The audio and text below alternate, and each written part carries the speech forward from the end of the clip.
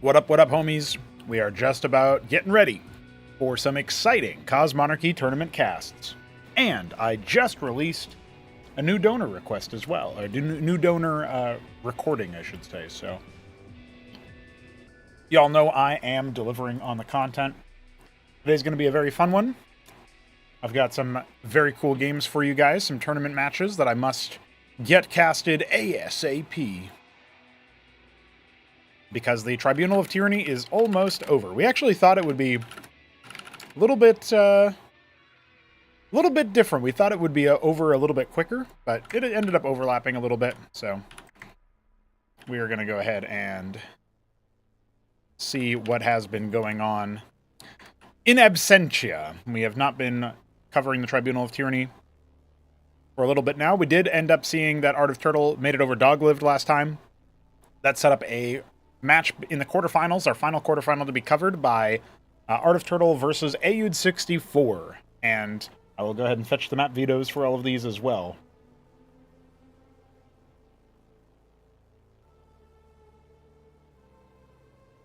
Okay. Shout out to Jujic for adminning a lot of these tournament matches. Oh yeah, all three of the matches we're going to cast today. We're going to cast semifinal number 2 at the end, I think. Or maybe we'll do the inverse. I think we'll probably ping-pong a little bit.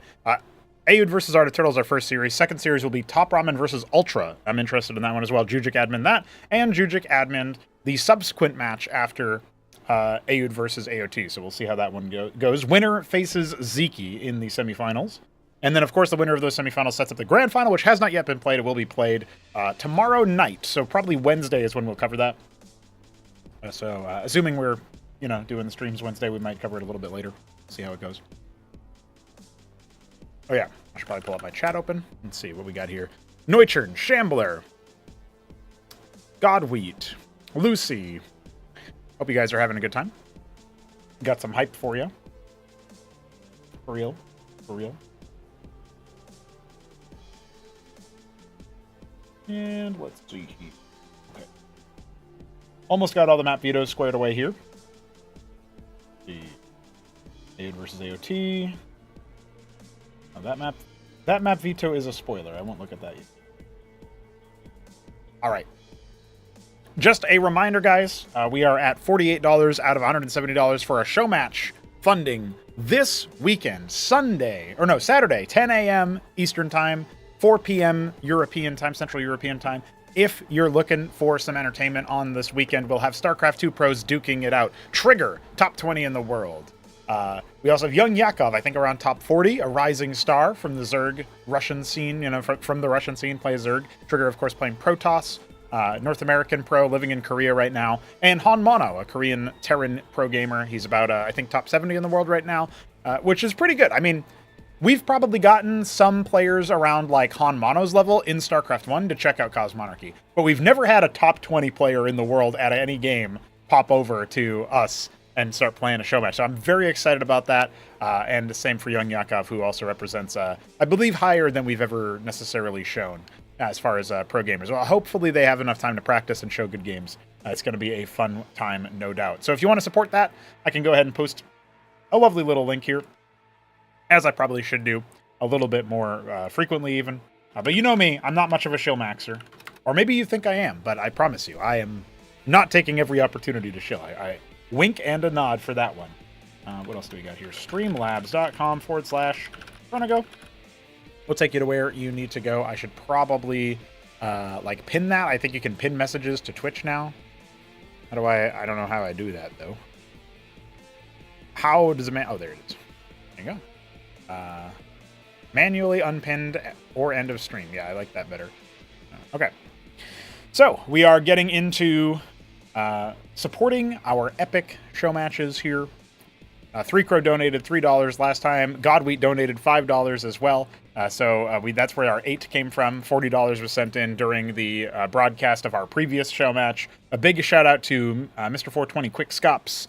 And who else donated? I know a few other people did. Top Ramen, I think. I'd have to go back and take a look at the history, but appreciate you guys. And I will do so because I like to be very particular about making sure that my homies get accredited for the good that they do.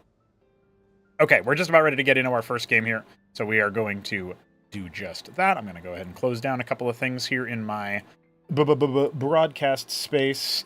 Ayud64 versus Art of Turtle is going to be our prediction here. I now have it on my other monitor, so that makes it a lot easier to roll with. Feel free to gamble your minerals away on the Twitch channel, and we are going live. Ayud64 in quarterfinal number 1. The man who is seeded into this spot finally faces off against Art of Turtle, who is our Tyrian purple Zerg in the top left. Ayud himself seems to be, I'm going to say Periwinkle. Periwinkle Terran. There you go. I really thought I was wrong on that when I said it, but maybe you guys could detect that by the tone of my voice, but I swear I was incorrect about that, but actually I was correct. So this is a matchup that has proven to be quite challenging for Zerg players. In the most recent developments, Ayud and other Terrans have discovered these cheeky little build openers that give them a distinct early game advantage. However, we have seen recent history where Hamster will take matches off of top Terrans, for example, as our Zerg representative, and getting to the point where they can, in fact, beat back the Terran menace. I do see we have just a shellacking 3K bet on Ayud. Nobody betting the underdog AUT, by the way, who is actually going to go for a Hydrith first, and it's versus Fulcrum. Ayud trying to go mech. This is a different tactic than we've seen taken elsewhere in our recent histories. I'm very interested in that. I'm going to take a sip of water here and tell you guys a little bit more about how mech plays against Hydrith and what AOT might be thinking of doing as a transition point from here.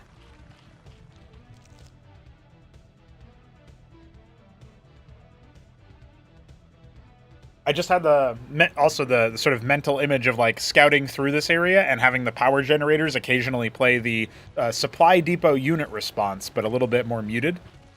The idea of it being that you're hearing the rotators and stuff shake through. I don't know, like neutral structures like that would be really cool to just have as occasional sound emitter. Maybe we could even do a really low volume one for like the gas emitting when it comes out of the geysers and stuff. I don't know, we'll have to experiment. Month of September, I'm definitely going to be focusing on the audio visuals. Ayud going to leave the base with his Vulture. Looks like somebody did take the underdog bet. 5K to AOT, look at that. Toasted bagels. Why? Why does he have 10,000 usernames? He's a grass eater all over again, but the Canadian version.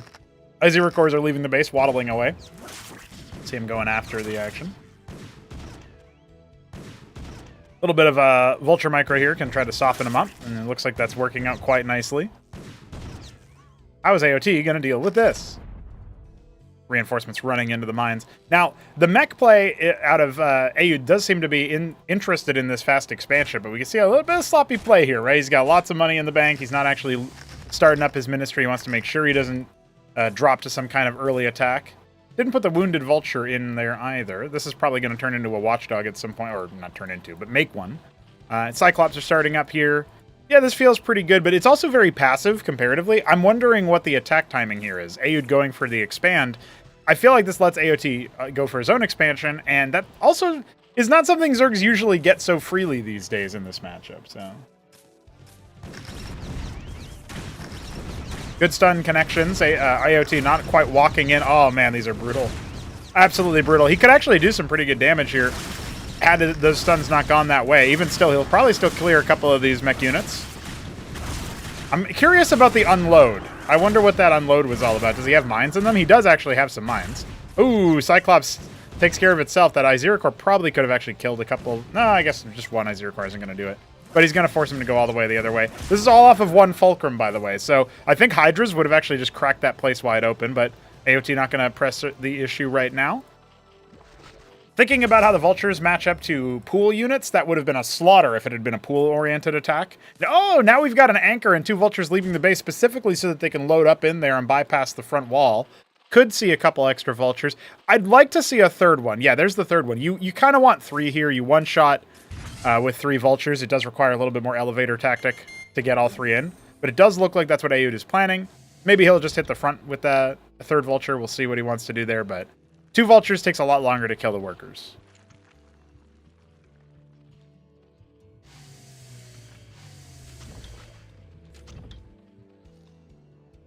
Cyclops cycling around.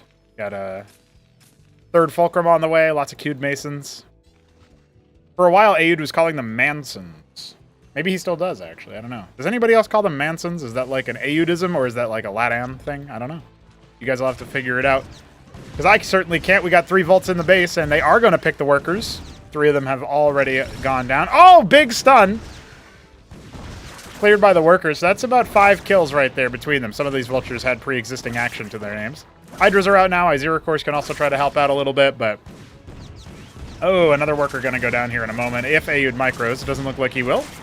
And, you know, after a certain point, you do end up actually wincing at those kills. Aoud is definitely getting ahead economically. He's got his expansion up at a reasonable time. Now, AOT's not down and out or anything. Making that into a Circuith does make some sense. Khazitra a bit better in that exact positioning, but no Vespene for that and no need for it right now anyway. Wants to deny the run-by. And he's going to go ahead and look around for any other mines that might be providing information. This anchor is actually going to float back home. Might be a part of the defense later on. I love that he didn't even bother repairing the anchor. He'll repair it later if he scouts a move out. Although, Aoud doesn't have great positioning with mines or anything on outside of the map. He does for, like, drops. I guess the middle of the map is kind of covered a little bit here. Interesting. Interesting. All right, we're going to get the ski backed. Avaleth kind of moving around just to see if there's a drop coming on that side, which does make sense. He already hit the main base, so maybe he would hit the natural instead. And, of course, the Hydras will patrol everywhere else. Madrigal coming online here. Aoud does have the Palladium, so 2 Phalanxes will be popping out momentarily. 2 extra folk on the way. You know what's so funny about what Aoud said yesterday is that he did mention how he feels like the add-on change has made Terran, like, he doesn't enjoy playing Terran as much now with the add-on change. Whereas, but the reason is because now the game is easier for him, and he's a masochist. So, like, pretty paradoxical statement in most people's minds, you know? I don't know, there's something funny about that, where Aoud was only interested in playing Terran for as long as he thought they were the weakest race, and now that they're not the weakest anymore, he's like, I think I will play Protons. Well, he can be the new hit-em-up, perhaps, showing us the way, how things are meant to be. I hear he was doing some pretty violent things to Shopkeeper Dog's Terran yesterday, so this is after a successful, you know, play in Weekend Wage, our bi-weekly Cash Cup. Always good to see Aoud's tactics, though. He's going to float the empty anchors out for a scout. The best thing about this tactic is that eventually people are going to disregard those anchors because they are empty, and Aoud will also start working in the idea of actually loading a couple Cyclops in there or whatever and floating it directly into the enemy base. Because, like, hey, you think it's empty? Well, sometimes it's not. Now, in this case, the Avaleth is out, so you can actually click on them when they're in detection range, and if you don't see any text pop up to indicate what units are loaded in, then you know, oh, it's actually empty. But AOT's actually found a little bit of a funny angle here. He's going to try to dive in and go after those Phalanxes. He pops one, and he needs to cycle back now. Good initial trades, I would say, for the Zerg army. Didn't actually lose too much there for killing a Phalanx. Obviously, in terms of time cost, Terran doesn't pay as much of a penalty to get more Phalanx out, but they are pretty pricey.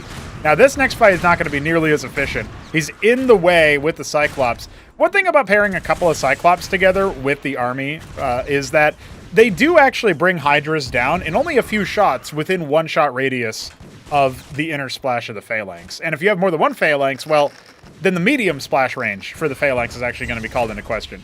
Now, did that Avaleth end up going down? I didn't quite catch it. Doesn't look like it's still here with the army, so I'm going to go ahead and say it's not actually still there. Third base being pressured. It is on the outside. A bold choice by AOT to try to expand there, particularly when the 12 o'clock is open for him. I think the main reason is probably the double gas, but now he's really far behind in a way that he wouldn't have been otherwise. He could already start mining, maybe retreat to the high ground, not be out here losing army in a place where he has no detection for all the mines that got laid. And this is another thing Terrans are doing really well comparatively. They're starting to incorporate those mines way more often in the sort of end of the early game, start of the mid game, which is where we are just about at now.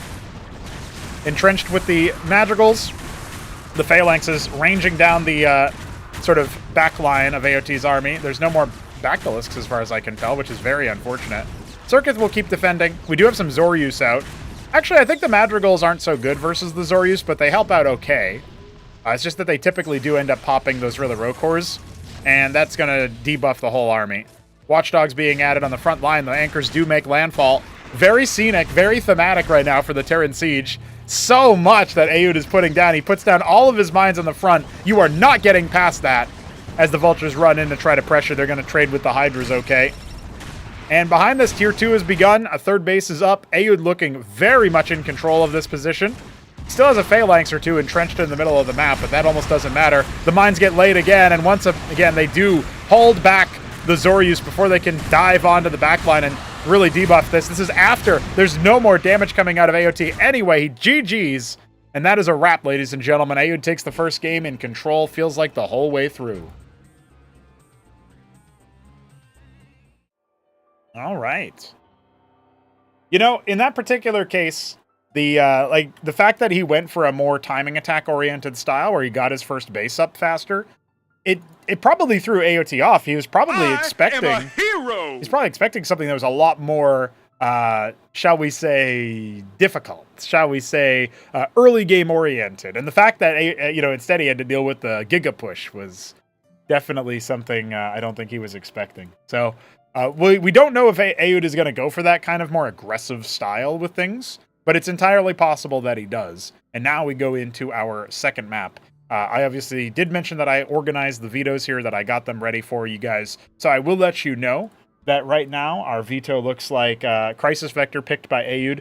He banned Mass Destruction, which is AOT's preferred ban, so a little bit of an own goal there. But AOT is going to go ahead and ban Rage Slave as a result. And Punch Drunk is up next. That's going to be our map 2. We've got Battle Spectre ban, Frosted Forest ban from Aoud and AOT respectively. Knife's Edge up next, or up third. And then if we need more maps than that, Acid Test. So that was Aoud picking Knife's Edge, AOT picking Acid Test, and then Paradise will be our decider if we go to 5 games. Which I'm not going to rule out that AOT can actually take games off of Aoud here, but AOT is very well experienced. Aoud is very well experienced, and we are into our second match here with Aoud in the lead. Cross spawns on Punch Drunk does bode well for the Zerg, in my opinion, to get a little bit more survivable. But as I say that, it looks like Aoud is going for a 7 Stockade, cutting Mason. He has to cut Mason a little bit here, but only just a little bit, actually. Pretty smooth, pretty smooth. And it is a forward Stockade. So we've seen him do this kind of thing before. We're going to go ahead and get our Gamba back up for you guys. Will AOT hold it across spawn? It's definitely the best sort of situation you could be in. And he's going pool first with the Zeke build of the double Larvosk, which I think really, this is setting up for a great build order riposte. I don't think Aoud will just be able to rush him down. With the pool first into the extra production, it actually hits a little bit faster with your extra Larvosk, but it denies you the ability to just rush straight to a Vornath or some other tech node with Vespene, because you do use so much Vespene for the Larvosk. So that's sort of the trade-off there, is you have to stay on pool for a little bit. All right, it's going to be a Hurakan first. We saw Aoud go for multiple Mavericks and then just kind of stim them across the map. He is going to go ahead and scout top right and bottom right at the same time with those 2 Masons. So this is a very committed early game push. I'm not going to call it an all-in yet, but I do think it kind of defaults to that if you don't get good damage. 2 pairs of Zethicors are on the way. We are going to need to see a mixture of either, we need Quaz plus one of the other units you can make right now, Zeth or Rillarokor. And so if the Zeths are already gone by the time, the attack actually starts hitting, then that's going to be a bit of a problem. So now we have the cross spawn is revealed. The Maverick gets sent back home. The Hurakan is going to go exploring. And we are going to see the Zethicors move to the bottom left. We'll see where AOT thinks his opponent is, actually. 3 pairs of Quaz will pop very soon. Oh! Auto attack priority switches over to the Hurakan, and the Mason ends up body blocking. So an opportunity where he could have just braved the storm and killed the Mason if he wanted to, as it was already down below half health. But AOT decides to fall back. He doesn't want to lose his early units if he can help it. Second Larvos coming up, so soon he'll have a lot of production to catch back up with his workers. And we just have an expansion behind it. So this is why I said it's not necessarily an all-in, but scouting with 2 workers at the beginning of the game, and obviously going for a slightly slower, third worker that you make is also a little bit of a committal. So Aoud is not as, ahead economically as he could be. We're going to see AOT start to shoot back up over there. In fact, the predictions are closed and everybody has voted for AOT. Not a single person thinks Aoud will take this game after the opening. So that's already an interesting little development there. I wouldn't necessarily put the odds at that low for him, but hey, we'll find out together. Star Pad on the way. Second stockade at the front. We do have that ministry coming up online. So Aoud is kind of doing just about everything besides making a ton of military units. But I don't think AOT is in a position to punish just yet. He is going Hydrith Den before expansion, and the Mason is going to scout this. This is kind of a more committed move than I was expecting from the Zerg. Diving onto these poor Mavericks in the ramp, but now the bio reinforcements are going to riposte the attack. Nothing really too surprising about that interaction. I was a little surprised Aoud didn't cycle back those extra Mavs. He's scouting his opponent, he sees the Hydrith Den coming, and he sees no expansion. So unless AOT's getting very tricky, this is actually an opportunity where Aoud is ahead economically in a position where we didn't really think he would, right? Like, we thought AOT would just expand behind the successful hold of the pressure if he even recognized it as pressure. And yeah, AOT's shot up in workers, but there's only so much efficiency you can get. Quaz and Zeth are going to come in here. They did note that enemies were on the way. He's making 3 Izira cores. I actually don't know if that's enough. Remember, there are Harakans with this army, or there's a Harakan with this army. More Mavericks coming around. Looks like he's trying to harass the Vespene harvesting here, but it will get cleaned up relatively easily. So now that Izira cores are out, will Aoud still try to do the attack? I think the answer is yes. He'll just reconfirm no expansion in the meantime while his worker has been sitting there. And, you know, you rend the armor, you stem the Mavs. This could be over very quickly as AOT has decided to go for something that I don't think was necessarily advisable. Now, that being said, the Mavs are going to be pulled away. They're not really targeting any one thing right now. You can see workers and the Larvosk both being heckled. But more Izira cores are out, and he's trying to chase down some of those workers, but he has no splash damage available. Remember, the worker count was fine for AOT here, and so this actually doesn't end up being the most powerful attack. It looks like AOT is held relatively easily. And yeah, we got more bio moving across the map, but it's not in a stupendous position. We don't even have drops coming up right now. Instead, we just have powering up to 5 stockade with an anchor and an ant seal. The Izira cores and the Hydras will start to move across the map. We really need to see an expansion soon. Ski back on one base is very committed as an Izira core left over here, which seems to be a mistake in my book. But I suppose on the flip side, it'll help with like a drop or something. Antseal getting shot at a little bit, but it does scout the army. We have the anchor already here. This doesn't feel like an assailable position. The trenches in particular are going to make it a bit difficult for the Hydras to do much. We'll see if Aoud's placement was expert. He last played StarCraft 1 before this map was added, so it's not like he has necessarily any particular proper instincts about that. But it does look like the Hydra has to stand in that dark, you know, brownish lower ground in order to shoot up at the anchor, whereas the anchor doesn't need the same treatment. So we'll see. Gonna go ahead and put down a third base slightly off center. That is at the mineral only, and it is scouted by the Antseal. What's going on, Wolfix? Yeah, he hasn't played StarCraft 1 in a while. He was high A rank, low S rank, and as Protoss in StarCraft 1. I believe the highest he got would have been like maybe 2250, 2200, I think. Which is, I guess, maybe closer to mid-S. But this is back, like the MMR values mean something different now than they did like in the earlier days of Remastered. So I'm not a historian on MMR. I can't tell you how close that is to modern day. I think maybe it was 2200. You'd have to ask him though. He would know better than I would. I'm just trying to remember what we got. I don't even remember the ID he competed under back in the day, but he's from Latin America. So there's a chance that if you were playing actively in like the 2017, 2018 era, which I believe you were, Wolfix, you may have run up to him on ladder. He was a pretty good PvTer from what he tells us. Oh, is he doing the move? This is so micro intensive. You can deploy a Savant and then load it. You can't, because it's not a unit that can move, you can't pick it up afterwards. So he's going to have the stacked up Savant that can drain attack speed, and he's going to have those guys in the anchor on the other side of a bridge. Bactals can actually do okay against that, I think, if you have enough of them, but you will be able to outrange the Bactalisk because you have the +2 range from the anchor. So that's pretty deadly, honestly. Third base on location, of course, as Aoud is in control of this game when it comes to you could say a economical standpoint, as AOT did not do that super aggressively. We do have 4 Skithra cores on the way. Shambler in the chat talking about that. There is some anti-air over here in the opening. This is actually a deliberate feature that we keep in all Cosmonarchy map ports of StarCraft 1, with some exceptions, I guess, but most of the ones that end up in Class 1 have this kind of gap, even if it's not something that was originally there, because we have a little bit more in the way of like air options, and so we don't really want air to become too oppressive. I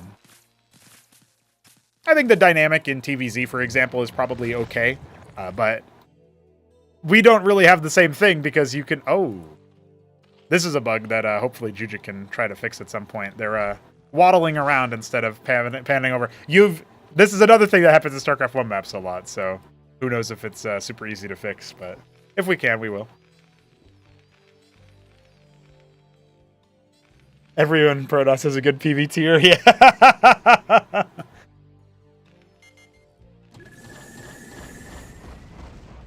Okay, Skith's kind of sharking around. Now the anchors are lifting off, and it looks like just the sight of the Skiths is enough to make Ayud reconsider his move out. But he's got a lot of Hurricanes. He's got some of those Savants. When they're in that mode where they shoot the blue projectile, they actually steal attack speed from the target, which doesn't matter too much for Zerg because you have a lot of units, but it matters a lot for the Savant itself because eventually it becomes an auto gun. Pretty good worker count for both players right about now. The... trying to go after the heckling over here. Masons are really tanky, so I understand why, people are kind of like, what? Head scratcher about the Skither Court. 6 o'clock operational, the workers are arriving. These four still are just taking a scenic route, and by that I mean taking a break. Ulgorg on the way, so we will end up seeing the Zoryus. Do we have any Zoryus out right now? I know we have some in production. Anyway, we have some Zoryus in the way, and they will be able to turn into Ultra Cores when the time is right.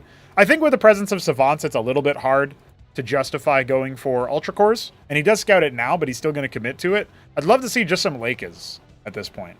This is not a heavy committal of the Eidolon, right? There are some, but it's 3 Eidolons. You might as well just chalk that up to a couple extra Savants. I know we got more coming in. We're at like 7 Eidolon. That's not really that many at the end of the day. So, obviously some of this terrain is not buildable. That's why there's Kager's not spreading there, our name for the creep. Did he end up fixing that? No, he's actually got more of them kind of spinning out there, so... Ayud taking the effective worker lead. And the Ultra Cores are not going to be able to be made before the attack commences. And Eidolon does kind of face tank that. The Skiths can be temporarily useful in like flying over the air stack because they're pretty mobile. Now the Savant's going ahead and deploying. He's got to cycle back. He's got the Khazitra. This multiplies the ability of number of targets here. Savants and the anchors looking for a place to land. No place like that up here. Enemy K-Grid does block your building placement, of course. And then additionally, you have to deal with the unbuildable terrain over here. Looks like we are going to see those Savants deploy, and they have the Clerics backing them up. Kind of splitting our focuses over here. There's only 2 Savants actually shooting. One of them has already been cleaned up. And it does look like should be an AOT hold, despite the heavy amount of resources in the bank. Well, he's only got the 1 Bactylisk left. You can see the auto gun potential here of those Savants, but they do end up going down eventually. Trading very efficiently, but at the end of the day, that's a big reset on the army, and there aren't so many power units right now, are there? We do have some more Savants, 1 more Savant in production, adding more Stockades to 12 o'clock to kind of seal that up. Tier 2, about a quarter of the way complete. Yeah, that felt like a fight that Ayud didn't necessarily need to take. Maybe didn't really have the tools necessary to break the position either.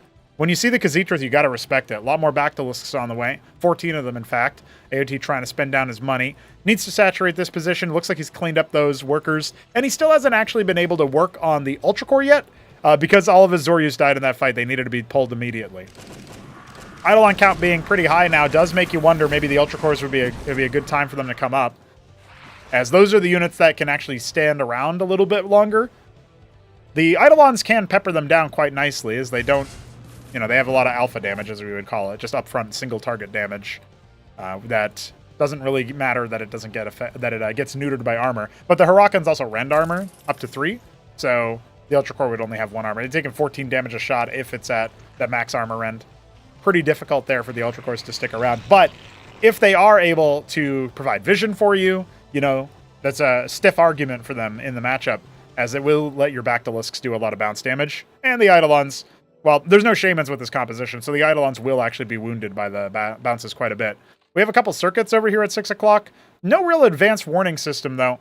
And you can see how big this army is for Ayud. He's actually exceeding the army size of AOT right now. 10 I0 cores are on the way. That's another thing that you can use versus Savant in particular, but maybe also versus Eidolon is the upgraded I0 core, the Tetzora core. Big old bone Chad. And we are going to see him just kind of ignore the Circuit a little bit here as he kind of pushes in, forcing a retreat. And now you have to come up through a ramp. I don't like this position at all for AOT. He needs to just sack this base. He cannot save it, but he does need to cycle back over here. He needs to rotate back to his third base on the mineral only, I think. He's going to try to go for the counterattack instead, as 3 o'clock is scouted by a single Maverick. There's another bound, group of Terran bio inbound at that location, but they will instead get caught. And is this going to force a sort of base race? I think he's just going to sit here, pop the hatch, and then probably go back to defend, because at that point, he will be in a winning position. But let's see what happens with AOT. If he tries to commit, we already have the Khaz'trith. We got Lake is coming in, 15 of them. AOT going to start knocking on the front door. We have a couple of units up top, including the captaincies having finished. We are going to see some Madcaps. They kind of have a similar passive to the Savant, except they don't need to attack speed steal. They just get it as they shoot more shots without moving. You can see him trying to dive onto those Savants up top, but now they're fully charged. You got to watch out about that. He kind of getting caught on the stockades over here. Most of his army not really able to cross the bridge. And back at home, he's already been felled. These Lakes are not actually burrowing. If those Lakes were burrowed, all of this bio would have been dead. You get those Khaz'trith buffs, man, the Lakes just penetrate so much. Back over here, we have the Apostles starting to chain revive. The Necromancers have activated, but it looks like they will end up going down. That green blood, a sure sign of it. The Ultra Core is trying to be dealt with by the Savants. Remember, we don't actually have Focus Fire here for AOT. He needs to sick those Ultra Cores onto the front line. Oh, I think it's just not going to be enough, though. He wasted so much DPS on structures, man. Bactylisks do so poorly versus armored targets as well. You really needed some help. And now it's over. He's got all of these Lakis positions. Yes, Savants OP. Keep using them. GG. And that's a wrap. Aoud with tier 2. Didn't necessarily need it. Got some cinematic shots of the Reclaimers online, but that is going to be a victory for the Terran. Now he's on series point. I don't know about the move to do what he did when it came to the... What would we say? The counterattack felt quizzical. If he thought he could hold with the Lakis, I can kind of agree with him, but he didn't get the burrow off in time. That's the main thing.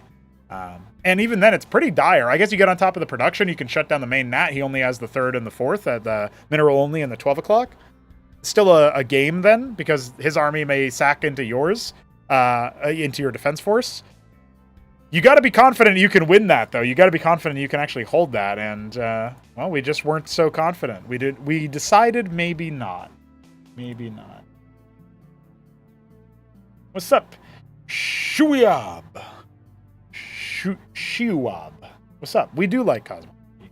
We're big fans of Cosmonarchy here. Savants are fake, says Shambler. Yeah, hey, Dog says that too. Dog says that too, yeah. It definitely mutates the engagement, so you do have to watch out for it. But is it OP? I mean, I'm hard-pressed to say anything is. I feel like we have so much to learn. And let's learn some more. AOT down here in the bottom left, you could call it the 7 o'clock spawn. Tyrian Purple Zerg. I didn't even guess Aoud's color last time, but I knew it was Mango. Mango Terran at the 3 o'clock. And yeah, I forgot to do color guesses. I was too busy actually talking about the game. That's a first. That's a first. It does have a lot of units, and it is fun. It has a lot of fun. 50 units per race, actually going up above that at this point. Plus a 4th race in development. We got pros playing. We got pros watching. Very cool stuff. Hey, Wolfix, I was actually thinking, I might as well talk to you about this in the early game here, as we do see Aoud going for mech again, instead of his cheeky stuff. This is a map he loves to go cheeky on versus Zerg, though. And a Hydrith opener once again for AOT. I wanted to say that I've been thinking about maybe doing some kind of Polish-specific sort of tournament, like everybody in it would be Polish. I was thinking 2 groups of 3 players. We'd have Boneth, we'd have you, we'd have Koget, who was interested, but has to play for the Warsaw land, so he didn't have time to practice. And the only problem is I don't know, like, pro level or good level Polish Zergs and another Polish Protoss. You know what I mean? So I was hoping that maybe one of the homies from that crowd would be able to recommend some names. If you got any names, people you think might be interested, let me know. Land on the 20th and 21st? Yeah. So this would have to be like end of September or beginning of October or something if we did this. But that's fine. I like to plan in advance. Like, the show match between Bonneth and DeWalt isn't until the 13th, and I had that planned in, like, mid-August. So I don't mind planning in advance. I know people's schedules can change, but I think it's fine to do that, so. Ah, Tarson's also interested. Yeah, I messaged him, and he said that he barely has enough time to practice for the LAN, so he definitely wouldn't be able to here, but he was appreciating the invite. I don't know if he's... I never know when people say, hey, I'd love to, but I can't. If it's them being polite or if it's them legit being like, yeah, I am interested. I would love to, really. You know what I mean? So, but Kogut actually said he'd be really happy to like play it after the, or he'd be interested in playing it after the LAN specifically, whereas that's not what I got from Tarson. So, but cool to see that Tarson's interested too. Isn't he also a Terran though? That's the only thing, is if we have an overabundance of Terrans, because like at that point, start getting Radley in, you know, start racking up the Terrans. It's TV2 time, boys. Nobody will play anything else. Yeah, that's fine. Yeah, both Terran. Yeah, okay, that's what I thought. It might have to be one or the other. Maybe we need a Polish Terran qualifier.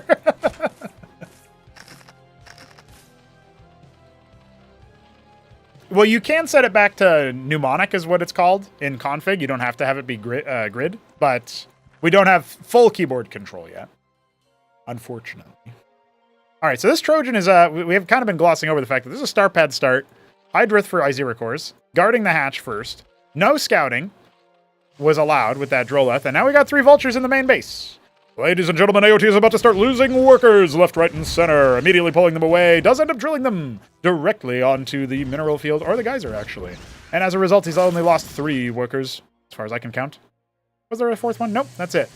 And Avaleth is out, the Izira cores push back the drop, and unfortunately, that hatch was not quite ready to accept those workers, so that does shut down mining time for quite a bit. Now, these are the antics that Aoud likes to get up to. He does also have an expansion coming. There's not really an easy way to attack. I love the elevator over to the other side so the Izira core can give chase. If that was a couple of Hydras, they'd be able to move a little bit faster. Trojan coming in for another angle of attack, but the units are already there, so Aoud has to scoop back up afterwards. He's like, see you later. For some reason, that's like a... Oh man, I forget the comedian's name now. It's not Norm Macdonald, though. Legend. Miss you, Legend. 3 workers going down. Pivoting up over here. I love the burrow. I do love the burrow. Can't quite snipe him out now. Focus fire maybe could have been a little bit better, but this is crisis management right now for AOT. Thinking about how the anchor also came online for the elevator on Crisis Vector when it was a mech opening, and this map is very, very good for drops. Zergs are probably going to have to get really good at expecting this kind of thing. Oh no! He's loose again! Oh, he does burrow. Oh my god, the focus fire from Aoud is too good. It's so hard to click on individual units, dude. I can't believe he actually got a couple extra worker kills, and he gets out with 2 very low HP vultures. Well, he's still got 16 workers. This is not a terrible economy to have right now for AOT. The problem is normally when you have this many workers or this few workers compared to the Terran, it's because you made a lot of military, and that's not what's happened here. So AOT is definitely trying to stop the bleeding. And when he's going down like this, it's pretty rough. Pretty rough right about now. Oh, I could have started a prediction as well, but I think it's a little bit too late now. Everybody would just vote against AOT. Oops. Too busy talking about stuff. You know how it goes.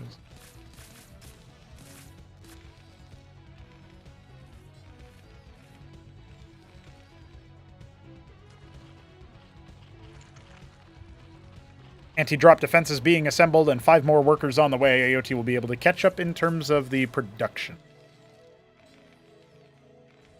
Kind of reminds me of how, like, worker harassment is impactful, right? But I feel like maybe Zerg in particular sometimes think it's more impactful than it really is, because they have so much larva. I don't know. It's a thought. Vulture's going to get repaired up. Some of them were like 2 Hydra shots away from death. Palladium adding on. We got Cyclops. We got Goliath.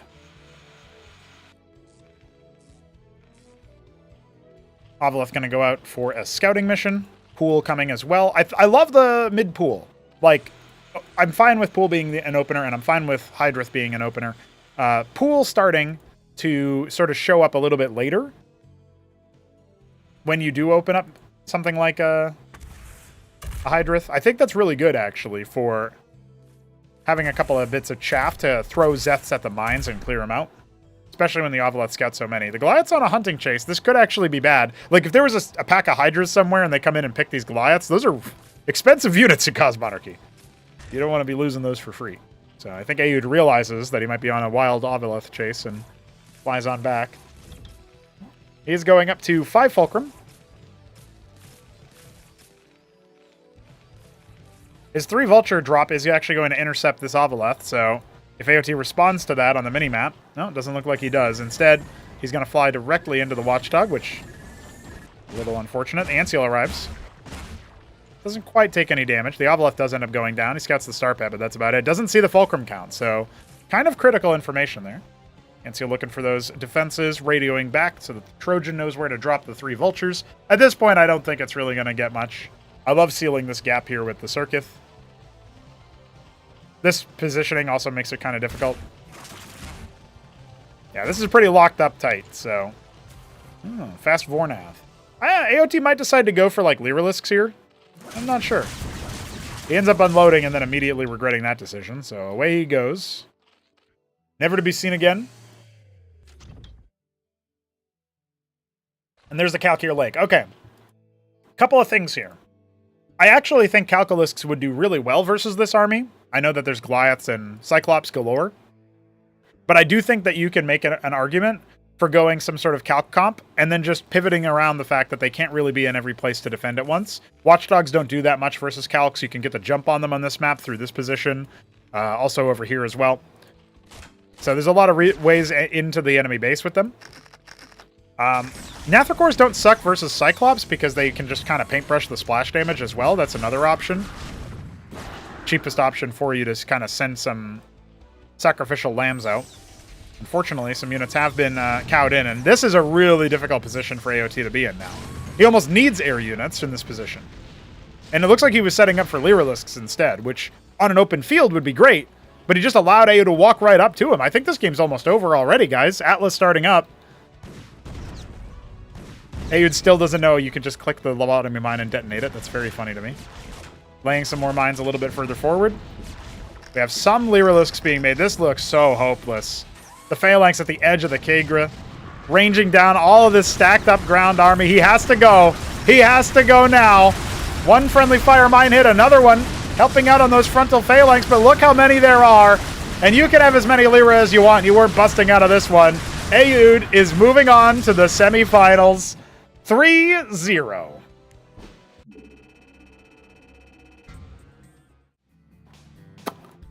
I was definitely expecting a different story out of some of these matches, but I will point out that second game, AOT was actually ahead in the early game. Couldn't convert it. The other 2 games, Aoud just made sure to get ahead over the Zerg and be in a good spot. So we got more where that came from, but the TVZ continues. That does actually set us up Aoud versus Ziki in the semifinals, but we'll start with a different one. We'll start with some TVT. I want to see Top Ramen versus Ultra, so that's what we're going to be doing next. GG. GG.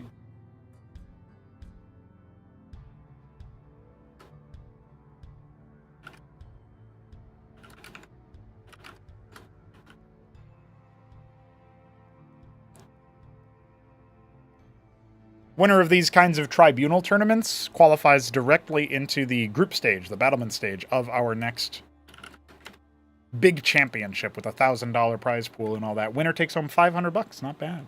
Not bad. Sometimes more if we get more donations than that, but that's usually what we've been at is 500 from Biddy B and 500 from Nebelheim. Hopefully that can still continue, but that's how it's been historically. Top Ramen, one of our most, you could say our players with the most experience. And he actually really likes TVT, he says. So I guess he won't be too upset, even though he's got to face off against a pro player. A lot of knowledge to learn very quickly here for Ultra. We'll have to see what he can do against a player who's been playing for years now and is pretty damn good as well. 6th best player, like 5th to 6th best player in the last Acropolis, as I recall. Couldn't get past Krankendow, who managed to make it to the 4th place decider match. That was TVZ as well. Krankendow, one of our best Zergs. I guess by result, 2nd best Zerg, right? That's how it would work. Okay. We are just about ready to get into our second series of the day. We'll move on to our veto. Punch Drunk is up next. We already saw this one. Acid Test banned by Ramen. Crisis Vector banned by Ultra. And then we had Punch Drunk from Ramen. Paradise from Ultra. Ramen has the seed advantage ever so slightly.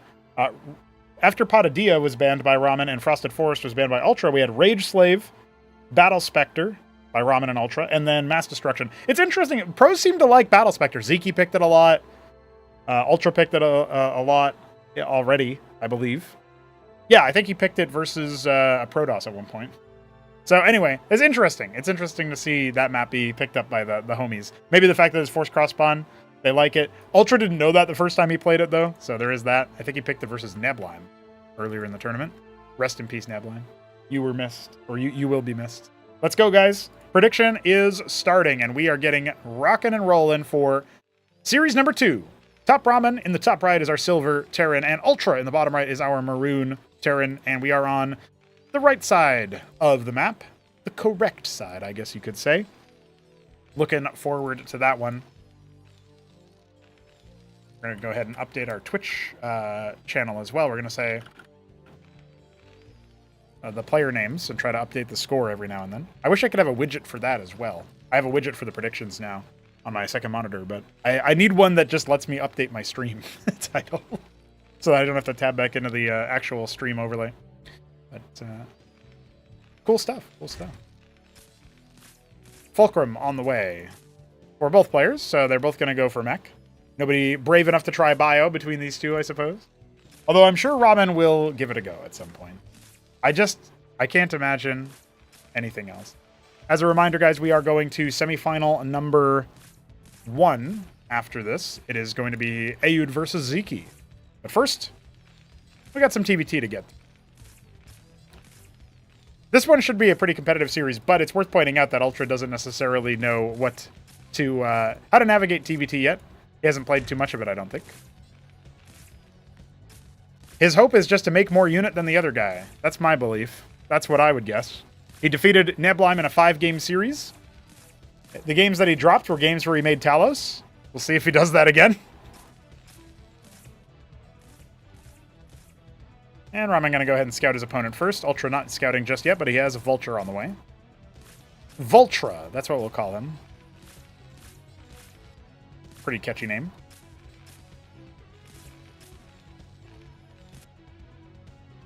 This does mean that the Vulture is going to go to a different location. Oh, it's actually going to hang back at home. Okay, I like these cheeky little mine placements in the spot. That's pretty neat.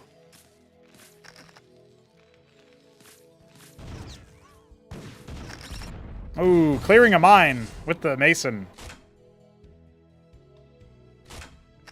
I like the placement over here from Ultra as well, though. Right across the end of the bridge.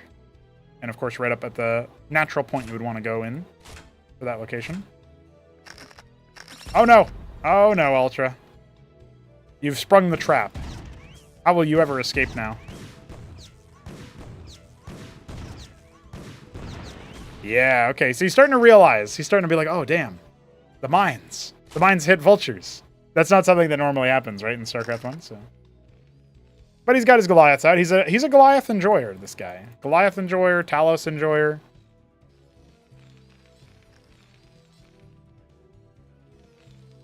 Going up to a heavy amount. What will Ramen do to deal with that? Because vultures do struggle a little bit versus Goliath. That much is still true, just like in StarCraft 1. Ramen going to go for the Ministry expansion here in a moment, as his Cyclops are now moving across. He's got 4 of them. Yeah, it looks like it. Ah, cheeky mine of his own. Does that indicate to our pro from Chile to give it a go? I'm not so sure.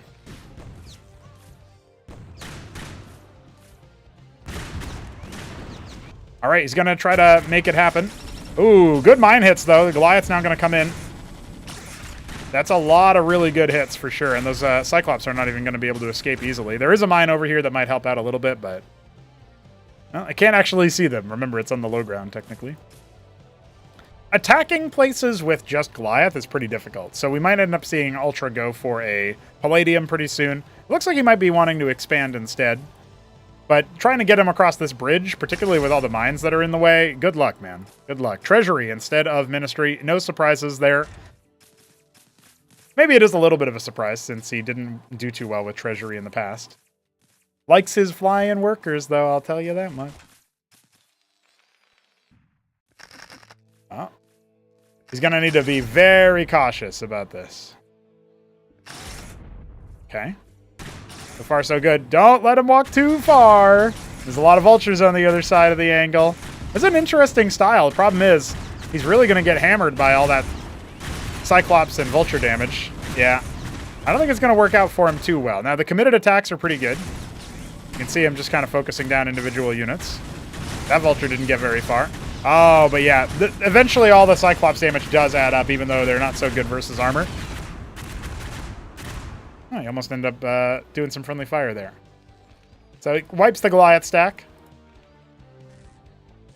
Palladium on the way. He's got 4 more Goliaths back at home, which should be able to defend versus the Cyclops a little bit easier than they can attack. You play into the Cyclops' sustained fire, or the Goliath's sustained fire, it actually works out pretty well for them. Wants his own vulture to lay some more mines. Makes sense. And we've got up to 4 Fulcrum here for Ramen.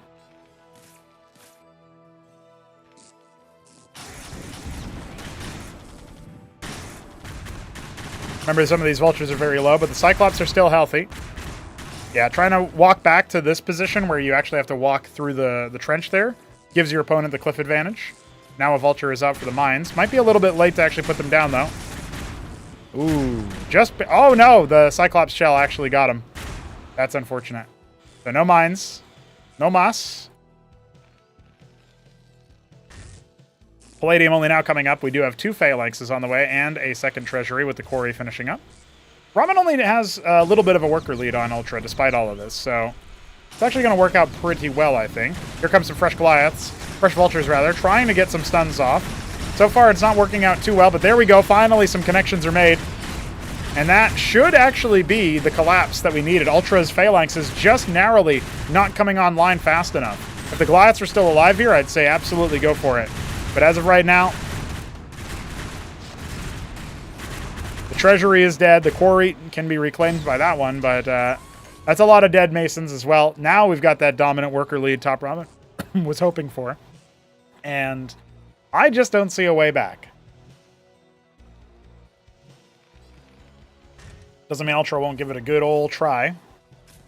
We got the Sieves coming online for Ramen. He's developing a ministry on location, such as his map control.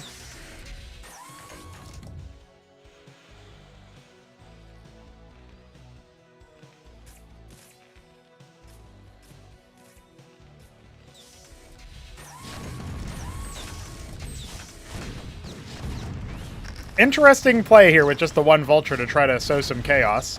He does force the Phalanxes back a little bit, but now they're still on the high ground. Gonna need to watch out for this. Obviously, you're in vision when you've got the enemy units this close. He's going after the Quarry. This feels very wasteful right about now. Will he get the Quarry? Is he gonna be able to get it? Oh! Just at the end. I can't believe he actually got that, dude. I thought there was no way. Well, that knocks out the Quarry. That was an expensive loss. Can't make the Talus anymore. So it's just the Phalanx. Going to be making their way across. We got 4 of them. There's no Vanguard here for Ramen, so it's just tank v tank right now. A star pad starting up. 3rd base coming online with a ministry. I've never seen Pon Pon versus Pon Pon, dude. This is wild. You get to enjoy the extra animations we added to the remodel. Oh, no. Tank wars have arrived. Ladies and gentlemen, isn't this exactly what we were hoping for? Okay, well. Still ends up being a little bit more favorable for Ultra, but he did have more Phalanx, so I guess that is what we would predict. I'm surprised he doesn't do Quarry here. I guess he wants the freedom to lift that Treasury to a 3rd later. Gotta watch out now, even though the Vultures don't have a damage type anymore, they still do have Phalanx, armor to deal with.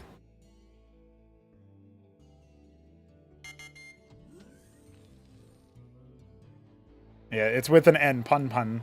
It's, I think it's actually with an O. Pon Pon, almost. But maybe it is Pun Pun with a U. I think it is with a U, actually. It's gotta be with a U. That's the most simulation. Hi.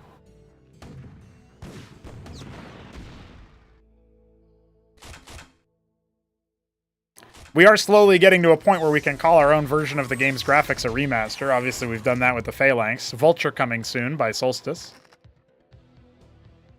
Huracan instead of the Firebat, of course. Got that one up. Scribe instead of the Probe. Wraith remodeled. Very nice of Ramen to show that off. It's also a very different unit, right?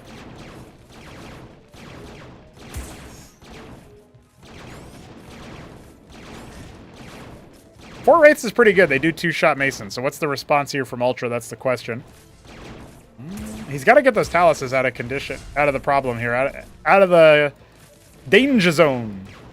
There we go. Finally doing so. Oh, and the Wraiths come out to clear the Phalanx as well. You know, we saw this versus Lakeiz at one point. Okay, we got the fourth base being shut down, but the Phalanx on the high ground is gone. Is there even much of a ground army? I guess not, right? We could see like a horde of vultures at some point, but no, GG's got to be called as the Wraiths start to massacre the third base as well, and that is a wrap. Ramen showing some TV2 school off, and that is the first game won by our homegrown Cosmonarch.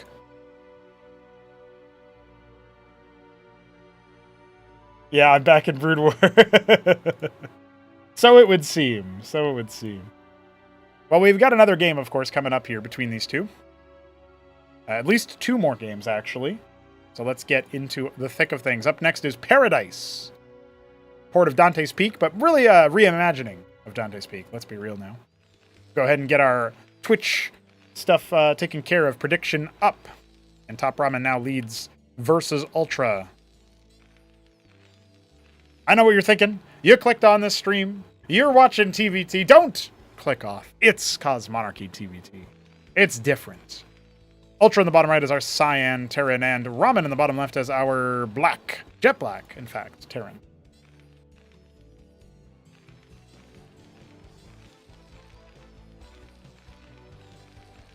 I really want to see how Ultra adapts. It's really different, obviously. But that's a cool thing. That's a good thing.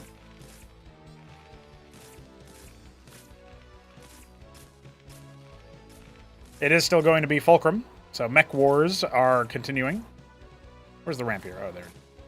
Go ahead and get my hotkeys a little bit further situated for that. Yeah, I think overall right about now, TVT is definitely in a different position than it normally is, or maybe normally would be.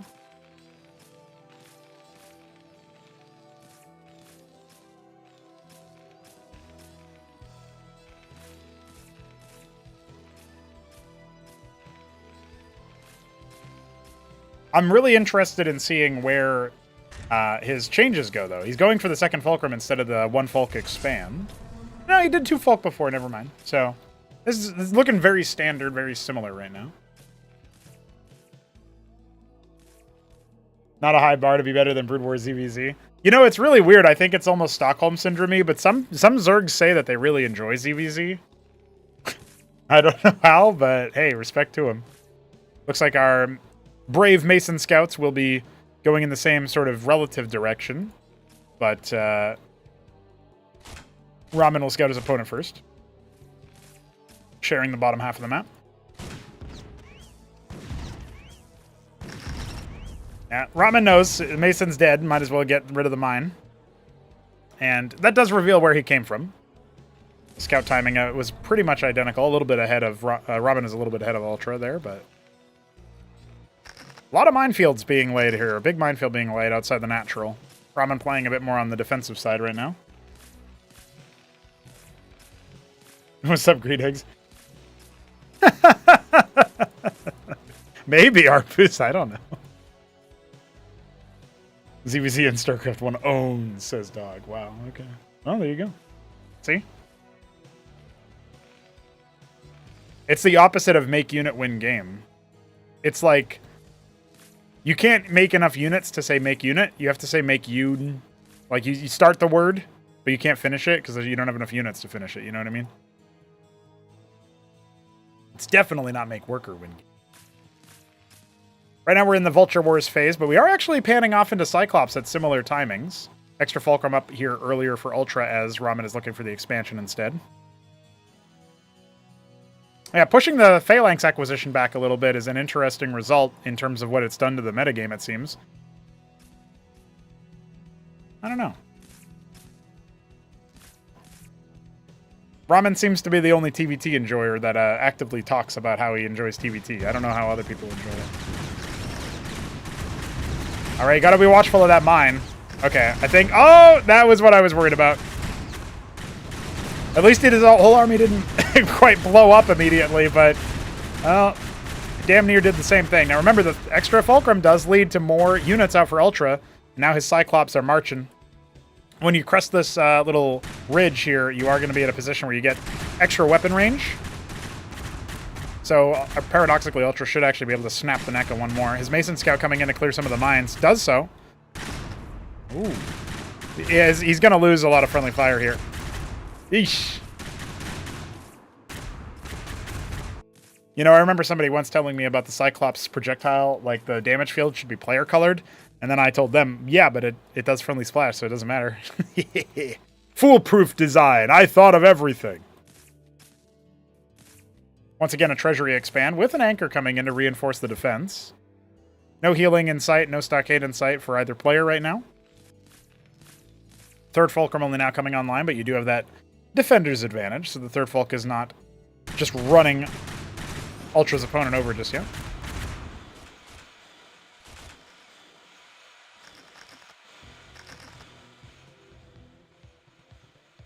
Vulture's cycling up towards the top left, and they are going to canvas around and maybe come in for a guillotine move onto the natural. Not so many workers here. And you need 4 shots from a Vulture to kill a Mason. So 2 volts isn't terrible because you can just focus it down in 2 volleys, but obviously you prefer a little bit more than that. He's going to run face first into a mine. Ultra not yet responding.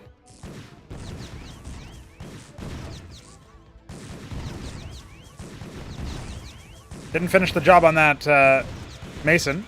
Ooh, mass repair! The StarCraft 1 strat strikes again. His Mason ended up clearing a couple mines on the other side.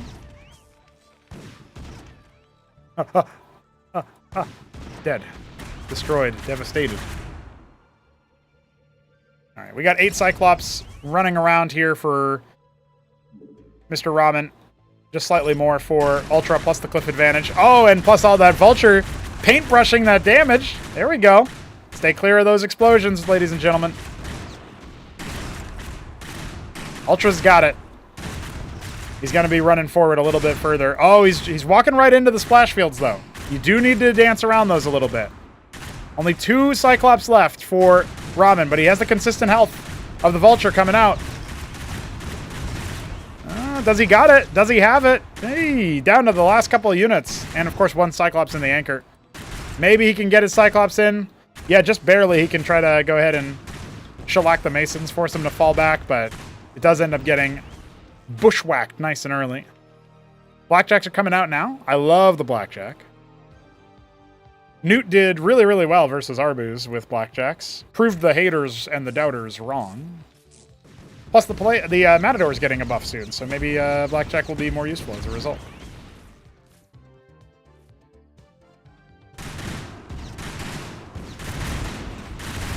Oh, cliff advantage. Cyclops do defeat the Blackjack, though.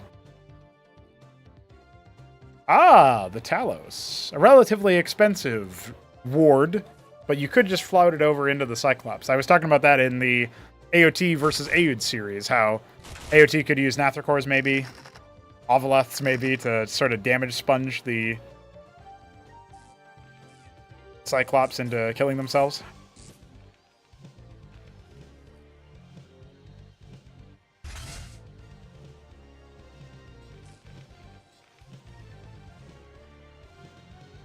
A lot of Talos is being queued up here by Ultra, and he still has a float. Let's see what he can do. He needs more Fulcrums for sure. This wind around has once again struck gold for Ramen, it seems.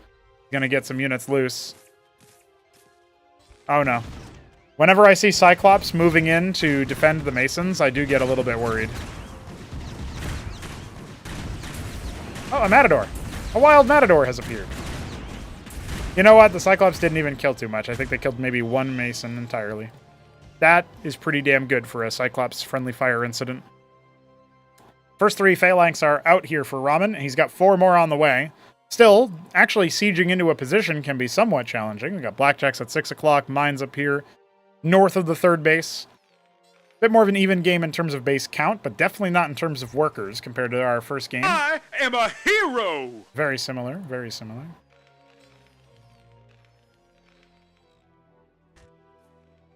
Ah, and here's the star pad switch coming for Ramen.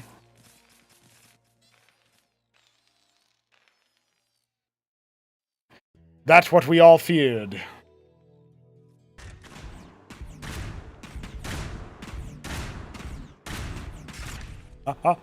Yeah, 3. Oh, fuck. That's more than 3.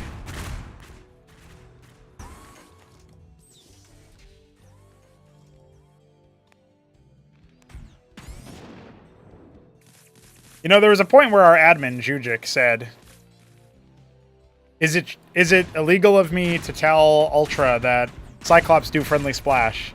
So I was kind of expecting a way worse outcome at some point, but I guess he was just talking about the opening skirmish. He's kind of bullying his way up this ramp, but it's not working super much. Oh no. Oh no, Ultra. Oh no, Ultra. Oh, the mortars are flying. Okay, I like this more staggered field that he's got going on here. Matador. Matador loose. I am a hero! Never mind.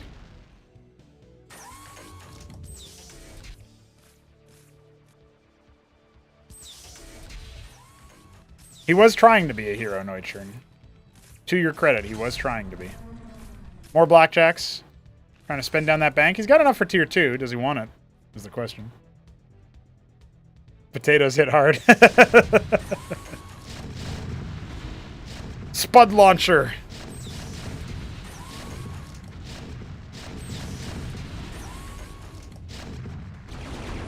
Oh, here comes the Talos, revealing the Wraiths. Yeah, Talos repairing the Phalanx is pretty sick, actually, if you think about it. Because they can't be shot by the Phalanx splash. Oh my god, there's more!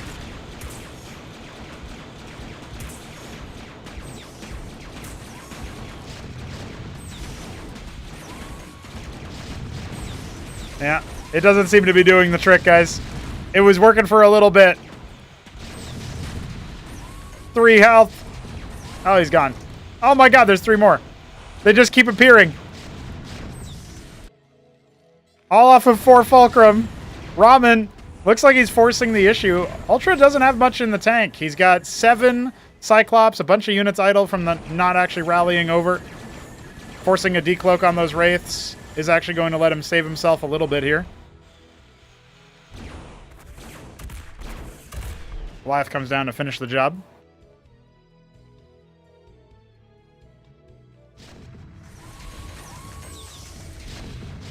Yeah, Treasury's going to have to lift for sure.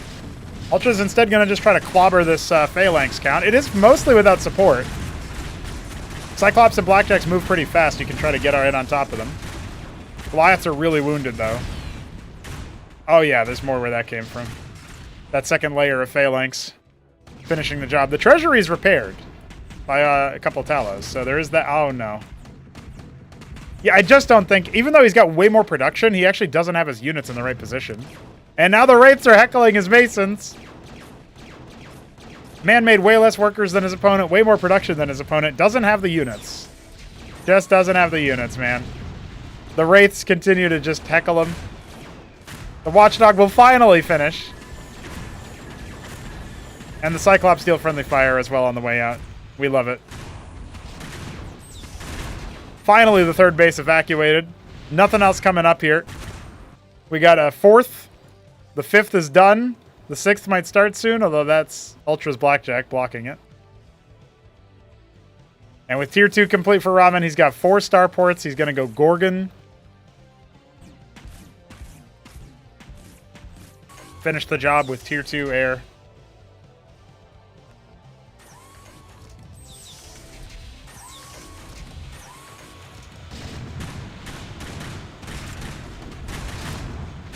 Yeah, those mortars are shellacking.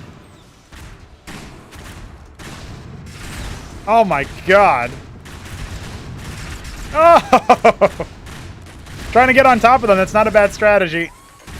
But then you just unsiege and you pun the rest of them down.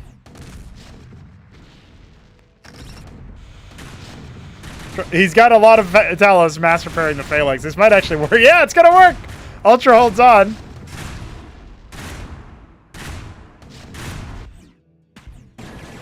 Wraiths come back in to finish off a watchdog. What the hell? There's 6 of them. But he's gonna clean that up. No repair reactions on that one. Ultra, everything is burning. Oh no! Okay, well that was what that must have been what Jujic was talking about.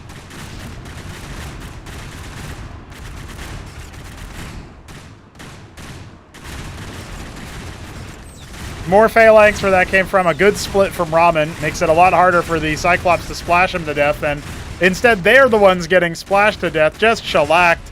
I think that's it. The tap out has to be coming soon, right? One lonely Cyclops. GG.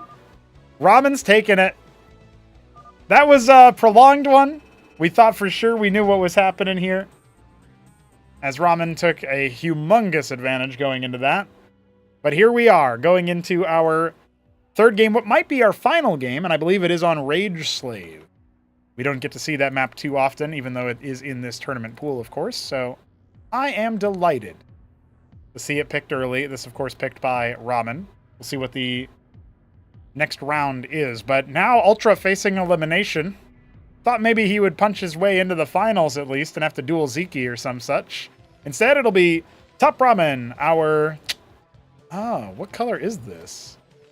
Dim gray? Just regular gray. I didn't even know we had a regular gray. Gray Terran, and in the bottom left we have Ultra as our red Terran.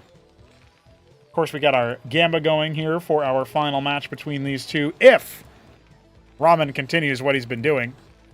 Otherwise, we will be going to map 4, which is Battle Spectre. Ultra would have to reverse sweep all the way onto Mass Destruction, our Desert 4 spawn map, a port of oil flow. Happy to support the maps of Freakling and Minerals and the like. Always cool to see some of their stuff get popped in here. There was a while when we were even thinking about having like map making contests and stuff with some of the StarCraft 1 mappers, but you know, using some of the new features and terrain that we have. Maybe we still will.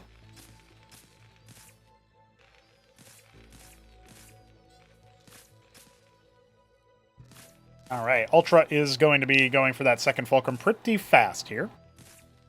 Not the most optimized build order. I heard that Jujic said that after Game 2, Ultra watched replays. Took a moment to review the replay or something like that. So, which is allowed, like, in the sense that if you want to take a 5-minute break, you can.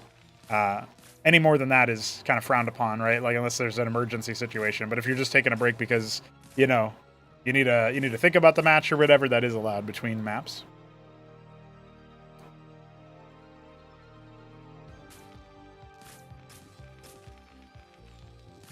All right. Mason moving to the bottom right. Vulture moving down to scout bottom left. Ultra will be scouting the faraway spawn. Well, technically the far spawns are what we got here, but it's very close by vertical distance, and we've already seen Ramen do some interesting things with ye old Starpad. Dog said that that's kind of standard for him.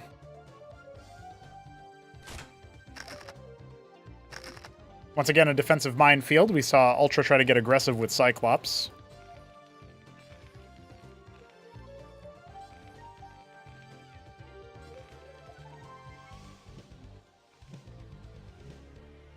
So far, our builds are mirrored. We do have some Cyclops coming in from Ramen.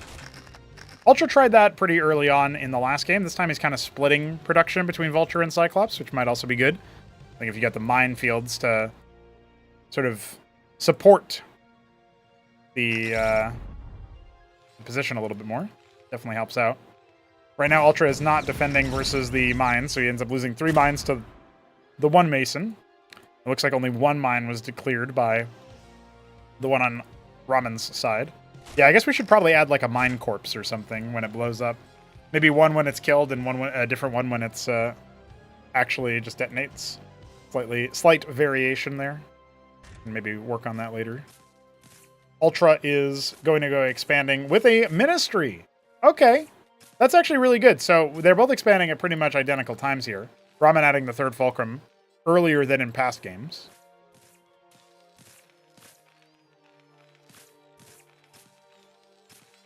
Everybody all in on top Ramen now. You'll look foolish if the pro has channeled his innovations, his thought processes.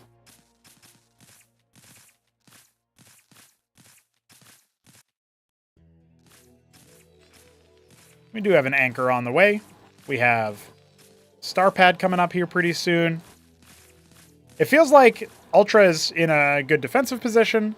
He's got his third Fulcrum coming up a bit later. Big worker transfer, way more than needed. And a bit earlier as well than they can actually use, so that's going to require a little bit of micro. But the fact that he's not going to be behind when it comes to his expansion timing and such is honestly really good. So we're going to go ahead and take that one to the bank.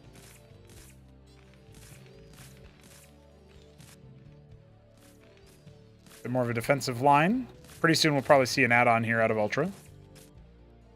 He did try a different thing in Game 2 as well. He tried the Blackjacks, which I think they would have worked had he had a better position on the map, but Cyclops are pretty good against them in like smaller numbers because of their splash damage.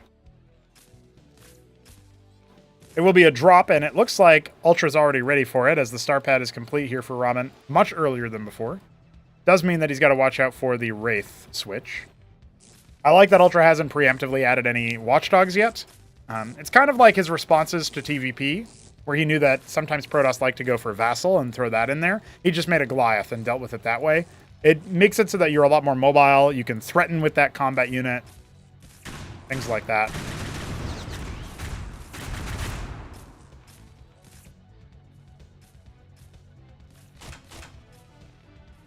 Ramen's still kind of cycling around here. He will be stunned by a mine.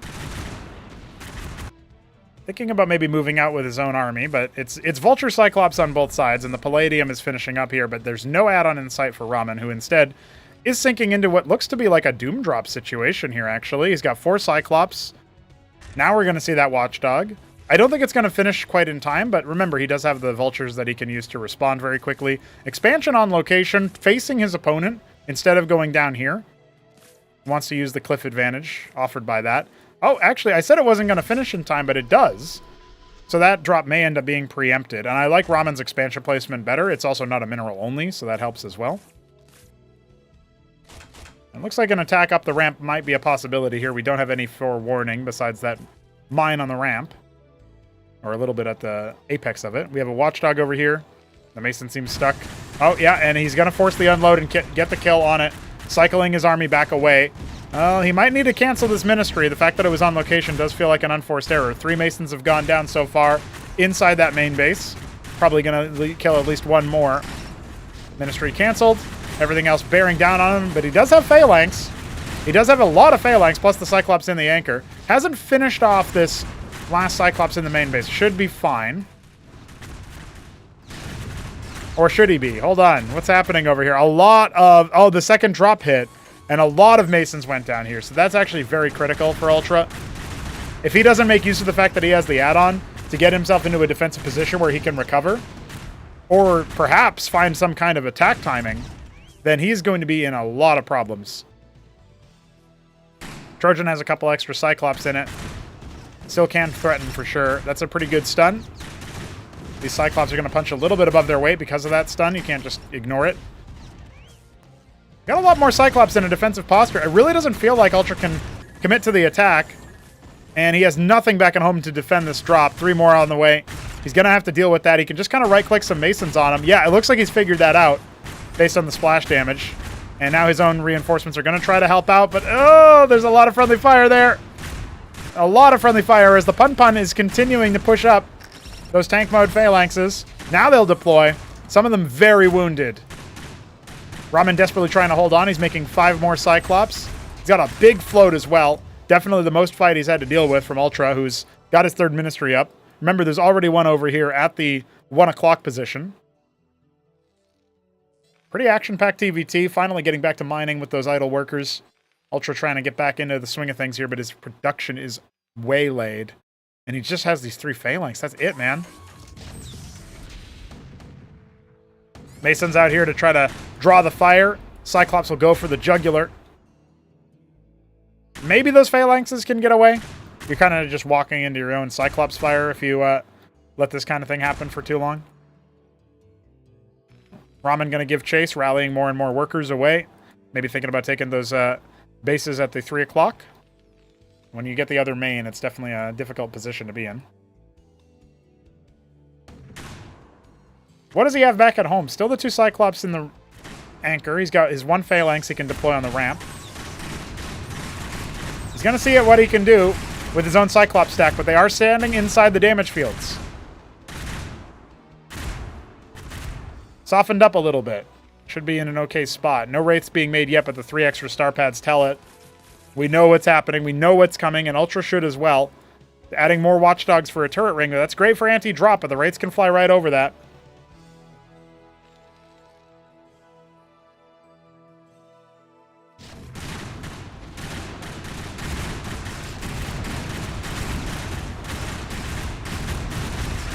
All right, the mines don't end up popping. So the phalanxes should still be able to clear this. How many of them will go down in the process? Looks like maybe only 1. Oh, good pullback. Doesn't even get that last phalanx. Okay. So all the Cyclops are traded down. The Vultures not finding purchase with their mines.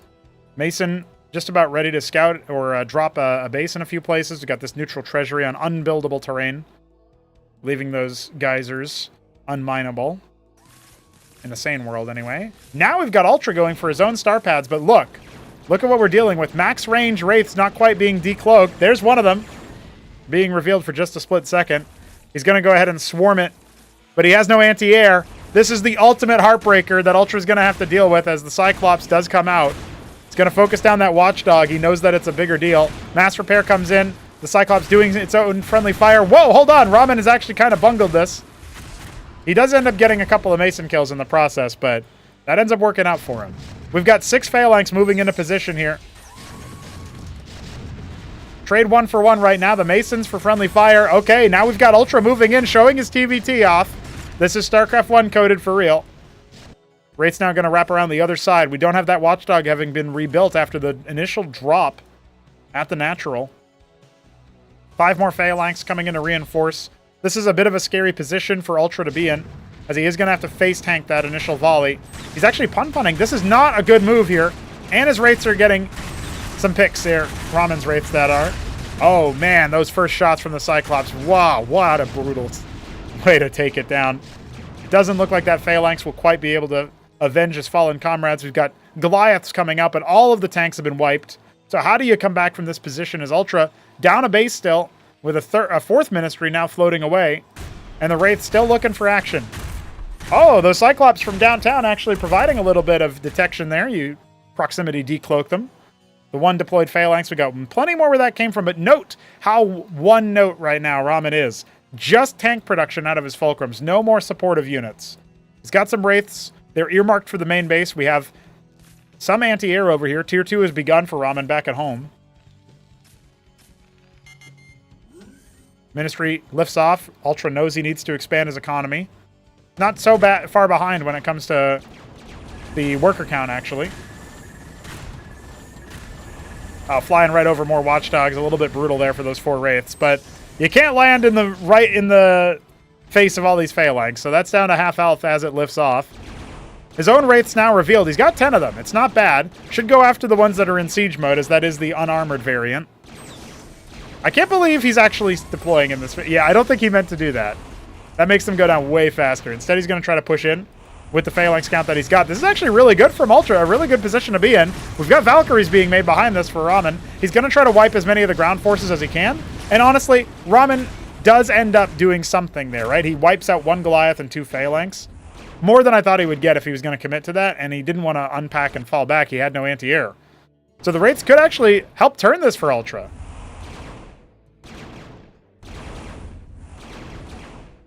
Yeah, Neblime owes 20 bucks. That's true. Look at the Valkyrie. Atlas is done. 3 more Valkyries. Neblime owes me so much money.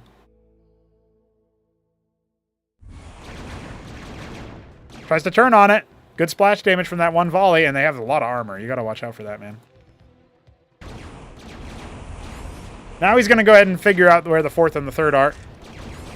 No anti-air over here. Ramen has enjoyed so much crowd control and map control. Now his Valkyries have arrived, although only three of them are in the fight. I don't know where the rest went, but it was more than enough, as you can see. His own rates being routed by counter. Still ends up getting 3 or 4 Mason kills, though. And every little bit is helping him out, continuing to extend his advantage. He's got the tech advantage. He's got Valkyries for air dominance. Yes, we just watched Valkyries win a fight. Guys, it's over.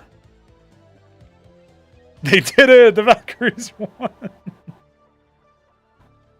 Everybody in chat can't believe Valks are actually helping. Every unit has a place. Every unit has a place. Somebody needs to clip the Valkyries winning and send that to Neblon. That's what I think. All right, well, that was a pretty easy riposte there, but look at the Valk stack! The Valkyrie stack is enormous here for Top Ramen. He has to cycle back as there's Valkyries on the other side as well. Both sides using Valks to establish air superiority, but Ultra... Oh, Ultra's down! All his wraiths have crumbled. Ramen's Valks are a little bit too powerful. At the very least, the 2-for-1 trade here at the end. Look, more Valkyries have arrived! You can't escape the Valkyrie! There's more where that came from on both sides, damn it! They're both only making Valkyries! They've switched all their Starcraft production into Valkyries! Finally, we have some more Wraiths being made. I can't believe how many Valks are being made, guys. What is even happening here? No 5th base for Top Ramen, but does he even need it now? He's got tier 2 starting to actuate.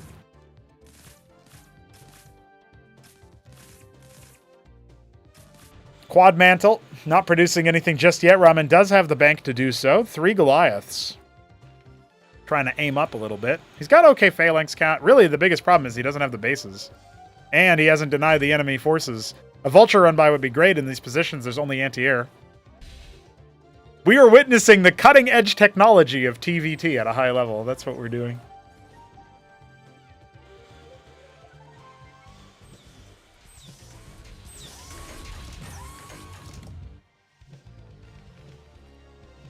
He's pretty fast approaching the Goliath stack that would be required to one-shot a Valkyrie, which is a lot, believe it or not. Oh no. Where's your air? Where's your air at, buddy? You got 8 Wraiths picking off your phalanx. Oh my god. No! You only had 4 Valks. That's not enough Valks. There's 10 on the other side. Plus Wraiths. Okay, now we got something. Yeah. Yeah, there's actually not so many phalanx here, so it's actually not going to be too bad. Goodbye. Little stutter step there. Very wounded phalanx on this side. Man, at any point, Vultures could just run into the base. Well, maybe not with the Katas out now. Oh, trying to push in with only... Oh my god! I don't know if there was a rally or they were repairing the Goliath. Nope. It looks like he recognizes he's been pushed back too much. GG. Ultra 3-0'd by Top Ramen, perhaps our top Terran. Aoud will have to make him work for it if he can get past Ziki, but god damn, son. Those were some good games. That was a good TVT. I can't... The Valk is useful, dude. I can't believe it.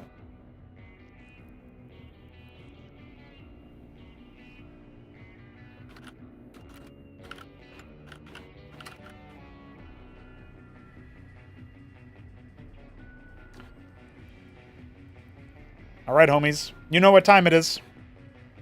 Some more TVZ coming at you here with Aoud in the favorite slot. Ziki coming in as a little bit of an underdog.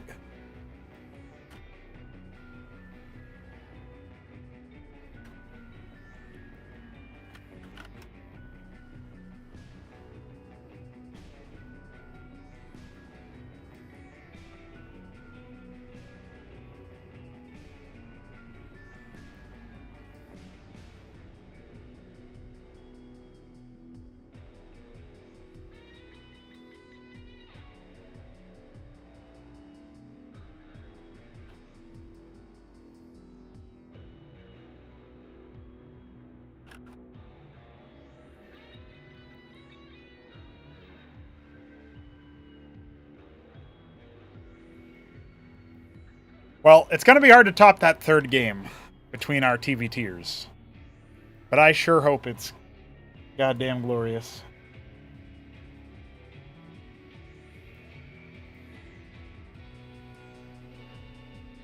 Okay. I keep forgetting. Zeke, whenever he goes for the map veto, he puts his name as Cosmonarchy. I don't know if that's because he's just like, yeah, I like Cosmonarchy. That's what I'm gonna put it in. It's or is it like it's for Cosmonarchy? So of course, yeah, that's what we play. I don't know. I'm not sure, but it's pretty good. All right, ladies and gentlemen, has a StarCraft 1 Pro posted a win versus a good Cosmonarchy player yet? Do you count Nablime as good? Ultra did 3-2 him. Zeke has been beating Nablime a lot too. In a tournament setting, yeah, Ultra beat Nablime. In a tournament setting, I think that's the only one that's happened. Wolfix took a game off of Hamster yesterday in the weekly. So there's that. If you want to say that like a one game out of a series is counting as what you're talking about. If you mean a series win, yeah, it's only Ultra versus Nablime so far. Zeke has an opportunity to do it here. I will say, obviously this is following the show match where he was not too happy with the way that Wolfix was able to just kind of roll him over with a strategy he hadn't seen before. Courtesy of AOT chatting. AOT chatting, you know. With all of that being said, we're thinking about Zeke here coming in as the underdog. We're going to need to see how he plays when going up against Aud64. Our map veto. We had, let's see which maps were banned. Mass Destruction banned by Aud once again. And Zeke bans Frosted Forest. That leaves us with Battle Spectre picked first and Acid Test picked second. I'll have to remember that because the replays are actually out of order. Let me see if I can fix that real quick. I just got to sub, yeah, there you go.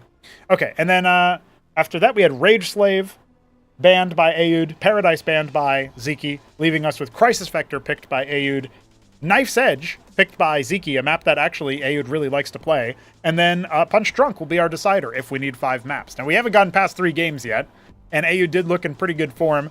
He had, for context, just won the weekly that we do yesterday. This match was played yesterday. He had just won that before coming in here. So he survived a 3-game set versus Hamster and had beaten him 2-0 before that in the upper bracket. So his TVZ had already been prepped, and I don't know that Zeke did much practice before the series in particular. I don't know if I didn't see him ping for game. So let's find out in that respect, because we are going to see. It's fair because I also didn't see the strategy. True Wolf. True Wolf. Hey, I'm not taking anything away from your victory versus Zeke. I'm just letting people know Zeke was a little bit unhappy with the fact that he lost. Which is also not trying to be a dig on him. I'm just kind of stating facts about the matchup. You know, they're building the narratives, letting you guys know what's going on. But I don't think it's out of place per se. So we are going to get into our first game here on Battle Spectre. This is going to be again Zeke versus Aud64. As a reminder, you guys want to go to the pinned link on the Twitch channel, or of course, just pop into this link here that I'm posting in the chat. We have a Streamlabs page that you can use to donate towards games in the future, show matches in the future. We got some StarCraft 2 pros going to come in and play on the 6th. This is this weekend, this Saturday at 10 a.m. Eastern Time, 4 p.m. European Time, Central European Time. So that's going to be a fun one. And then a week after that, on the 13th, we have Bonneth versus DeWalt. So if you want to support the prize pool for those kinds of initiatives, feel free to go ahead and donate there. It is much appreciated. Our Gamba is up, and our scene is on. Ladies and gentlemen, Aud64 is our green Terran in the top left, going bio, but not as fast as we saw him versus AOT. And Zeke in the bottom left is or bottom right rather. I actually don't know what color this is. I'll say bone, which is silver pink, but it's beige. Okay, beige Zerg. I haven't seen that color in so long. He'll do his pool first. He'll do his patented 4 gas harvesters, and he will be going double Larvosk after that, with the Vespene that he gets from that sort of build order. It's a pretty good, I want to say it's probably the best sort of center build It's not something that gives you a sharp timing for military units. It's not something that gives you a really, really far ahead status when it comes to your economy, but at the cost of being kind of greedy. So it's very, very... It's a well-optimized build, but it's very middle of the road in terms of the outcome. It's flexible, is probably what you would call that. Aoud does not realize this is a cross-spawn only map, so he is scouting to the top right. Everybody can point and laugh. He did pick this map.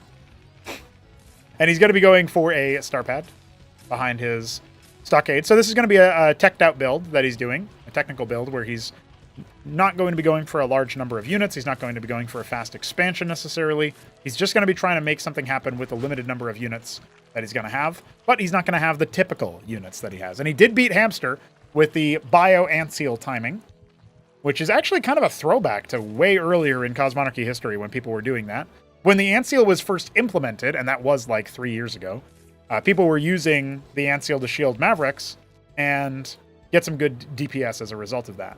So, kind of interesting to see it emerge once again. But when you scout this as Zeki, and you see that there's Bio on the hill, good reactions from Zeki. He's definitely drilled in there.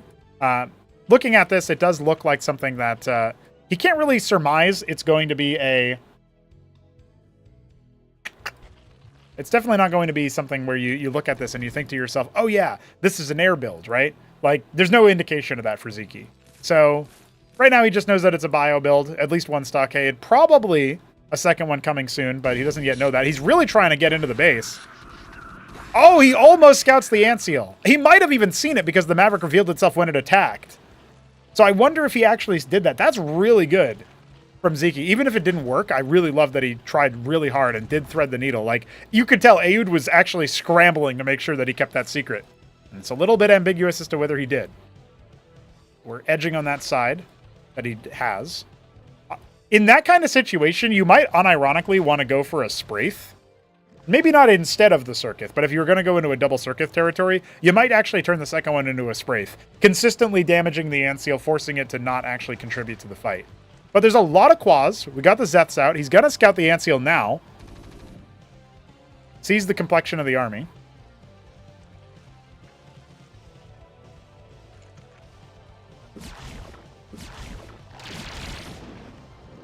The Mason scouts exploratorily, doesn't end up falling back. Hydra's then about halfway complete. We do not have an expansion yet for Aoud. The one Zethakor out to see what the complexion of the army is. A second Antseal spotted. He does need to respect that. Oh, look at that. He's actually going to sink his claws into this Maverick. Not too bad there. And now we've got the move out. The one Hurakan shielded, but oh, it's picked off immediately. The Quas pounced on the opportunity to drain the Antseals of their energy. Without the Hurakan to rend the armor of the Circuit, this gets a lot harder, and we're seeing Zeki do what I don't really recall Hamster doing in the same way, although he rarely had this many units out at the same time. But Zeki is protecting the Circuit from ever being made contact with by the Hurakan. Whether he's doing that on purpose, that is actually what is helping him here. We don't have any more armor rend coming for the Terran player, and we did hear the Hydra's Den finish up in the background. 9 Hydralisks are in production right now. Zeki will explode in terms of army capacity. The ability for him to do damage. Here come the stims. Antseals are being drained of energy. Only one remains with near full. Ends up losing a single Maverick in the process, and yeah, Aoud does need to cycle back. Now he's in a really rough position here. His expansion only halfway complete. Doesn't have any really good tech. Does snipe a Hydra. The Hydras are mostly going to be useful here, being able to just kill the Antseals, really, I think. But they also do pretty good damage to Mavs. We don't have damage types in Cosmonarchy, remember? So they just kind of sink their claws in, proverbially speaking. They're spitting acid, but, you know. Wiping the bio. What do we even have? We need Cyprian's stat, and Aoud is not making them. That would be a good way to hold this position here. He kept all of his Antseals alive, as I recall, and they're not even damaged, really. One of them took 1 point of damage. Big whoop. Now we got that hatch coming in for Zeki. Yeah, I really like his position here, but I think if Aoud made Cyprian's, he would be totally safe, and we would just see this go into an advantage Zeki macro game. We don't see that, though. We see no Cyprians being made. We have no Hurakans actually on the field yet, which makes this actually a lethal position that shouldn't really be lethal, right? Like, Zeki shouldn't be able to finish him off here. It does look like he's making a mix of units and workers, so his military won't actually be able to overpower what Aoud has. I guess I might be fretting a little bit too much for no good reason.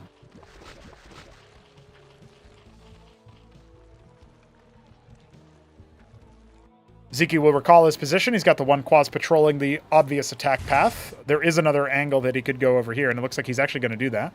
Is Ziki patrolling both places? He's just going to stand at vigil out here. Okay. Wolfix in chat.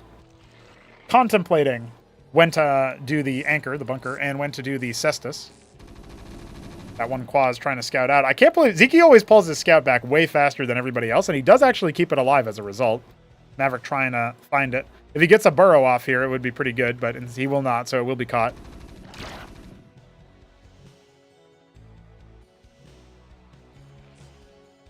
Aid's anchor positioning would allow for a cestus behind it to still be pretty good. Now we've got the Covenant coming.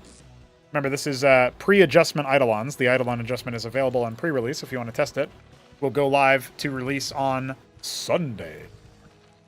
Or Saturday. Not sure which yet.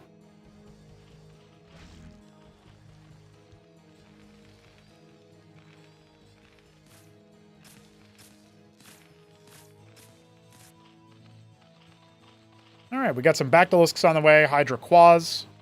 Sitting pretty. Looks like Aud's army is not ready to cycle back. So it will end up abandoning any sort of offensive means. Oh, Biddy Bee. Zorka Shroud coming up.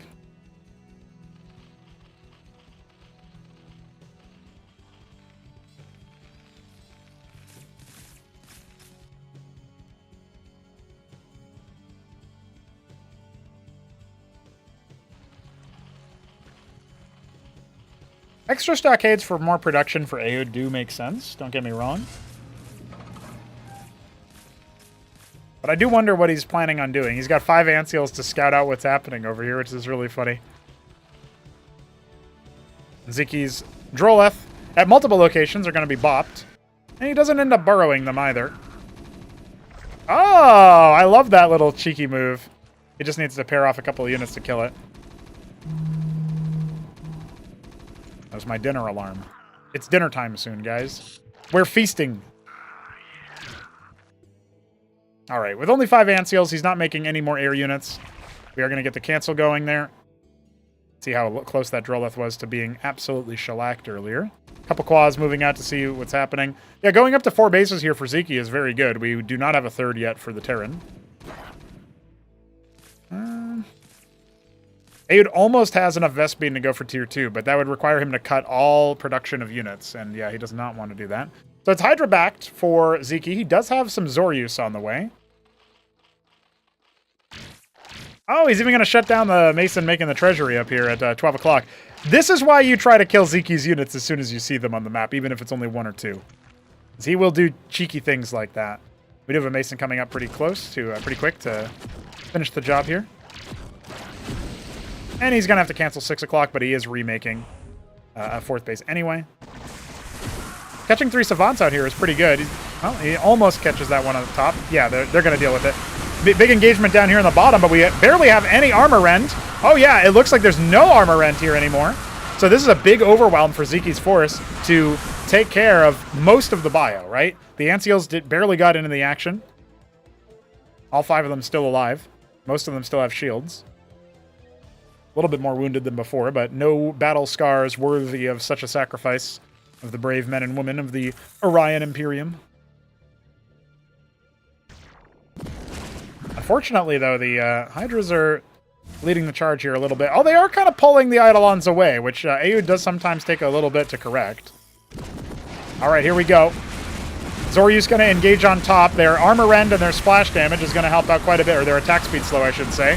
Anseals are down and out of energy. Bounce attack's going to be a problem. Oh, yeah, big ways. Yeah, that anchor's gone. I think this is it, man. Ziki's found a way in, and Aud bungling the attack. He is now going to lose every worker at this natural, and soon the Zerg will be on top of his production. Good play from Ziki to take game 1 here.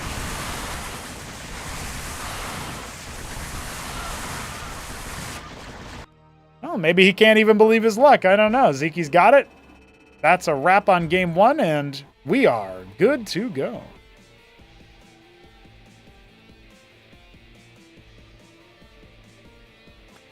Talking about the Cestus, I feel like being able to hold that would have been a bit more possible with a Cestus. The +2 armor when you're facing your attacker is almost always something you're benefiting from if you're shooting back at the enemy. So, and it also always applies to structures and deployed units like Matador, Phalanx, Savant, that kind of thing. So pretty nice at the end of the day.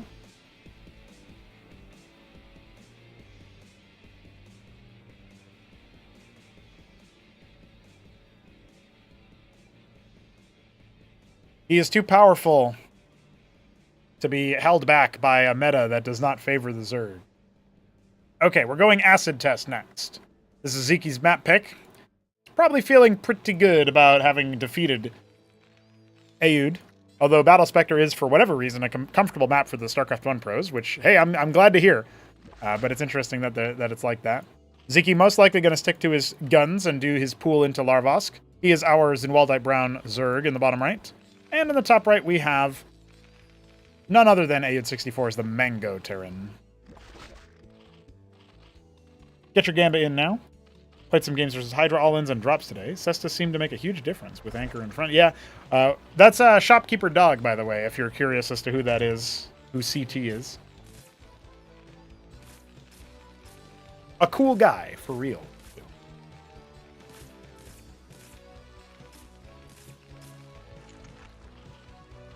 We see Aoud is going mech, as a reminder. This is a style that is probably going to be, again, a bit of a teched out build.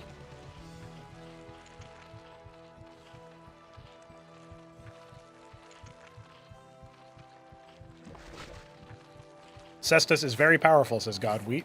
I think it's pretty good, yeah.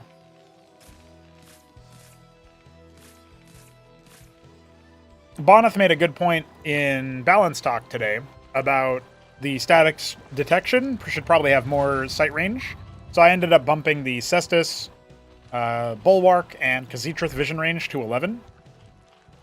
But I don't really think that's going to be a huge consequence just yet. Now, this map does have that vertical spawn, right? It's a 2-spawn map. And Starpad for the fast drop is definitely something that Aoud will, I think, be able to come away with feeling pretty good about. Parazeths are going to likely be able to bypass the Vulture here if Zeki's micro is good enough, but it really does depend on the timing. Well, he's going to end up losing it again anyway, so not even going to be able to clear that mine. Forget I said a thing.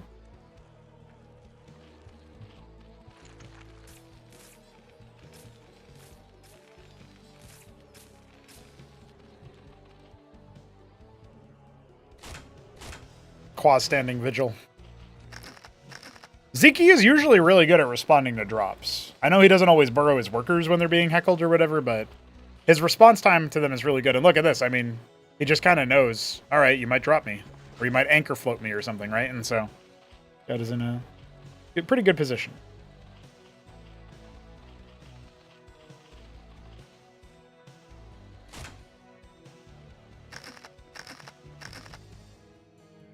The 3 Vultures definitely want that Trojan, so that they can get that early one-shot potential.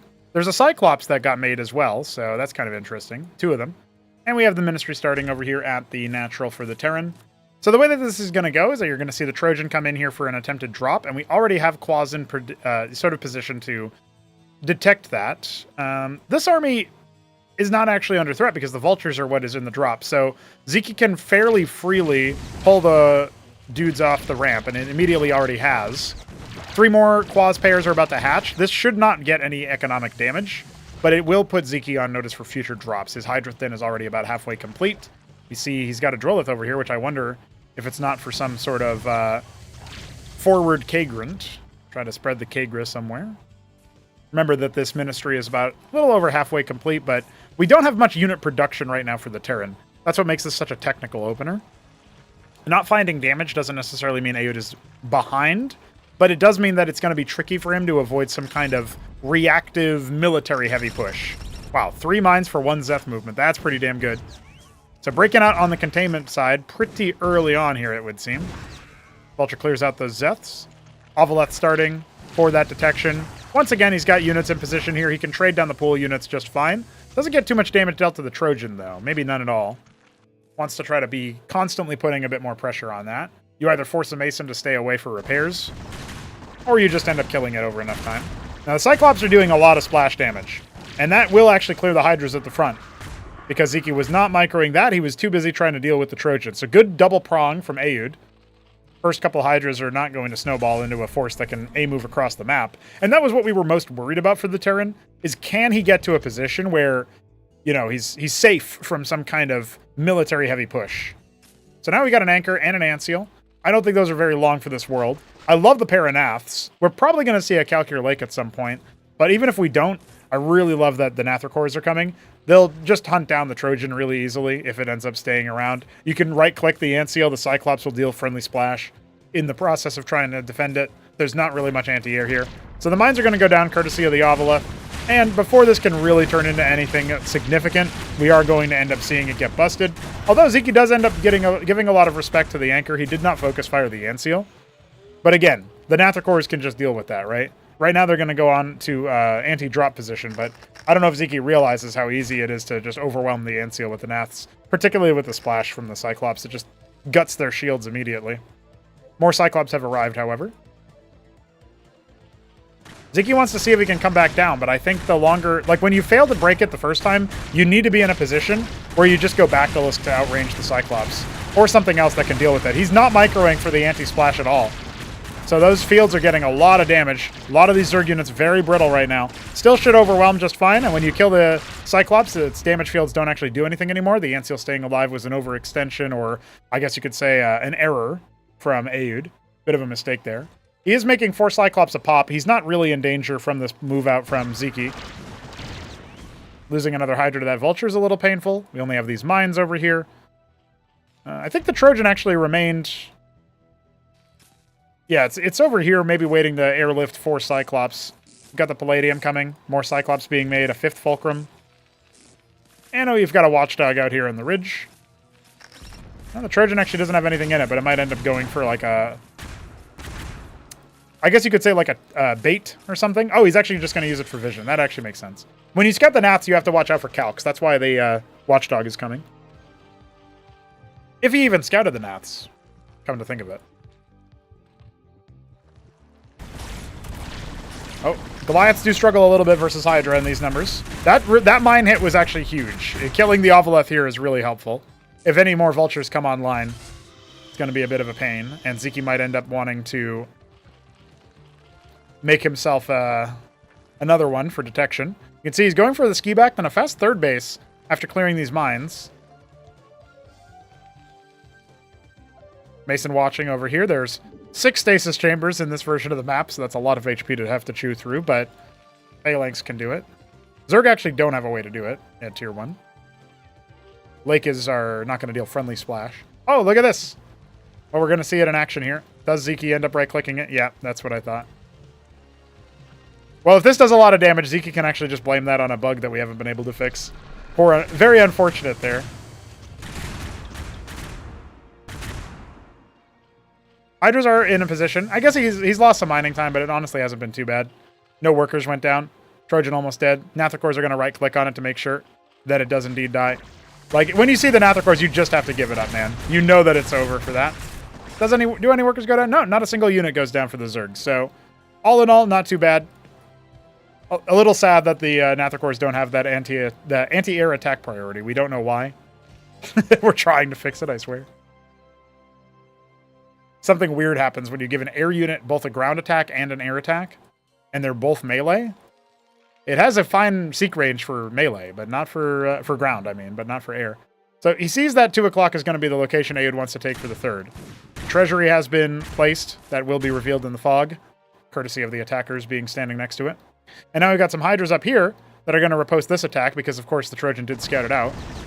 He's going to need to try to cycle over here with his reinforcements. We have 4 Bactals being made. This looks like a pretty scary push, honestly, especially without the support of the Bactals. The Hydras are already harnessing their power behind the minerals here, and the workers are not burrowing, but they're in a position where they might be able to stay alive for a little bit, or at least be target fire. Now moving out over here, trying to maybe cut off reinforcements. This side path doesn't get used too often on this map, Atlas now coming down. Does Ziki want to cede control of the third base? Maybe try to bottleneck some of these forces. That mine from way earlier, actually providing some value. The Phalanxes have been left alone. Cyclops scrambling to get back down, but look, all the splash damage really proving too much for Ziki. He did not micro forward or backwards from the Phalanx shots. Now we've got Zetricors coming in for the melee. Oh, the Cyclops are just going to explode. What a disaster for the mech army there. The Phalanx are still in a position where they can try to fight. Remember, they did knock out that hatch, so there's no third base anymore. Ziki might still have a couple of units over there. Maybe a Droleth he can restart it in if this fight doesn't end up going too poorly for him. He's making pairs of Zeths. Yeah, it's just the one Hydra. So no easy way to grab that base again. Adding a macro hatch somewhere inside the main base. Yep. Now, definitely advantage Terran right about now. He's kind of got the Zerg backed into a corner. We don't have the Calcure Lake, so we will not see the bust out with air units. Instead, it's probably going to have to be Zeth Vorv, which honestly is a really good move here. Like Zeth Vorv backed is going to be able to clear this just fine. You got the mines you can use against your opponent as well. And we do have 9 Vorvicors on the way. Problem is, Aoud can make the decision to just come in here and go for a move. It's a little bit scary right now. A little bit of friendly fire there, but nothing too crazy. The Bactylisks are out. The Vorvs are out as well. Workers are starting to go down here. Some pressure. There's the mines. They do mostly hit the Zerg army right now, and those shellackings from the mortars are humongous. But even still, cycling back as the front line falls, almost ends up clearing. Oh, the Cyclops shot actually cleared that Phalanx. We're down to 6 Phalanx at the front line and less Cyclops than that. Maybe a couple of drip feed units can actually make the difference here, but with Tier 2 tech coming up behind this, I don't think Ziki will be in a winning position. GG is called just under 11 minutes. We have ourselves a tie series based on that. The containment power is really strong, and Ziki did not really clock where his opponent was on the map or what kind of phase his opponent had with the mech composition. Not something he's played against very often.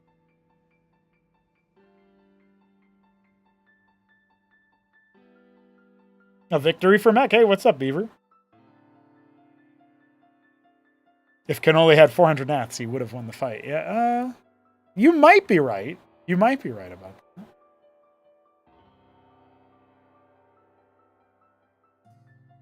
Okay. So Ziki is back down to a tie game, a tie series. Not really feeling too much pressure yet, I don't think, though. Not exactly under the pump. And we do go to Crisis Vector, which is not known as anything other than a Terran map, in my opinion. Here we go. Prediction is up and live if you guys want to take a look. Ziki in the top left, he is our Tyrian purple Zerg, and Aoud in the bottom right is our Mango Terran. Looks like he's not... Oh, he's going to go bio. I mean, he's going to go mech, sorry. I was thinking he was going to go bio because he wasn't mining gas. And then I was like, oh yeah, he's mining gas.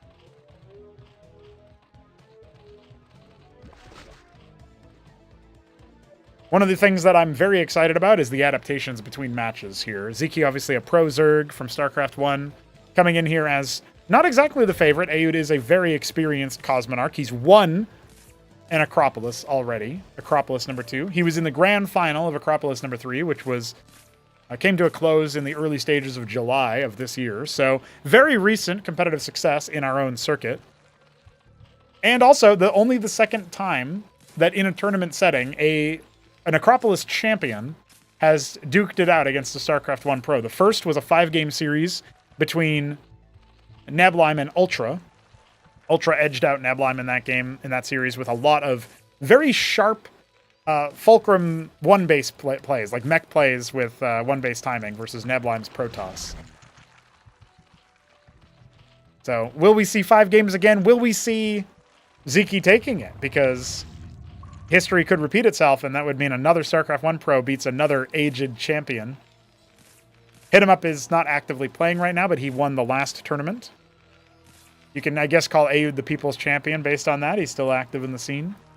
And he was the second placer. Hamster also made a comeback. He wanted to play in this tournament, but he signed up like on the day we were starting the bracket, and results had already been, like matches had already been played. I couldn't reset the bracket at that point, you know what I mean? So he ended up going for weekend wage again and making it to second place. Our weekly, which is actually a bi-weekly event every other week. Next one is going to be in 2 Sundays from now. Oh, what up, Oya? Oya in the chat.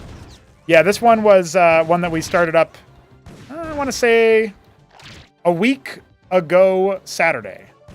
So like, what, 9 days ago? We're going to have another one in September, though.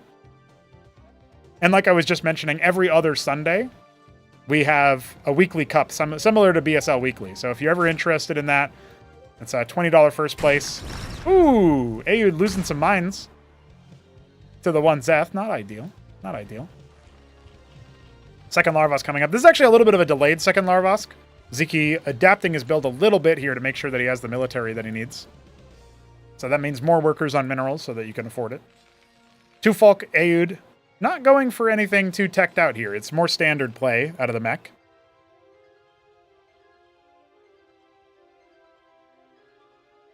The Eidolon changes are not actually... I did say that they were up, green eggs, but I lied to you. I have not pushed them. I'll push them later on stream, though. I don't know how Oya will ever lose another game with Eidolon changes gone. Oya does come in with Chad energy, though. Let's be real. He doesn't play too often for practice. He just rocks up, gets $90 from the show match, leaves. Quasar going to be ranging down. Ooh, cycling up here, though. The Vulture is starting to lose some ground here. Ziki not microing against those damage fields. I don't know he knows the Cyclops deal AoE. I don't think he knows. Ziki's now getting kind of knowledge checked here. Not quite realizing that the DPS is pretty high for the Cyclops secondary attack. Circuit is going to finish up. He can try to drill the workers. Thankfully, they're spreading out a little bit instead. Oh, no. Oh, they're all clumping up. Oh, the splash damage. Oh, the humanity. Oh, the Zerg-manity. All right. Well, this one's a wrap, ladies and gentlemen. This wasn't even like Ziki. All right. AU doesn't have an expansion, but he just started his ministry behind it. Ziki has to concede. Series point for AU 64. A big RIP. Ziki gonna have to do it in the next 2 games.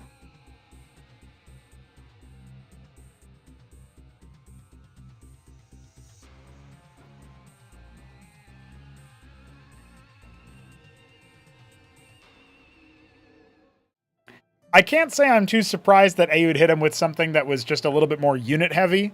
You know what I mean? He did that to Krankendow as well at one point. Although Krankendow already had his Zorkish Shroud up. It's a little bit of a different story. And now we're going to Knife's Edge. Can anybody beat Ayud on Knife's Edge? Maybe Ziki can. Let's get that prediction rolling. Right about now we have Ziki at 6 o'clock. He's our purple Zerg. Ayud, our Mango Terran, is at 3 o'clock. I guess we could call Ziki's start lock the 7 o'clock. I keep doing that. Sometimes calling it 7, sometimes calling it 6. This map, Ayud has just run amok on. I guess his most beleaguered win so far was on Weekend Wage. We had we had Hamster play against Ayud.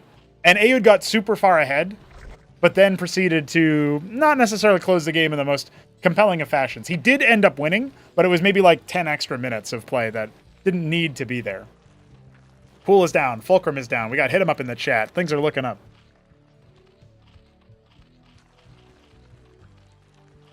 How much has Ziki learned? Asks Green Eggs.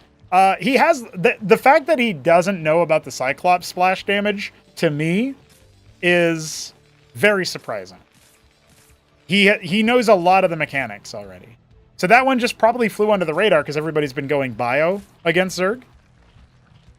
And we do have mech up yet again. So maybe Ziki figured it out based on that last game. Like, it's really hard to ignore it in the last game because the acid test match was a little bit of a different story, right?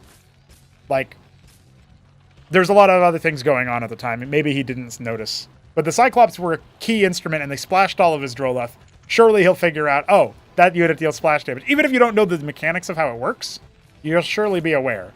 Starpad up here, north of the resources. Hard to scout.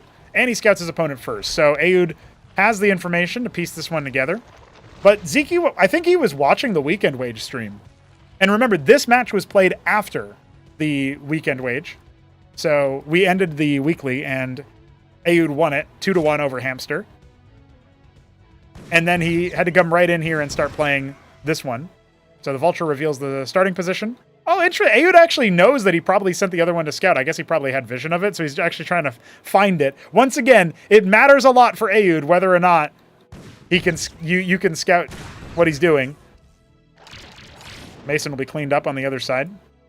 I guess you could say advantage Zeke in the scouting department. He only lost his 2 Zeths instead of a worker. Trojan has started. Actually, it feels like it's coming online a little bit later than normal, and I suppose it's not going to be the Vulture drop. It's actually going to be Cyclops instead.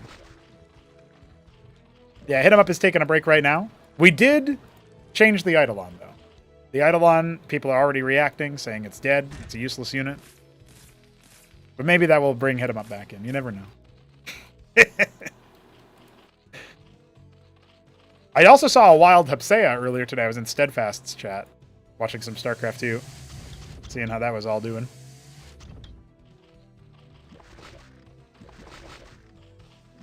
Spoiler, a lot of balance whining in every Starcraft 2 chat, I've noticed. All right, the Hydra then is starting up here. So Zeke going to be planning on Hydra backed once again.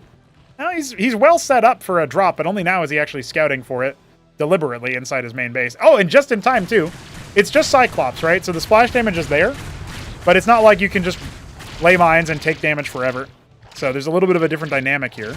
Ooh, can you units fit here? Okay, if you're not a Vulture, you can fit through here. Lesson learned. That doodad does block like bigger units. No workers have gone down yet. It's trying to do some drop micro. Hey, not going to be able to get away from that. 6 HP, just barely. 2 more quaz hits, and that's a wrap on that particular front. Getting back to mining without too much interruption. I'd say Zeke's in a pretty good one-base situation here. Ayud not going for an expansion and instead going for a 4-Folk means that if Zeke can stabilize on the high ground, he actually should be pretty safe here. That Trojan needs to get back home. We got a Zeth leaving the building to look up what's happening. A lot more Cyclops in production.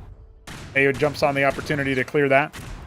So, still 2 mines left, but not in prime position to help out versus a push. Zeke not in any position to push right now, though.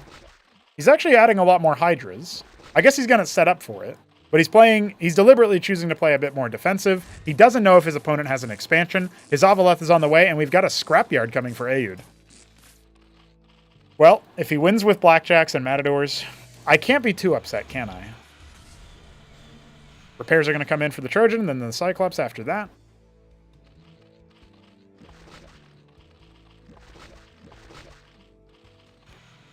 Hey, I think they're still pretty good from playing around with them a little bit. But you know how players are. They're going to take one look at a unit that takes a different skill set to learn, and they're going to be like, well, this is trash now. And then maybe a season will go by and somebody who's new to the game or desperate enough to start revisiting old stuff will be like, oh, I have discovered this new build. It involves the Eidolon.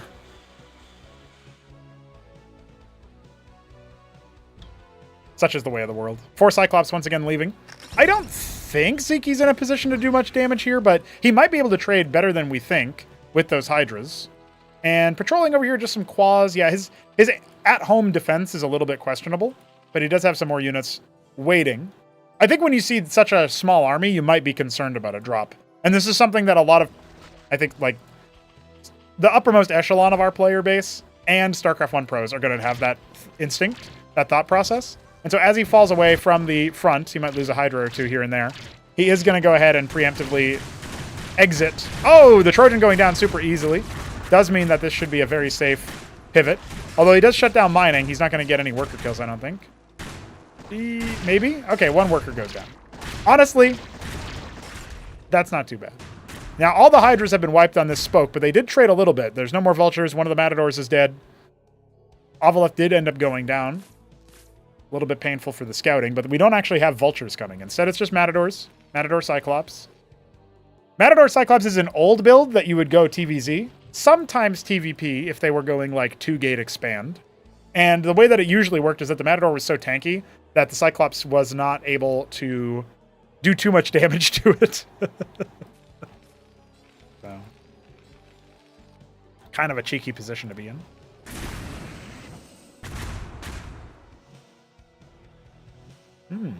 Plenty of Hydras where that came from on that spoke, but...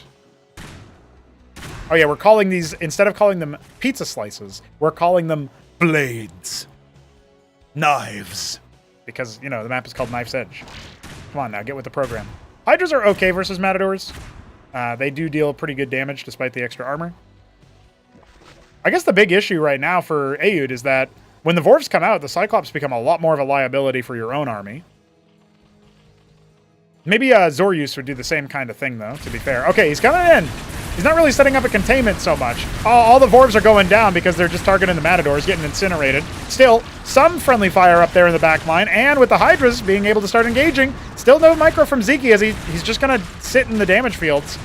Well, he's still pushing the army back. These are very brittle units. Now the Stutter Step comes out, and we are going to see every single one drop. Zeke has a great economy, 2 base, obviously comparatively to Aoud's. Not normally a time in the game that we see such a low worker count from Terran. But remember, he was pretty technical. He went for 4 Folk on 1 base before his ministry. So both of those factors kind of playing against him. Well, I said earlier, can anybody beat Aoud on this map? Zeke looking competitive on it. The Vultures will see 9 o'clock. There's 3 of them there. They can do a decent amount of damage to the hatch, but you can just kind of send a couple Hydras up there. Does abandon watching for the attack there. And we are going to see these Vultures now move over to a different base that has about 400 HP. So, you know, again, Zeke could just kind of go and attack that now. He is very, very far away from the enemy army if there is going to be a big army move out, but we see that there is not. Palladium only now starting. 5th Fulcrum. Yeah, everything that Aoud has is just a little bit too far behind from where he normally is to be as effective, in my opinion. These Zets are going to hook onto some of these Vultures. I thought maybe this one would clear some of those mines, not to be. We got one Zeth over here still watching for the mineral-only base. Should it be developed at some point later. Getting all 4 of those bases up and running. Obviously, the next story is how many workers Zeke ends up making. Zorka's Shroud. Hydrath Den turning into a ski-backed. Yeah, this is looking pretty okay right now, to be honest.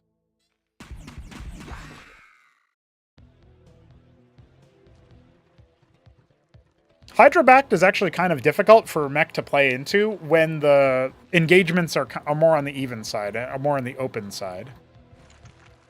So I don't hate that Zeke's going for it, and he'll have some Zoryus with the Shroud halfway complete. Yeah, this is before Eidolons were updated. Eidolons are not even technically available to play with their new version until after, I've done casting, which is after the series. I'll be doing a little bit of an update and pushing it to the game so that people can play it. We usually package casting matches with doing some development. I'll just take a break in between, grab some dinner. Getting to that point over here. Yeah, 11 Hydras in production. We got those Zoryus coming as well for the front line. Pretty good map awareness right now for Zeke. He's got another guy pocketed at the 11 o'clock, 10 o'clock spawn. Scouting with the Hydra is a little bit more expensive, but he still knows where the army is, I guess. Yeah, he's forcing Aoud to move really far away from where he would like. And now he's moving across the map with the minefields revealing it. So Aoud is going to turn and strike, and Zeke's actually got that instinct, right? He's coming on back. He's only got the 1 Circuith. Madrigals galore here. The Vorvicors aren't going to be as useful as a result of that, I think. But still, the Hydra count on this blade is working out wonderfully for Zeke. He's going to engage onto the Phalanx, which are completely abandoned, and this big Hydra stack wipes the first part of the mech army. That was such a one-sided fight, and Aoud knows he couldn't stop a single base from mining. GG. We go to Game 5. All right, Zeke coming back. We might still see him in the grand finals after all. The kind of shit we were looking for. I know that the Ultra Neblime series went 5 games. I think that's the only other one that we've had go 5 games so far. People saying TVZ should be a 95% win rate. Zeke is making people look a little bit silly. Let's get the Gamba going. Let's get our Twitch title updated so we know that it's 2-2. Of course, the ultimate anticlimax right now would be if Aoud, in the bottom left, the Mango Terran, on punch drunk, for our decider, a port of knockout, and Zeke up here in the top right, the vivid red. Oh, it's Vermilion Zerg. Aoud could just do a technical opening and kill him in 4.5 minutes or something, right? But I mean, that's what happened on Crisis Vector. It wasn't really a technical opening. It was just two folk. But I don't think Zeke's going to get knowledge checked like that again. I choose to believe that we're going to get a nice game here for Game 5. Been an interesting series for sure.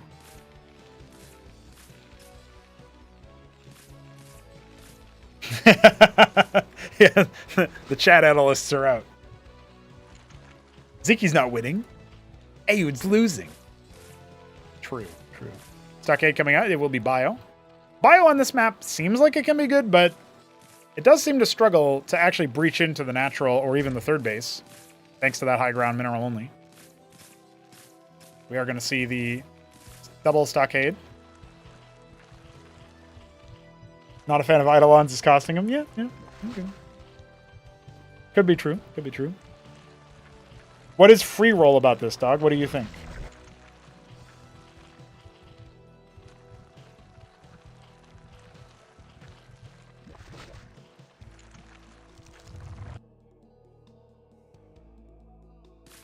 First scout, not going to find much. Top left, empty. It is cross spawns.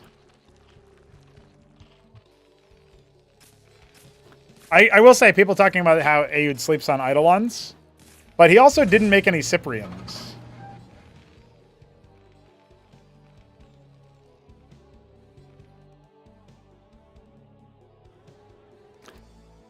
Oh, if Zeke loses, he still gets second chance if Ayud wins. Okay, so I don't know if Zeke would accept an invitation if he loses here or in the finals. I guess if he loses in the finals, there is no invitation, because that means that Top Ramen, who's waiting in the grand finals for one of these two players to make it cross. So yeah, I'm trying like shadowboxing a result where Ayud wins, and then also wins versus Ramen. Like if that happens, then what would that mean? Yeah, like then it would be Zeke v Ultra, and then the winner of that faces Ramen in that hypothetical. But I don't know if either of those pro players will even accept the invite. Like Ultra probably would. Ultra probably would figure it out. But I don't know if Zeke would. He said he was going to take a break, so yeah, I can let him know that that's a quirk of the tournament, and if he wants it, he gets it. But let's see if he even needs to. He might just blow past Ayud. Ayud is the only pre-qualified player to sign up for this tournament, so that's what we're talking about now. That what we're discussing. A little bit of a Maverick move out. We got some of them wrapping around the south. Others moving towards the top right. We do have a Circuith. Anseal is on the way. Ayud going to try that technical opening he tried in game 1. Didn't work. And I think if there's a second Circuith, or indeed a Spraith, as I mentioned earlier, it could be for the Anseal. Not that Zeke would know that that's coming. That's pretty risky, I guess, if you think about it like that. If you don't scout that it's a star pad, then do you really want to make that into that decision to make it into a Spraith? I think 2 Circuith and plenty of Quas here. I don't think there's really much of a chance. But Ayud does have a much stronger army this time around. Going for the double Stockade. Capping his gas behind it. Looks like he will be switching into something a bit more... probably a Covenant, if I had to guess. Or he could go Mass Star Pad. But I've never known Ayud to really be a Wraith player. He doesn't seem to like that kind of gameplay as much. Okay, the stim is prepped. The Huracan's not being protected by the Anseal. The first one goes down immediately. Oh, wow. Good damage. He kills the second one as well. That's big. Now Zeke feeling empowered. He's going to try to dive forward. Remember, Stim DPS is still pretty good for the Mav, so he's going to cycle back after draining the Anseal energy. Losing a couple of units on the way back out.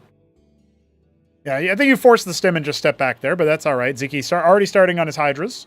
Looks like his build order's cracked, honestly. I know he's not very high on workers right now, but having the Hydras already finishing at around 430 is pretty solid.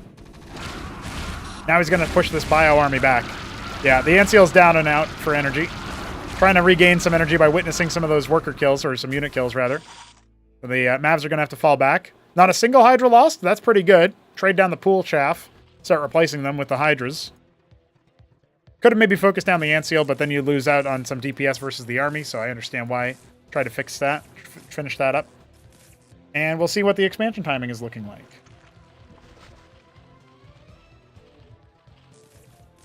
Obviously, we already have one started, a little over halfway complete. Anchor to hold a push.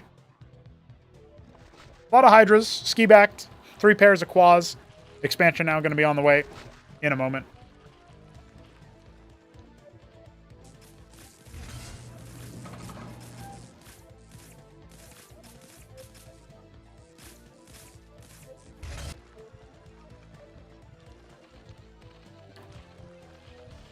It's not yet advantage Zeke, but it's going to be getting pretty close to an even game here in a moment. Because Zeke will power up on the worker count. He probably wants another Larvosk or Hatch in the main base here. But he's watching for drops. That's looking pretty good for him. Looks like Ayud is going to think about a watchdog of his own here. Zeke does like his drops, but he's actually not done that in this series. Versus Wolfix in the show match, they weren't getting too much done. Maybe also versus Oya. I can't really remember the Quads really ever getting good damage. Seems like the pro players were a little bit too much... had a little bit too much awareness. Ayud may be a bit more vulnerable to that, but he will finish up his Watchdog. Savants, Cleric, etc. Both add-ons available now for Ayud. Wants to see if he can rock the bio. Mostly based off of the Savant.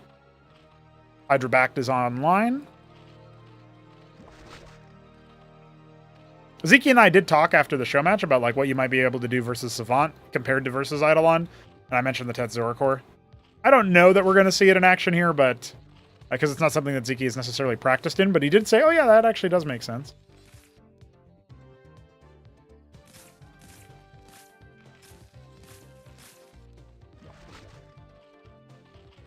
Certainly something I've seen other Zergs do to good effect.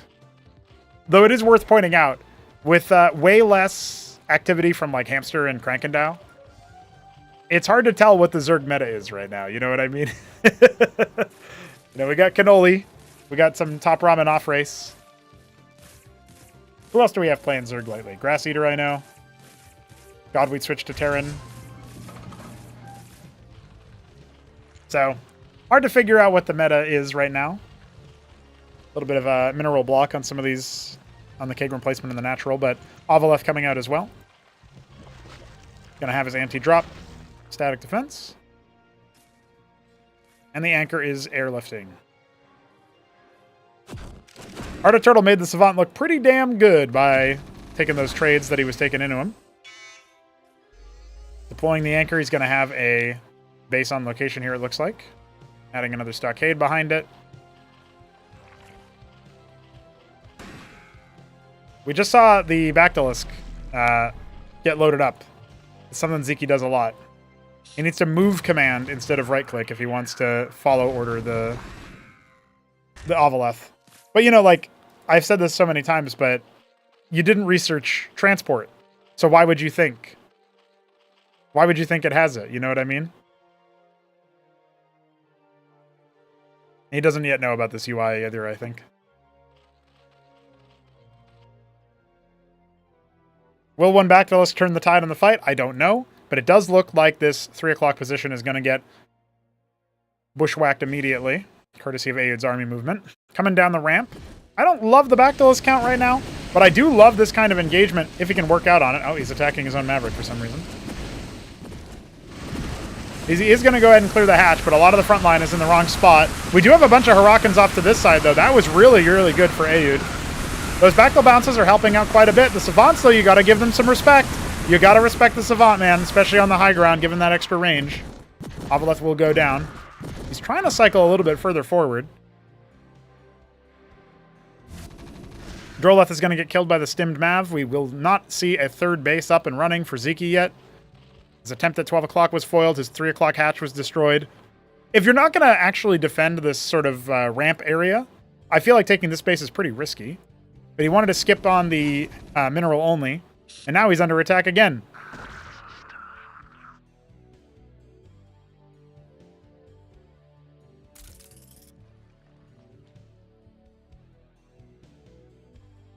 Ten Savants, only 4 Eidolons. Well, I guess he's got more Savants out here on the front line too, doesn't he? 21 Savants. What's the band name? 21 Savage or something? This cliff advantage could be brutal if those Bactylisks ever get vision of what's going on, but there is no Avaleth here. It died in the fight earlier. Yeah, I don't know if I like this position for Zeke very much, but hey, he's going to get some range. Get some bounces. Doesn't kill anything just yet, but softens him up. The Clerics will help patch things up after. Yeah, pretty big bio army here for a Terran player. That's going to be the Atlas coming up online. Zorka Shroud's been done for some time, but we haven't seen any Lakes, which are pretty important versus the Savant, I think.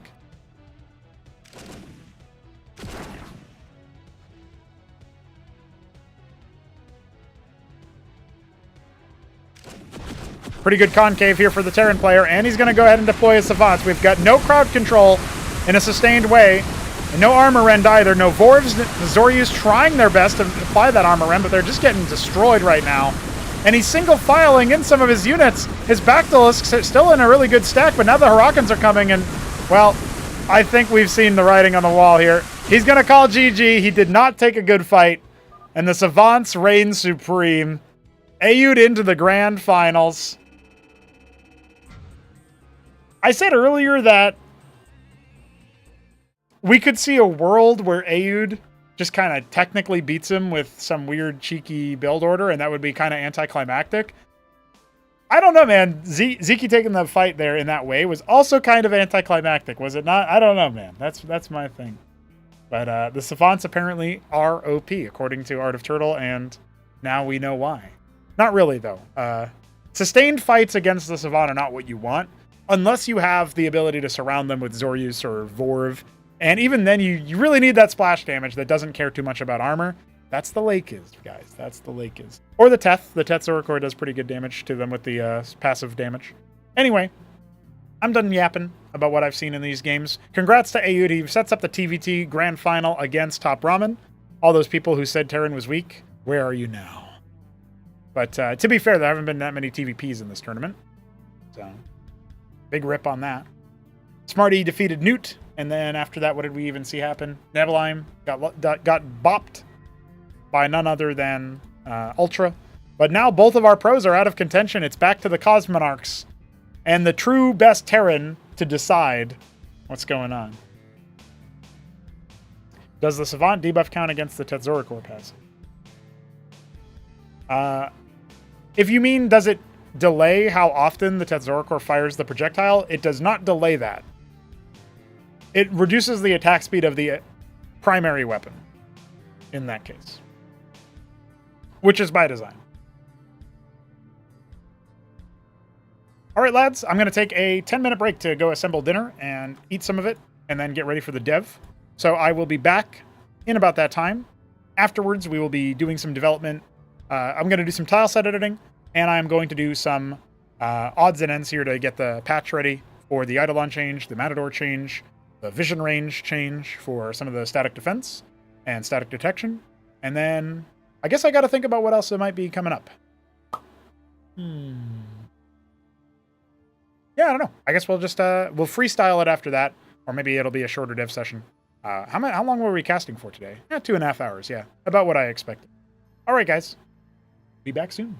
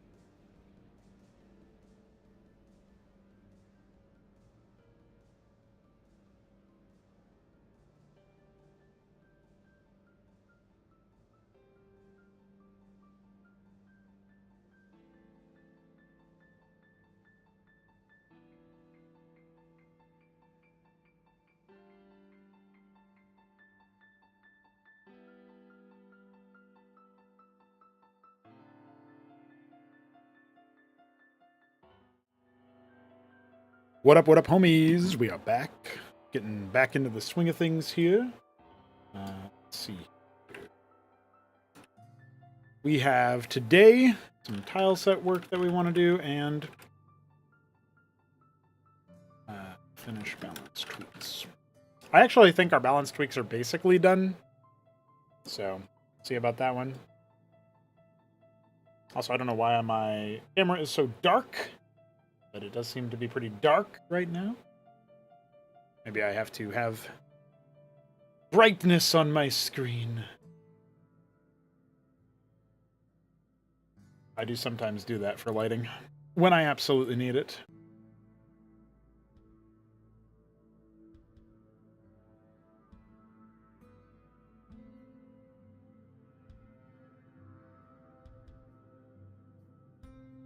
I actually wonder if...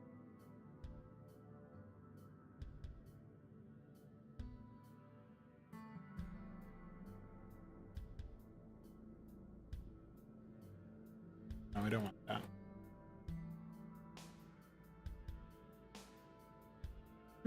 No. Oh, there it is. Fixed. The exposure was a bit down for some reason. Yeah, these screenshots are pretty old. We got to get more new ones.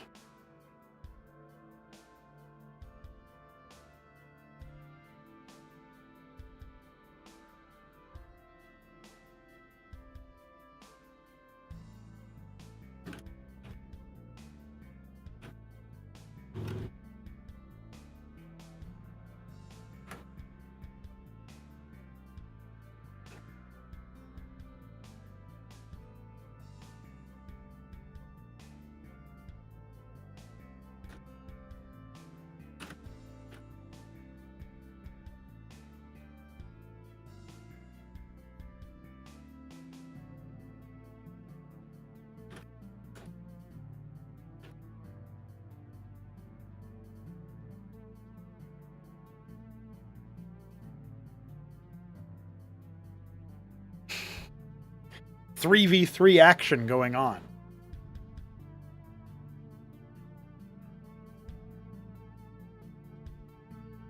It does feel like we've reduced desync count quite a bit. I know that one of them happened today in one of the 3v3s, but they managed to finish a whole one, so that was pretty cool. I'm gonna go ahead and clear our Photoshop stuff here.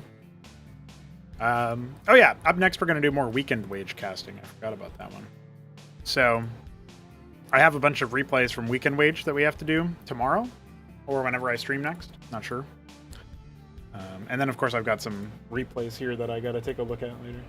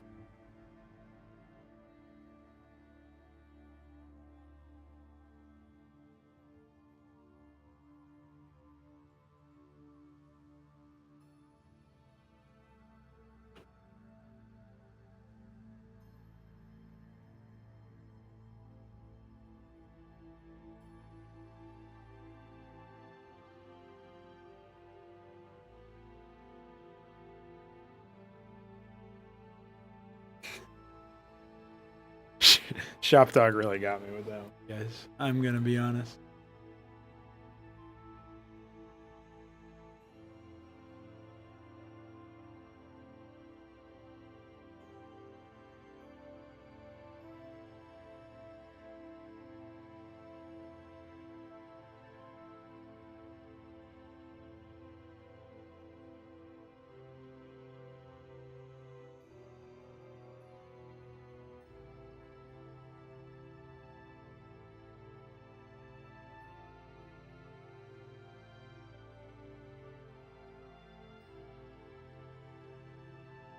All right. So we made our changes to the Eidolon already. I can show those real quick. So the weapon has a projectile. It has a wind-up. It has a slightly reduced cooldown, so they're going to have better DPS in general. And the unit got plus 5 HP, which isn't much. We'll see how that all comes in. Matador got the forecastle in tank mode.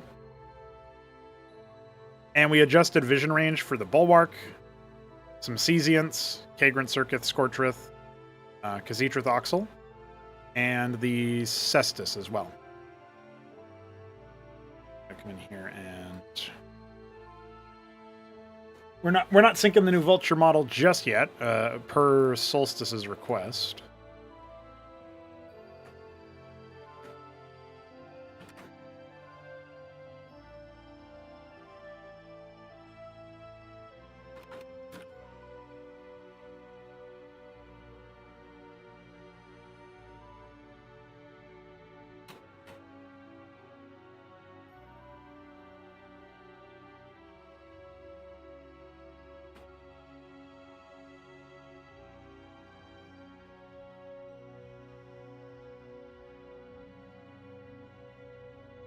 I can't believe it.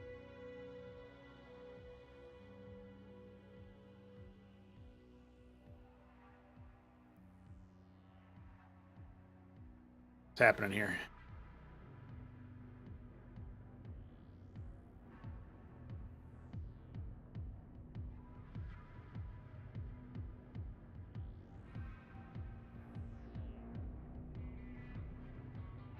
It's probably the Nidus Eidolon, if I had to guess, because I don't think I compiled my stuff here, or maybe I didn't save something else. Oh, apparently I did.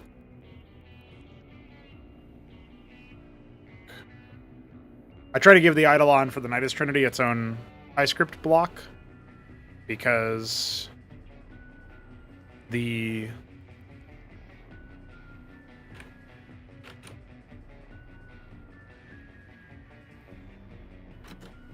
basically, I didn't want them to have the wind-up.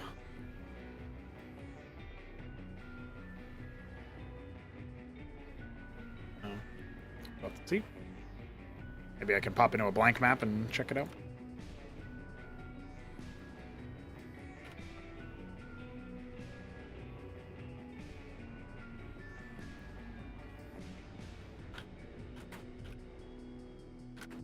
Yeah, okay. So it's something to do with their configuration. So let's see if we can figure that out. We got 835.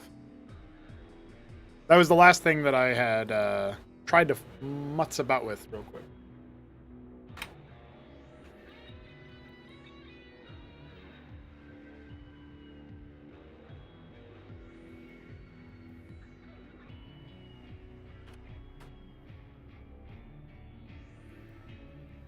So 835 is the ISID. Points to this. All this is correct. I know we have a correct setup for the Flingy and Sprite entries, because the graphic actually has a customized visual appearance.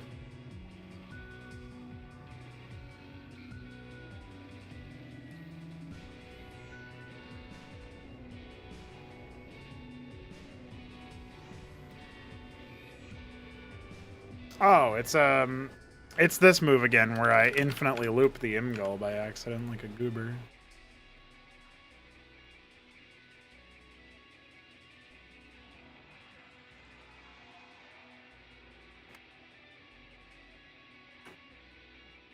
Yeah.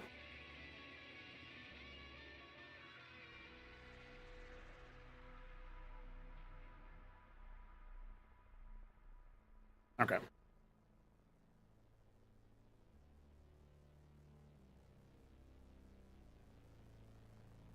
Whoa, infinite loop of Pronogo.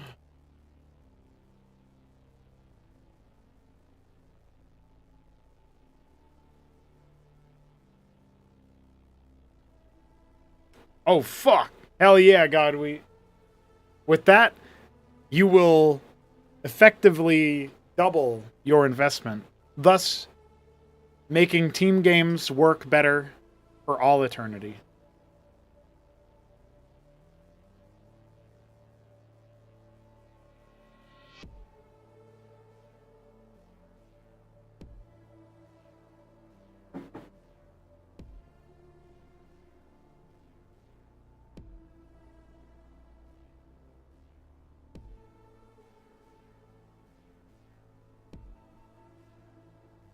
All right. I think we're probably ready to sync this up, and then we can work on some tile set stuff.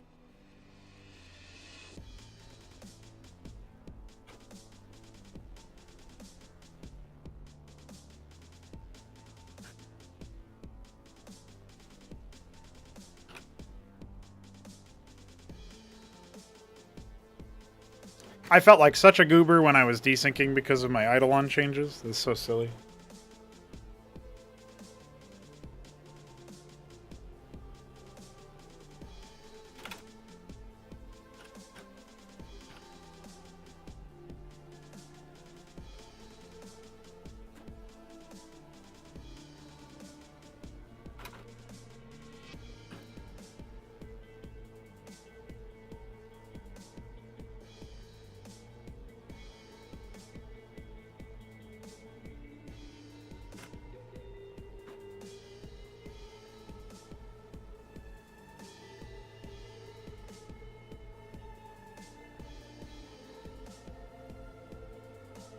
All right.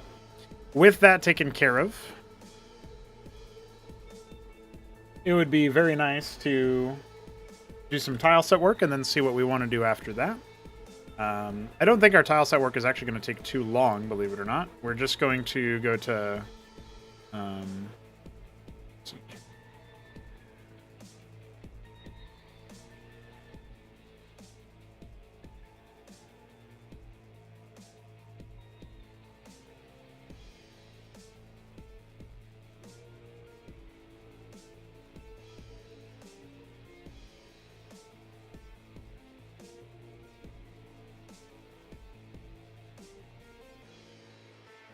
So we're going to port the ash dunes that we made for near impact to the Twilight tile set.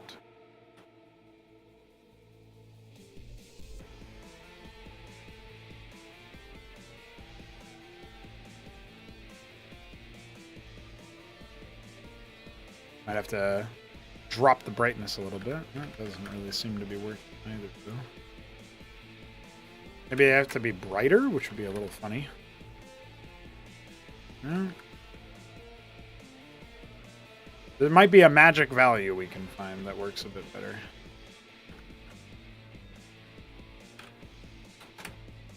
It was at minus 20 to start, I believe.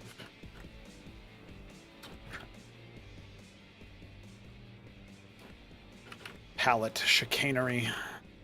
I don't really want there to be a...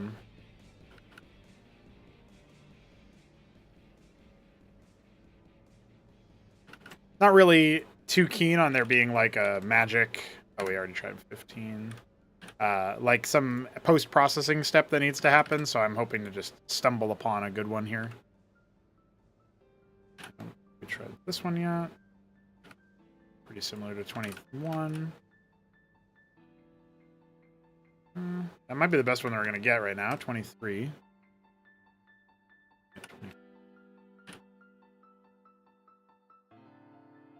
It's pretty grainy right now.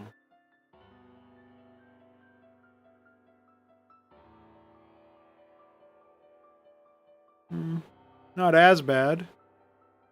Not very much contrast, is there?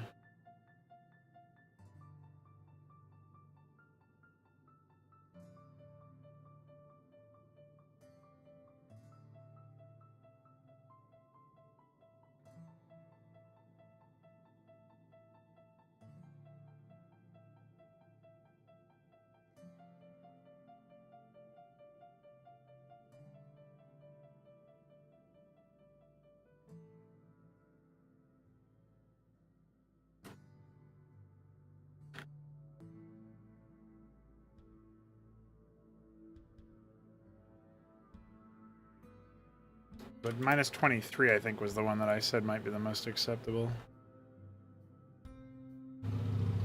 Well, that was an interesting sound. Yeah, we might have to do that.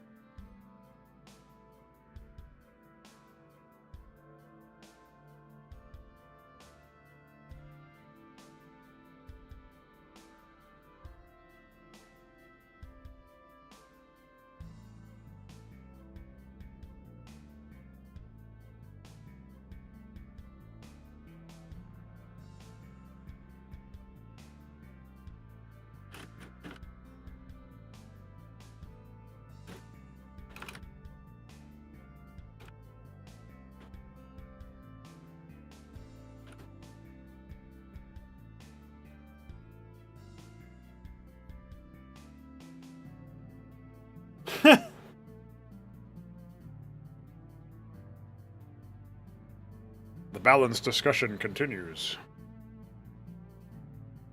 You can join too on the Discord server.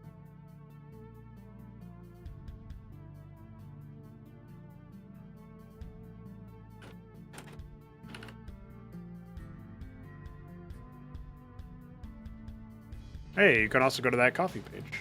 Great timing.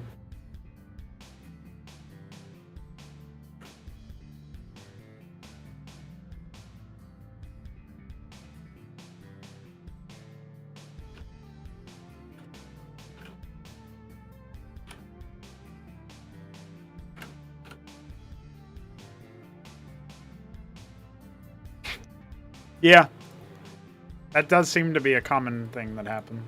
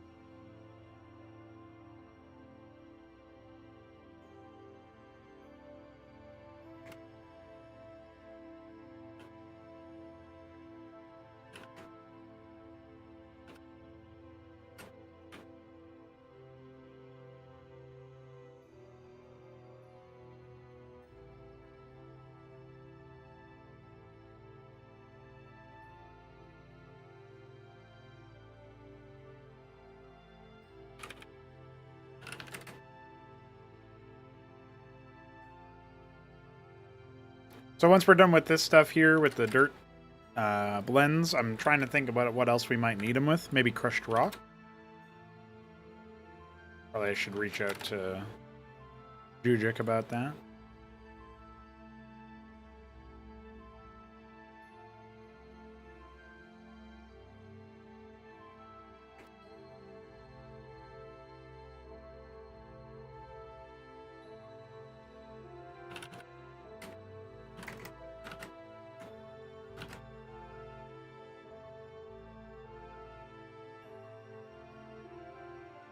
Dirt ramp? What's that mean?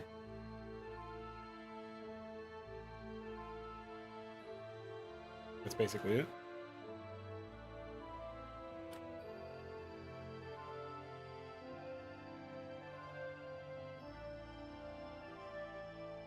Do we have a dirt ramp that would easily be portable, I wonder? Twilight.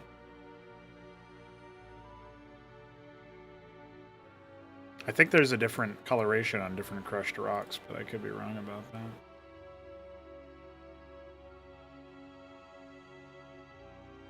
No, I guess not. Unbelievable banter.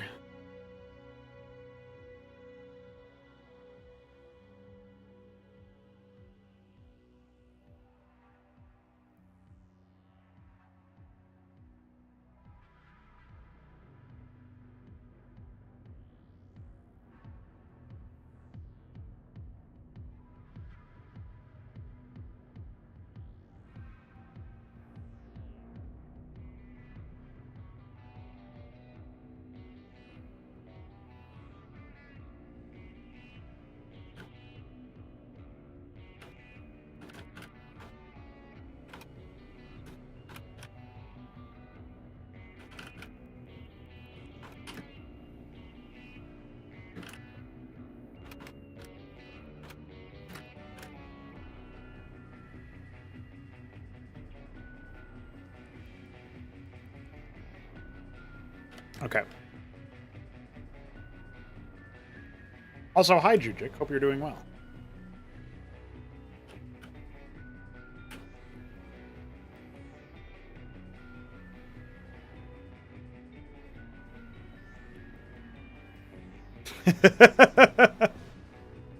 What's up, Jack?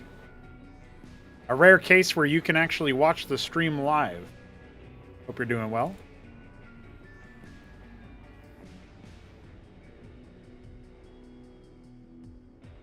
Are we at an even...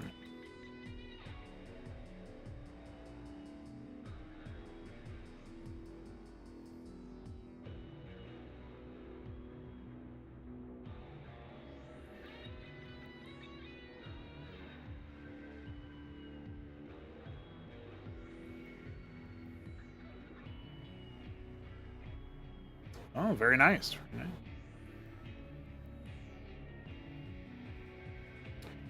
What height levels are you currently operating on for those? And do you need them blending with dirt? Probably dirt, right? Mostly. I also have crushed rock coming. And shale.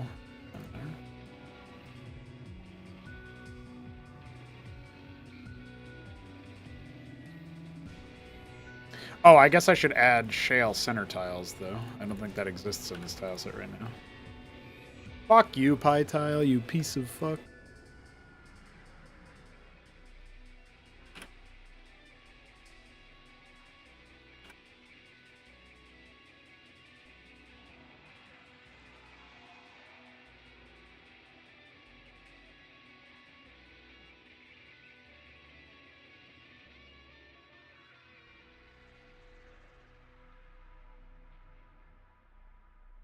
All right.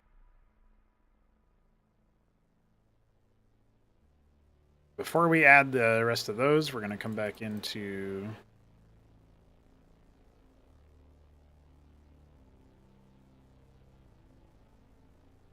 shale. I don't know if you'll need the shale particularly, but I will at least add the main baseline functionality.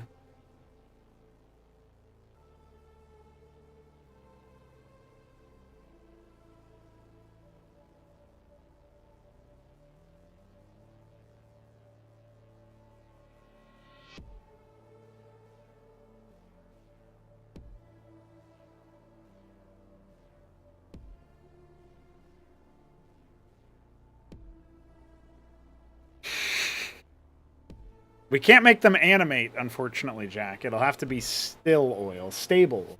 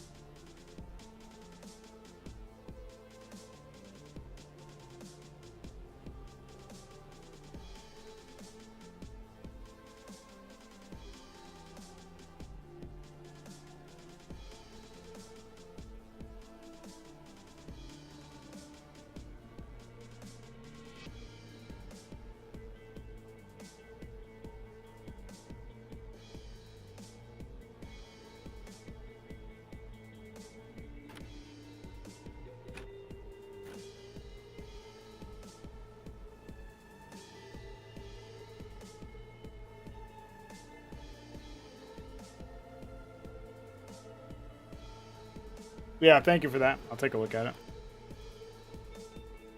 After the Twilight.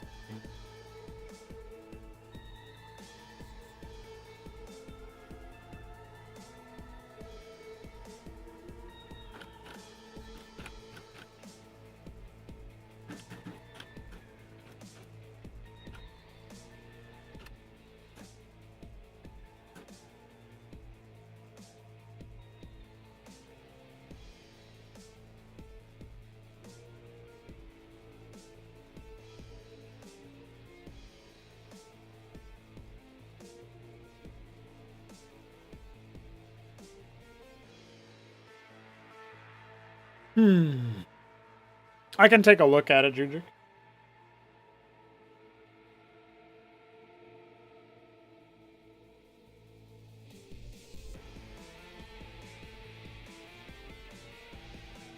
Yeah, I don't know how easy it would be to... I know I have the center tiles to it.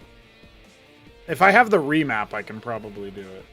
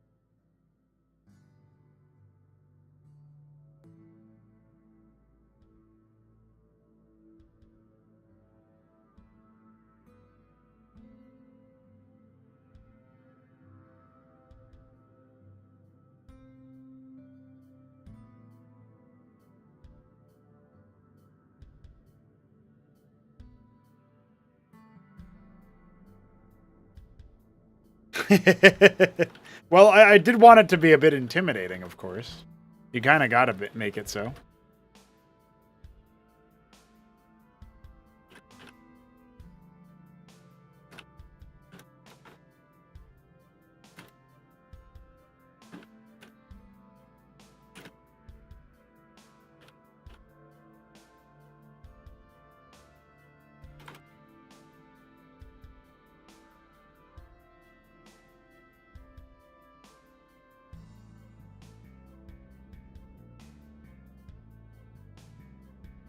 Yeah. I think it's pretty immersive.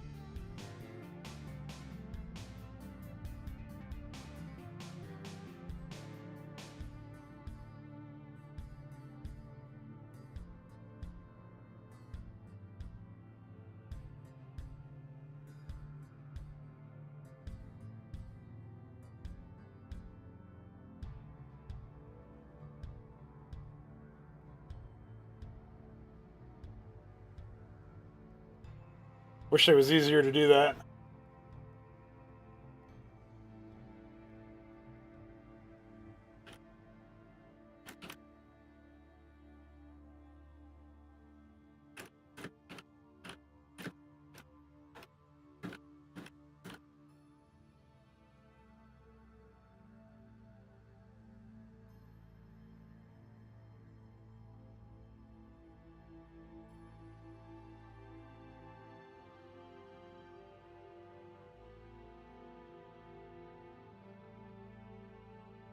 Get clown, get clown.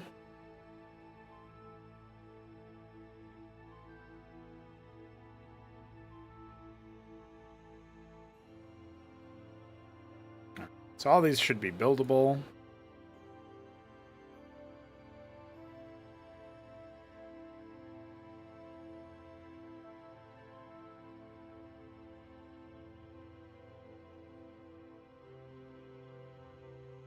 Oh, I should probably sync up my changes. Oh, man. I didn't update the icon for the Matador. I forgot about that.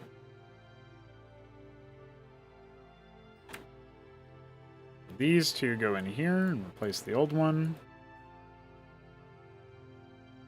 256 and 371 are what we're looking for here.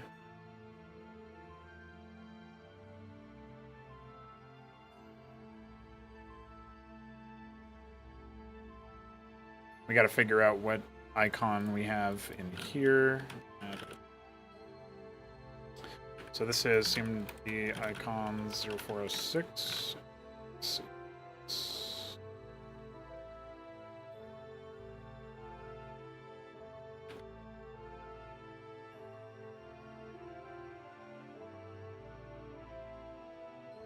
$5.30.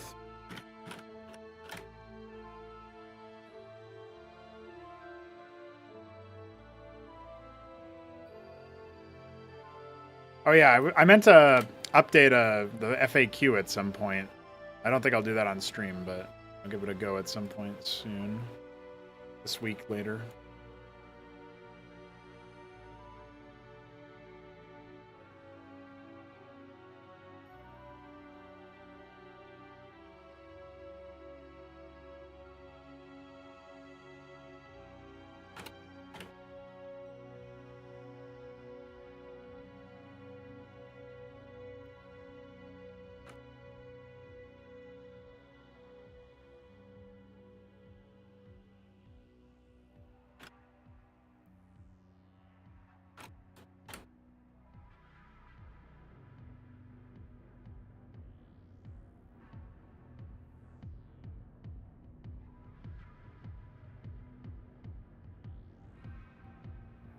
I wonder if I should test that at some point. If having, like, for example, we have these 3 files here, and then I cut them. Oh wait, no, that's not how it would work. So if I go into this, we've got Byte, Byte 2, and Blasters, and I copy these 3 files. Drag? No, I can't paste them in. I was thinking this. I was wondering if I could, like, if it would automatically find the file names that I'm trying to paste over, but.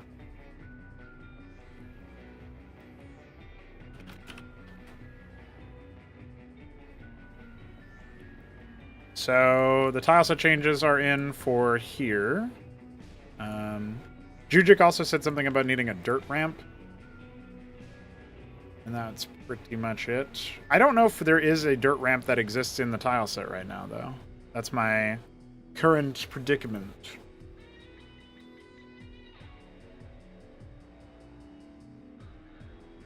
Maybe I could try taking the stuff that's used in, like, Demoloon or whatever.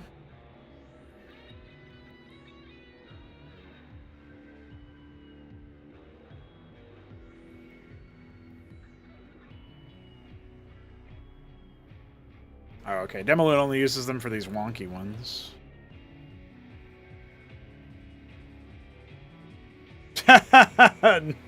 Not quite, Doglift. Not quite. I feel like the original Overwatch probably used those same things.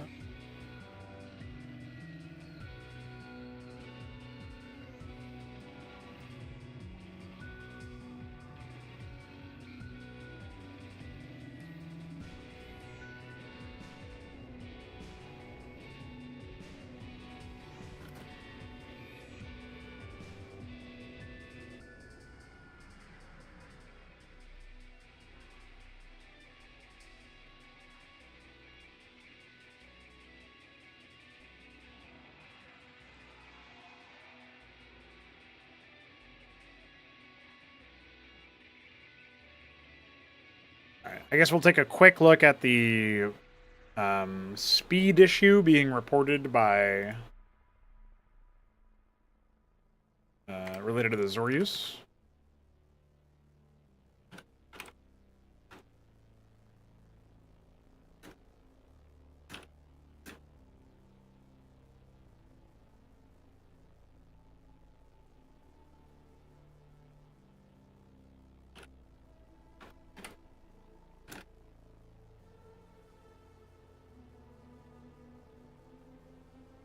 Oh, interesting.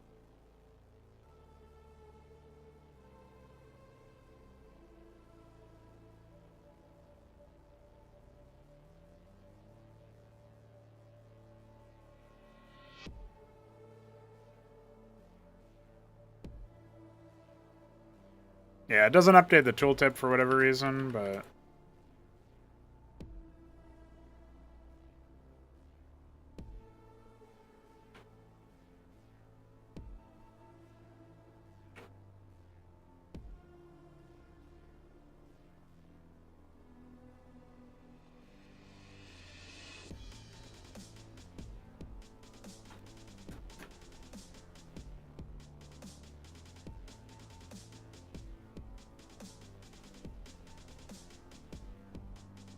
What was his bug report for the other one?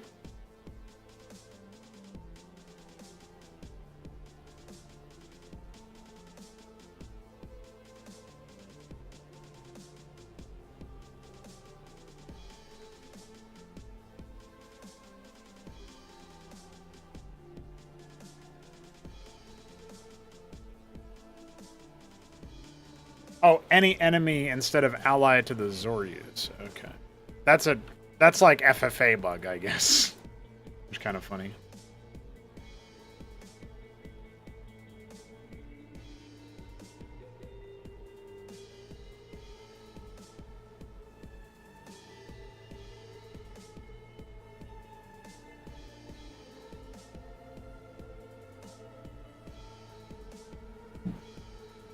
All right, so what we need is, instead of checking the target player, we need a unit to be tagged with the Swarming Omen debuff.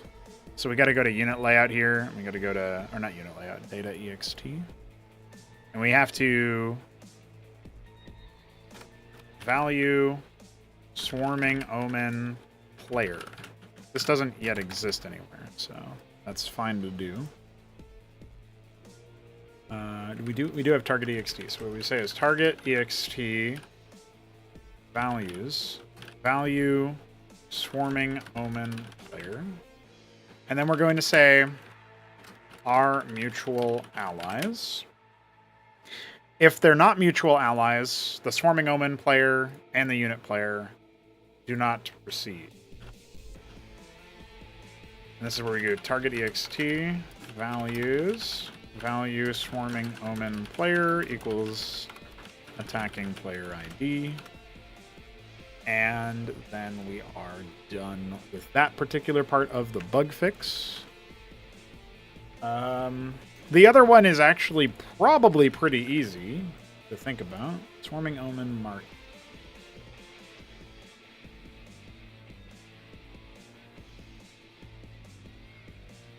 Well, what exactly, when we go to unit speed, how does it exactly track this?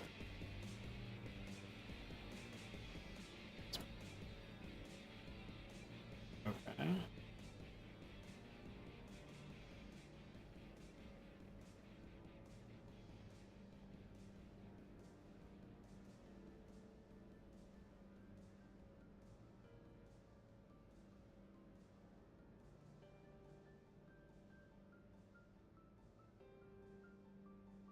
target does not have the Swarming Omen debuff. Oh, I see. Right. Yeah, okay. That kind of makes sense. We're running a search on every unit if they have the Swarming Omen search. And the Swarming Omen search...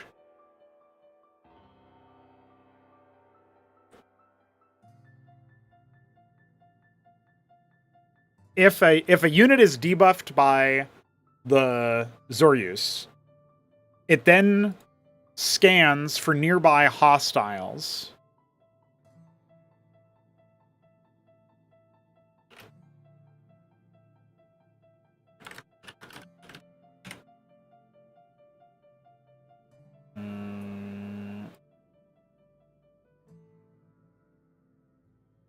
Let me see an example.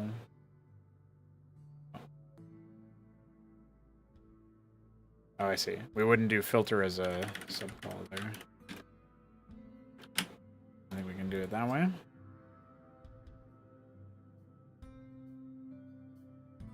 Yeah, after the range. Okay, easy enough. All right, well then we can get rid of this part. Not that it saves us much performance, but whatever. And then... So for every enemy to the marked, the debuffed unit... Oh, I guess we could add the check here as well. This would be another thing so that we have less targets to apply the Swarming Omen Surge to. And it would allow us to remove the other part here. Yeah, I guess we would say if our mutual allies, target player, target unit ext values value Swarming Omen player. Continue. That's what we would do there. So if you haven't found a hostile that is allied to the whoever owned the Zoryus that tagged you, then skip that unit. Like if that unit doesn't pass this check, skip it. So that's like the extra code here would just be a fallback, but we should never need it. So we can probably just get rid of this part for the ally check. It's no longer necessary. That's fine. Still fixes the bug. It's just a different way to do it, a little bit more efficient than what we were going to do.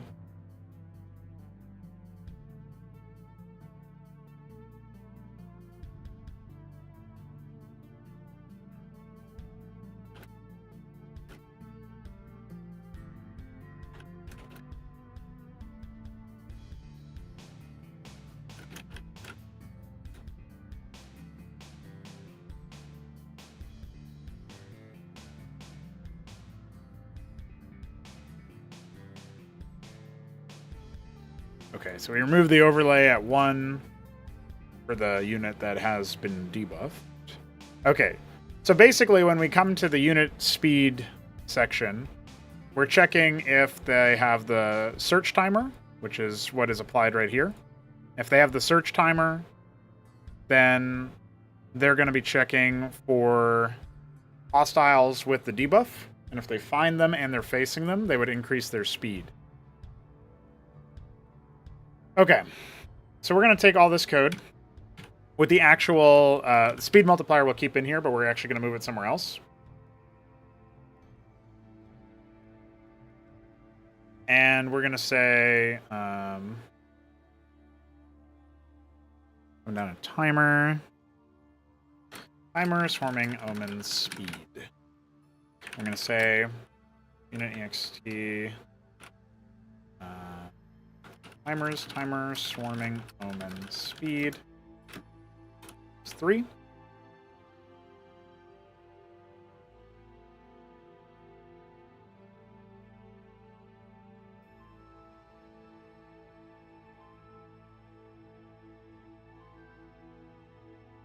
And then unit ext timer Swarming Omen speed is less than 2, I guess. Oh, is greater than... No. What did we say? Yeah. We only want to check this again in 1 frame. I I could probably re-enable it now, Jack, but the reason why we disabled it is because randomness was causing desyncs way back. We think we fixed all the random desyncs, like the RNG desyncs. Pretty sure we fixed all that.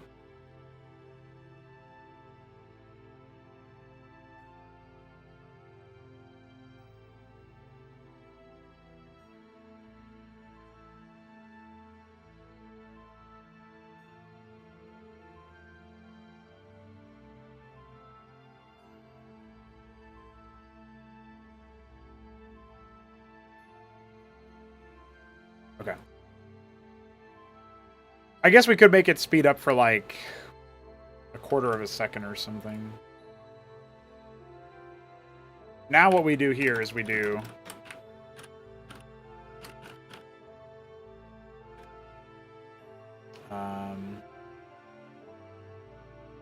is greater than 1. And we can link these two together.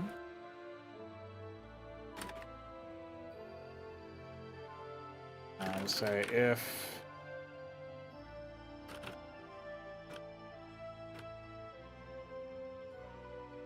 greater than 1.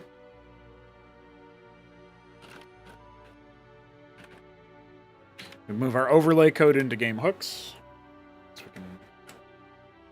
This should fix it for Flingy. We never noticed it for Flingy because Zerg don't have many Flingy units. They have air units, and that's it. They don't have any ground Flingy units like the Vulture or, I guess, the Servitor. Oh, Manifold is also a Flingy unit for Protoss. So, anyway. We were kind of unlikely to notice, right?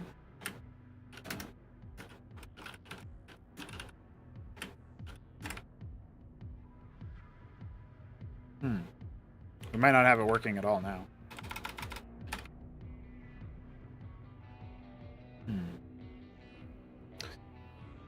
All right, let's look for a logical error that we obviously made. Probably with a greater than or less than sign, is my bet. So what we do here is we say, well, in weapon damage, we apply the Swarming Omen player, right? And then we check here. We tag Swarming Omen, overlay. If the debuff is 1, 2, Zerg Arty that fling. Oh, yeah. Talk about a Flingy unit, right? Cathrostal. That's pretty cool, in my opinion.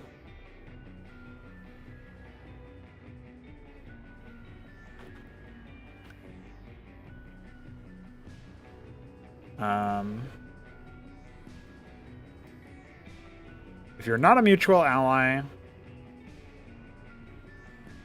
Yeah. So this search is supposed to grab, like, our Vulture or our Eidolon here. And we are not a mutual ally of the Nexus, but we are a mutual ally of the Swarming Omen player, which is being set by the weapon damage code here. Values Swarming Omen player. Just making sure we didn't screw something up there with the values or timers thing. Then we have...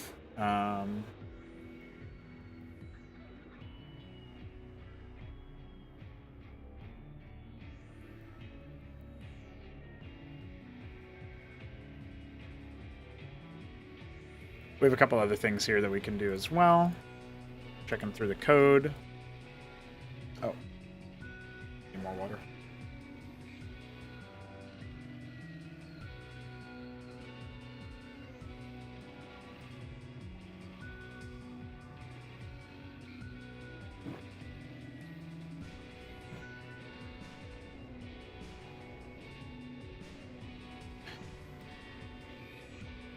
So if the Swarming Omen speed is greater than 1 for the timers here, then that's something that we need to deal with. Oh!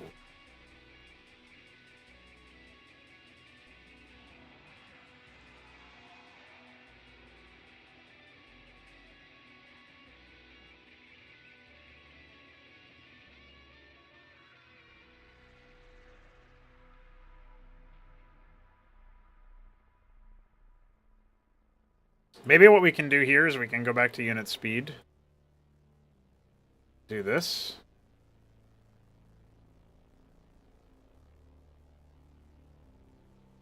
And then we can come here and say, if you have the search, you should be updating your speed, I guess. That might be performance cost, but...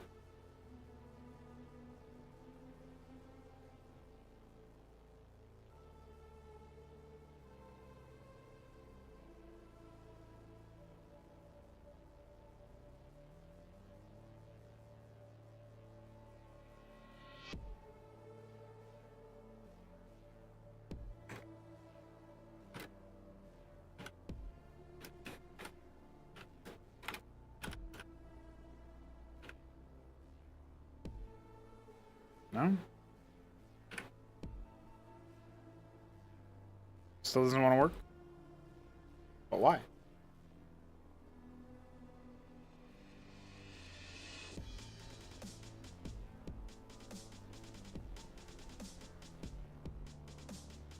Flingy Rocore! Fuck yeah, brother.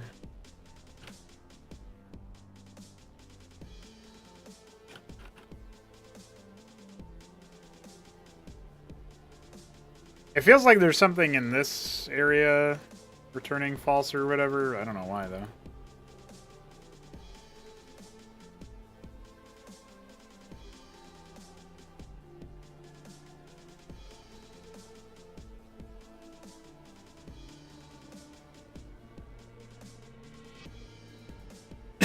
Okay, return true.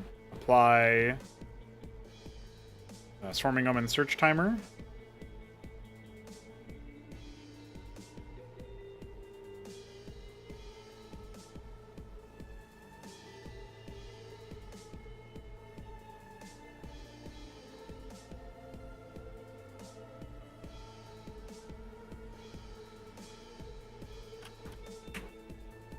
Okay, well, whatever. There's no Maverick in that area, so it's just filtering through every fucking thing in the game.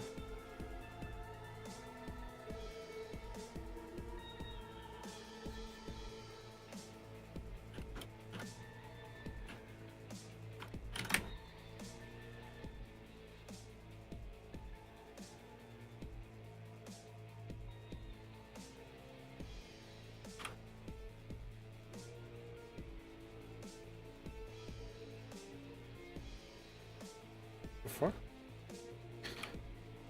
Fuck you, Visual Studio.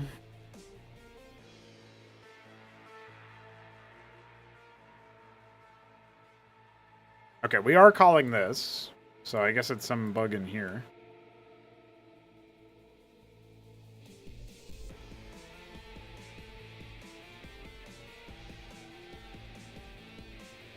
It could be that indeed we are not actually doing it. Well, the Swarming Omen speed timer should be less than 2, so this part shouldn't really matter.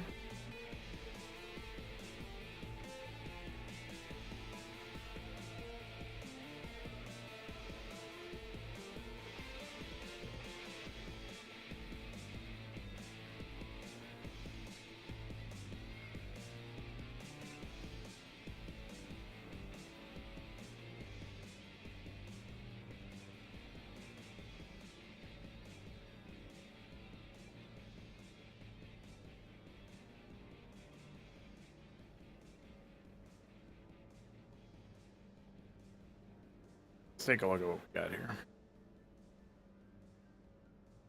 So all we did was we added a filter enemy and we changed the comparison here. Consolidated that into one line. This shouldn't really change the functionality of this very much. And we know that should update speed is being set here by the timer swarming omen search. And if this exists for the timer swarming omen search, then this part of the conditional will pass. So, but we never get into here, no matter what we do.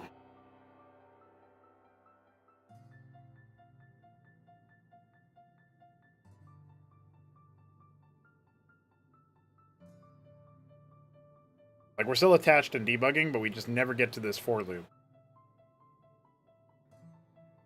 Ah ha ha ha ha ha. Got him.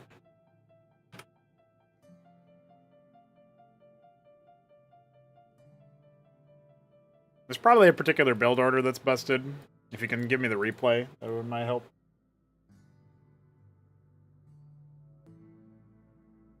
Maybe it's a personality thing as well. I won't claim to have fixed everything about them, that's for sure. Yeah, thanks.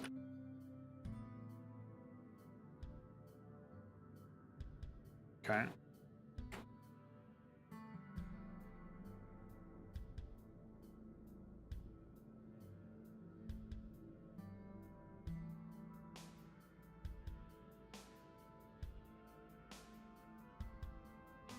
All right, it looks like it's working as intended now.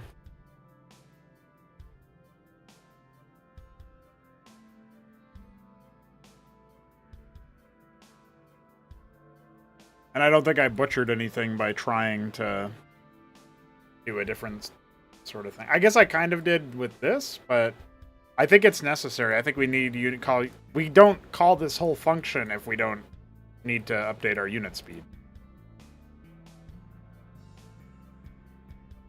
I guess I could add the, there was something I did here. If unit ext timers, timer unit, timer swarming omen search, and the speed is greater than 1. Speed timer. I guess we can just say this. Kind of the same thing after all. Oh no, it's not really. But I don't think it needed to be.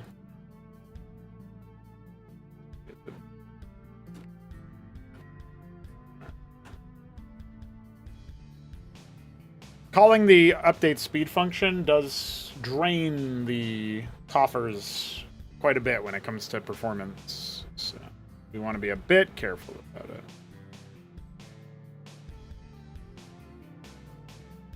Let's come into patch notes and say for bug fixes, gameplay.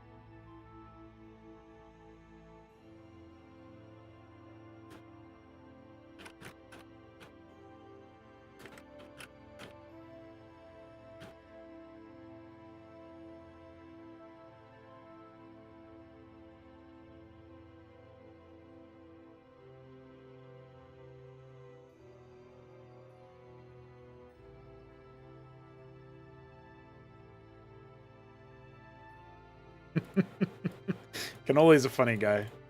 All right. So I think that is a good bug fix to send up. I'm trying to think about anything else that we can slap together real quick. I know we were in the midst of doing some tile set adjustments. Good to do those. Then I think I am going to go ahead and break for dinner. Since I wasn't able to actually eat dinner, there was no dinner yet. Dinner was still in progress. Much like the epic that you are seeing.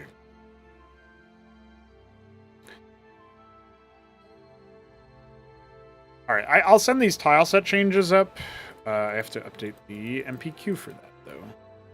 The editor is. If Jujic is still around, please make yourself known, sir.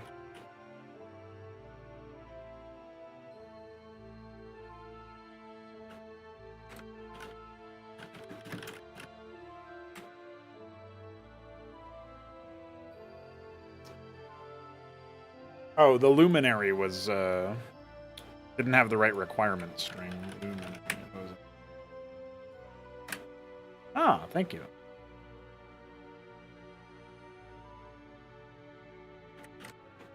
Yeah, the Terran Minery.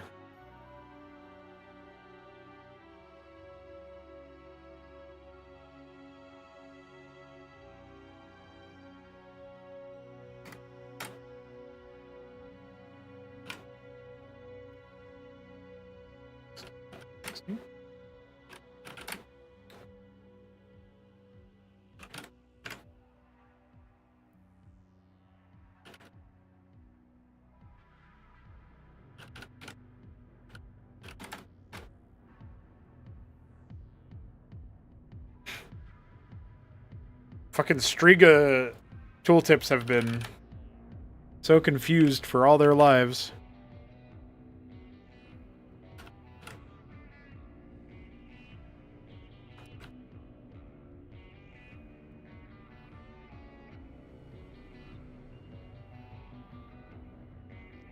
I wouldn't really call them that. Okay.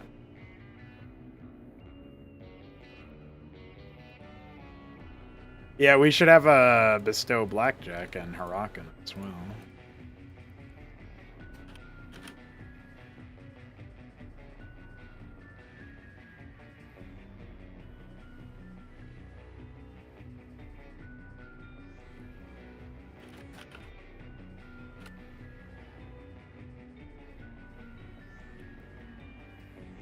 Oh.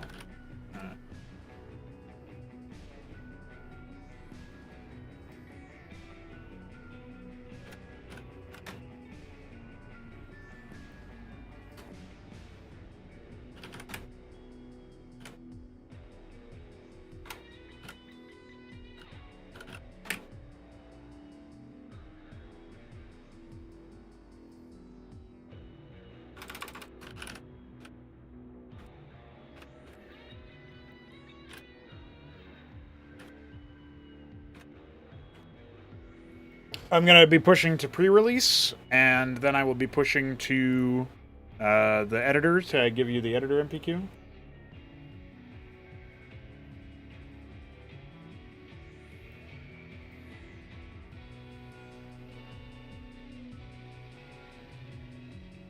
Just adding a couple of strings here.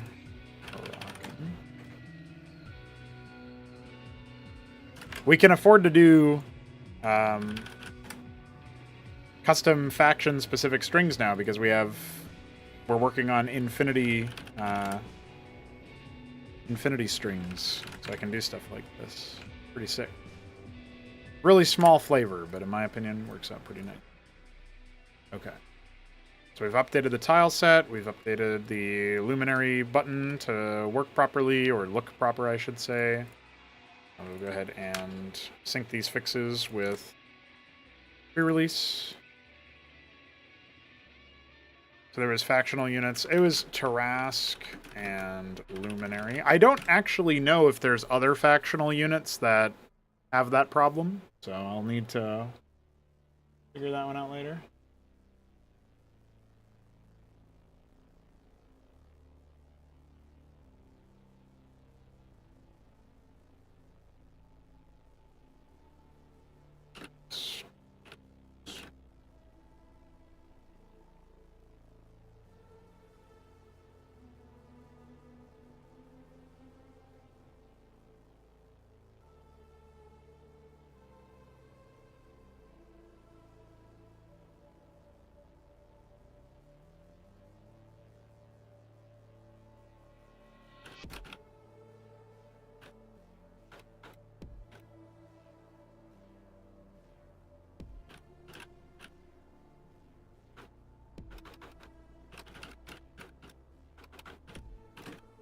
Alright, so you'll playtest your map on pre-release, Jujik, and I'll grab you the editor MPQ and sync that up next.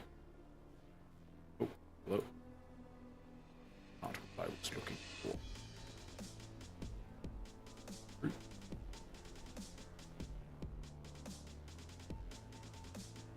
And while I'm at it, I can go ahead and update Maximus, because it received an update.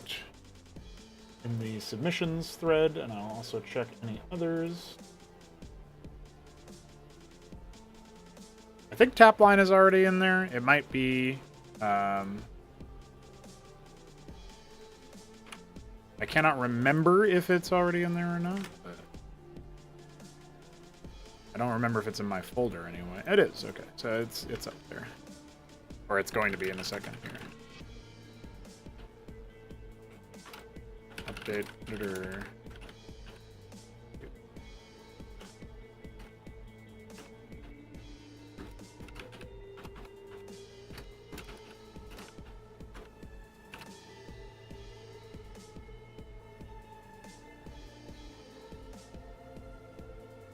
All right.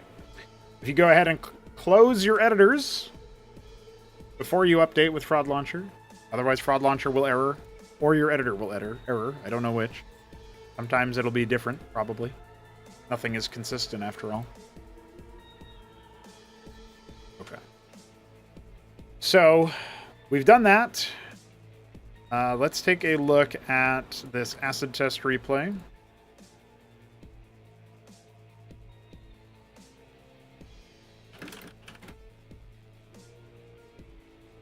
Oh yeah, I can't control Z in File Pilot yet. They haven't achieved that functionality.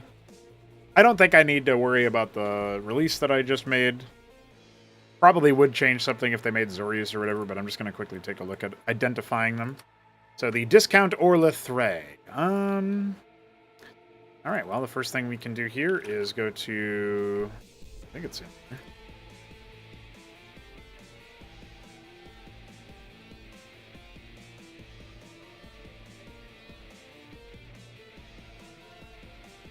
Oh, I should reactivate the Easter egg unit names as well. Forgot about that one.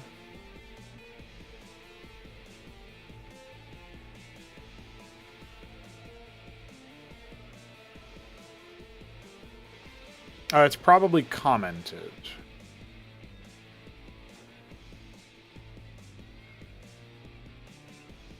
I guess I have to look at...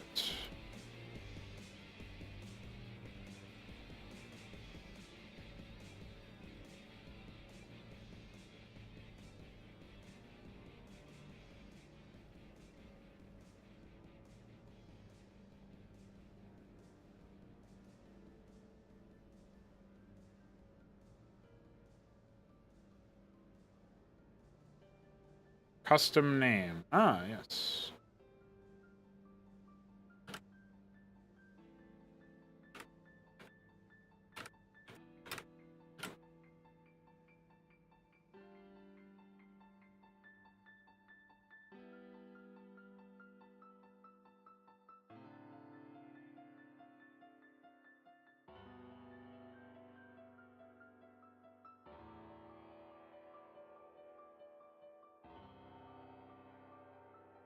All right, let's take a look. He hatched first into pool. We heard the pool. I heard the pool just be made, so he's got a lot of money. He's definitely not using. All right. Anyway, that was like a total side tangent.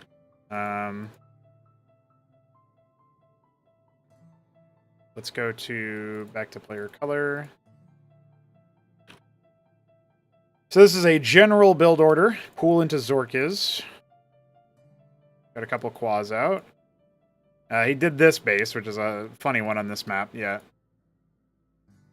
AI are not super well supported on this map because of this. I don't even know why they take that instead. They should just not value that at all. Eventually, we'll try to improve that later. Spending down some of his money now as he spends down the minerals on that third and fourth base, I suppose. Yeah, no Larvosk, interestingly enough. When you're fighting Zerg AI, how often do you see Larvosk, out of curiosity? The big issue right now is he doesn't have much production, so... He's making worker, because that's what you do as Zerg.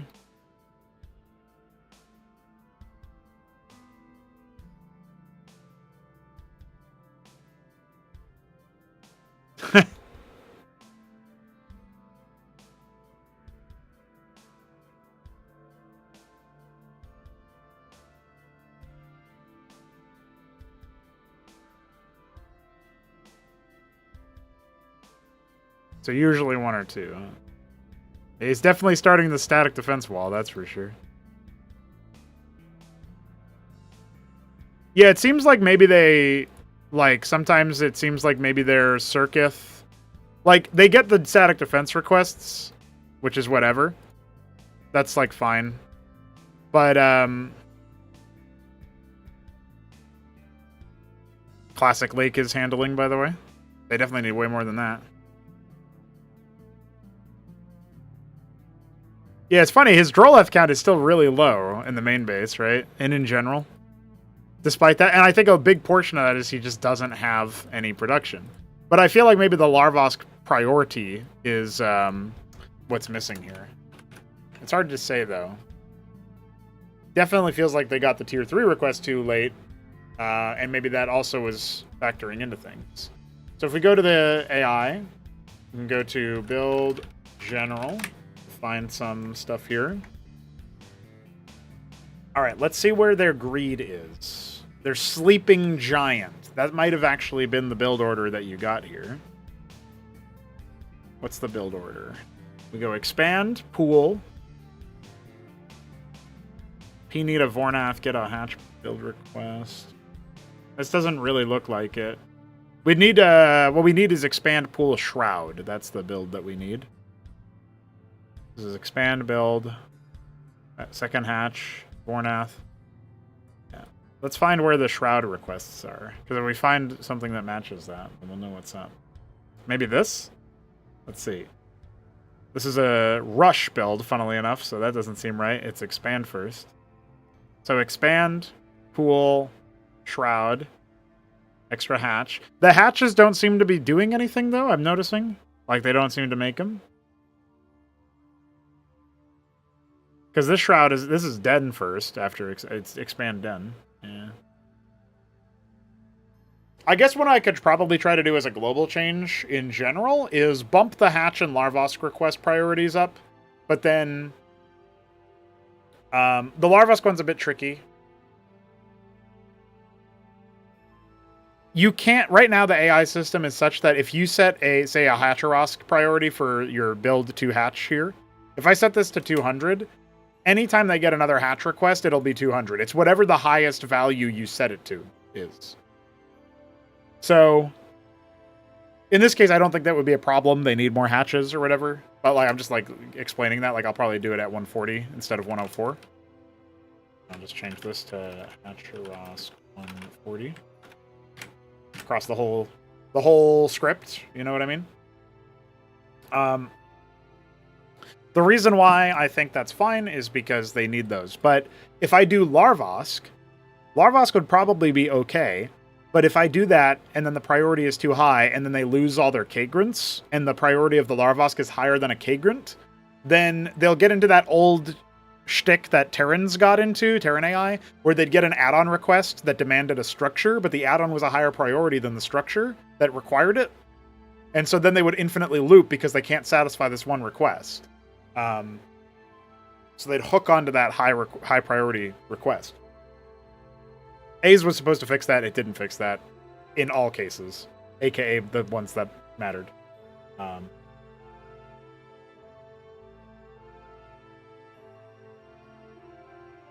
So with that in mind, we had this idea to take the Larvosk and bump it up a notch.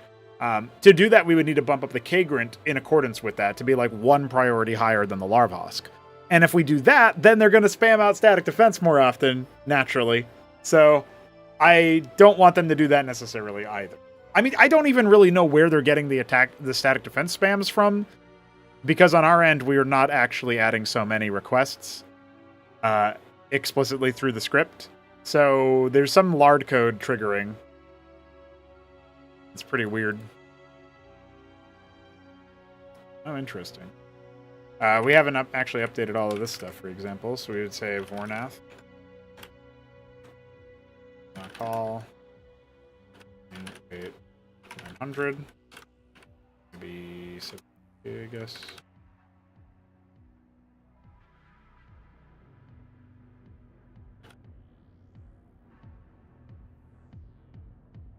But the other thing that I should probably do as a general note here is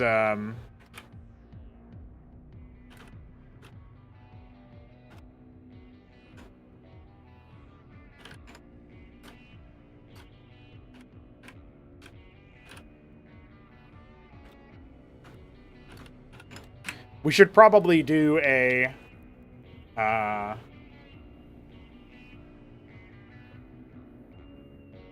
push their expand firsts back for the anything that's a rush, and anything that's like a timing build should probably also have it, although timing is probably fine to have it, but rushes in particular should not have it. I think that's probably a fair statement.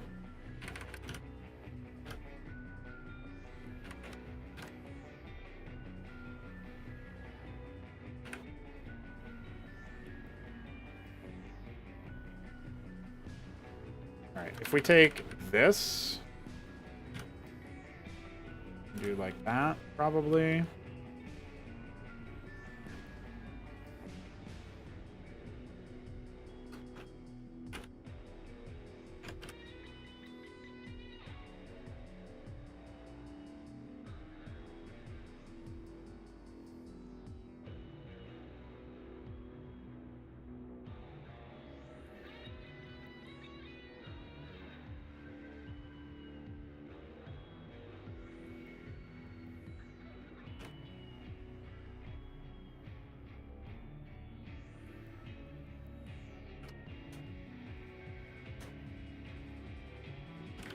I think it's that, actually.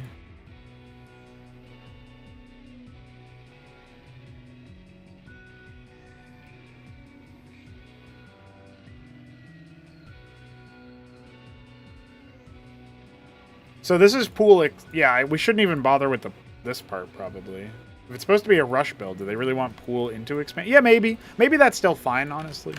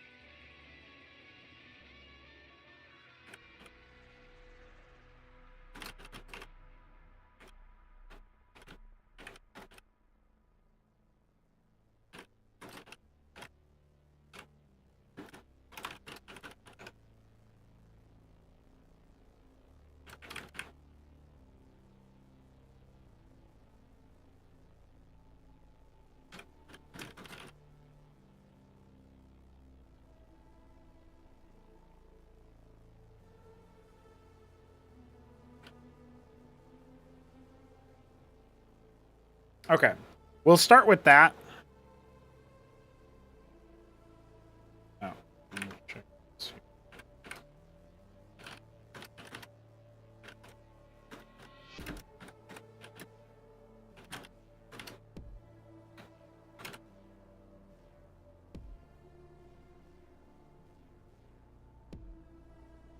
I'm gonna scan through the other build orders here.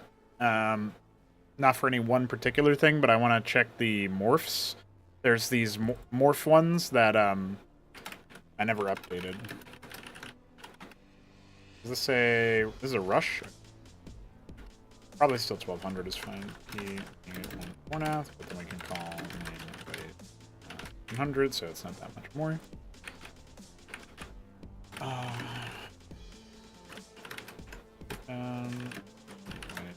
100.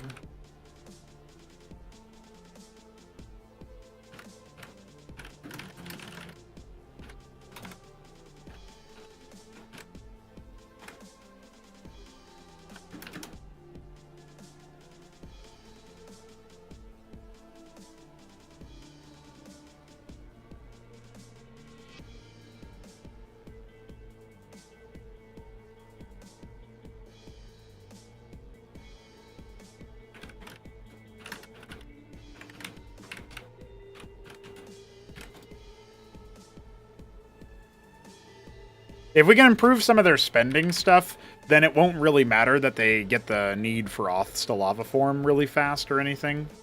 So I think that's probably fine.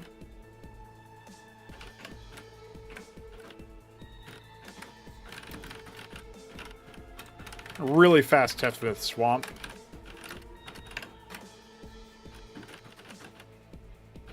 And reasonably fast. Is CAG. Okay. Yeah, I just mean that, like, they got the request for the Authstol, but they didn't spend their bank down beforehand.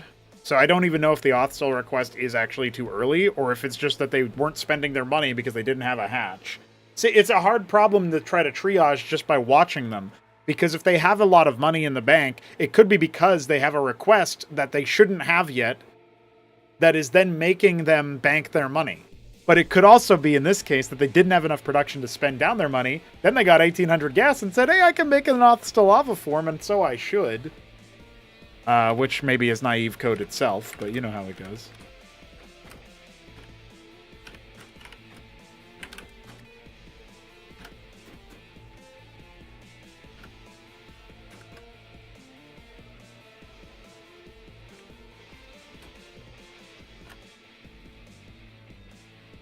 Well, I'm saying that that's a possibility, and I would need a little bit more testing to figure out which one it is. It's more probable, actually, that the Authstol lava form request is just coming in way too early, but I can deal with that pretty easily. Maybe I'll even do a cheeky little safeguard here. But I kind of want to, even though it might result in a worse experience for a short time than what it could be if I fixed everything at once, I do kind of want to see how these changes manifest, and then see where we go from there.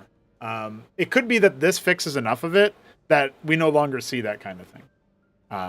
But if we do still see that thing, then we know, okay, we got to do some more work. It's more definitive instead of me just fixing everything at once, even though that might be more optimal or ideal. I don't know. I got to think about that, I guess. But that means I'll have time to let people run through some AI games. It's also really nice that we have Smarty Cakes trying to organize more AI bashes.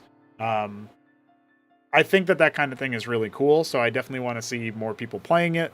And, you know, that's going to be really good for the casual players as well. You know what I mean? So, yeah. Hopefully we get more people doing, like, co-op scenarios and stuff for things that are related to that. Okay, we got the pool. After that, we do P need 1 Vornath, and then we call main. Wait. 3600 for the Calcure, and then wait for the Iroll and do Spire.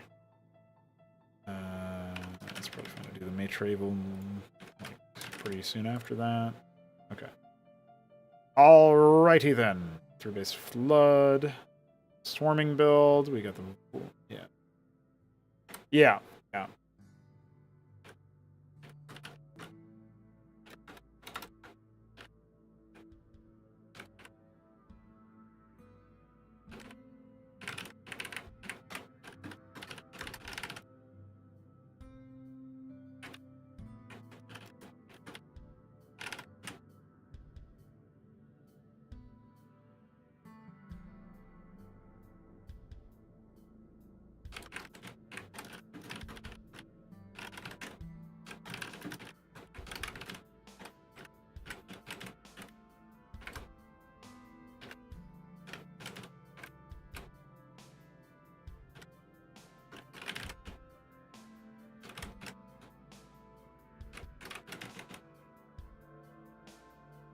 What the fuck? Why is that there?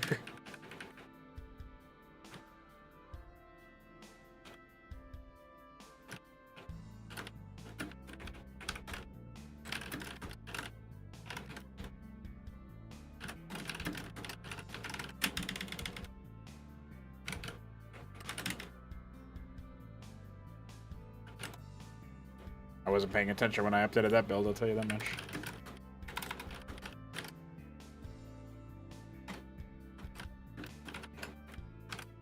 Paradoxically, we probably want a long wait before the pool turns into a Vornath here, because otherwise it will just go straight for it.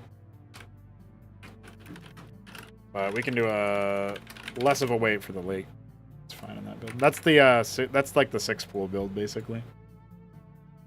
7 pool, I think.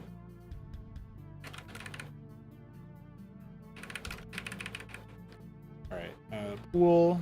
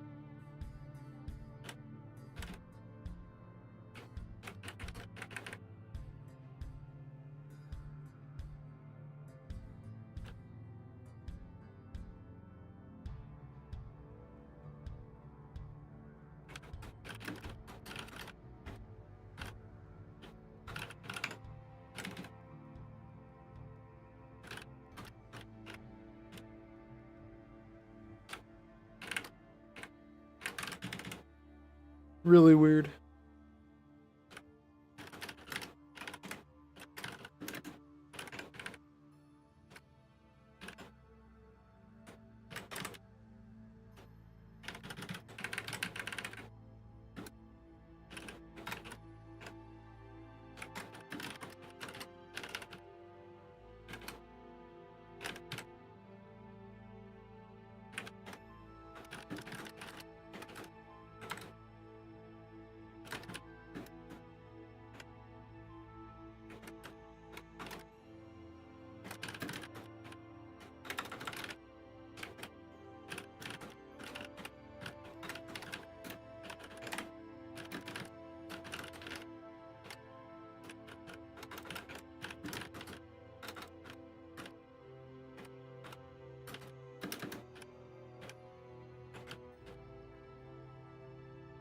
Okay.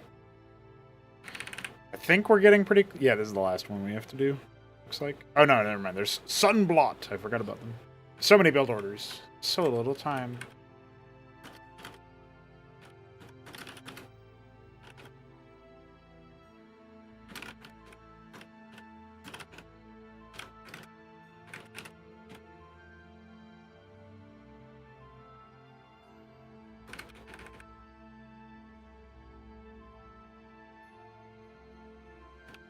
Hey, what's up, Smarty? Chimera. I haven't seen the Chimera, I don't think. I was just saying, thanks for organizing those AI bashes. The casual players are definitely going to enjoy those, and we need those casual players. We need them! All well and good we got the pro attention, but we need them casuals to be on board and having a good time gaming. You know what I'm saying?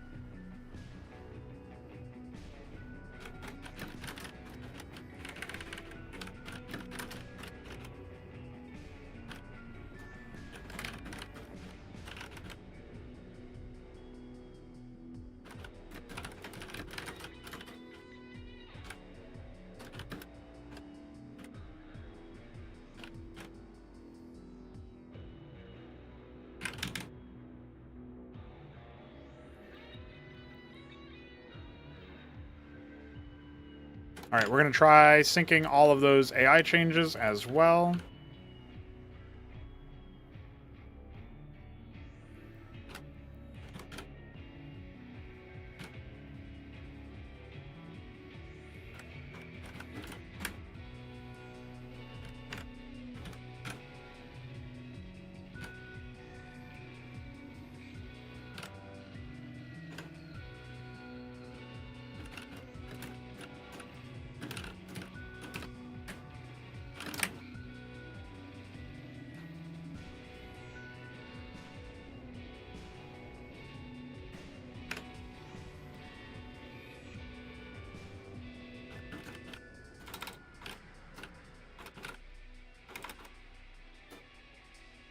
I still haven't eaten dinner.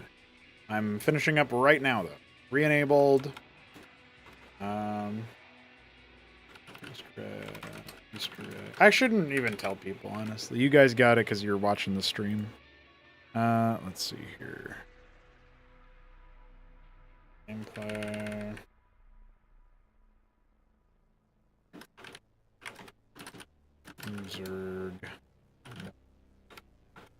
Zerg structure, mutation, and Hatcheros priorities. Hopefully resolving some build bugs.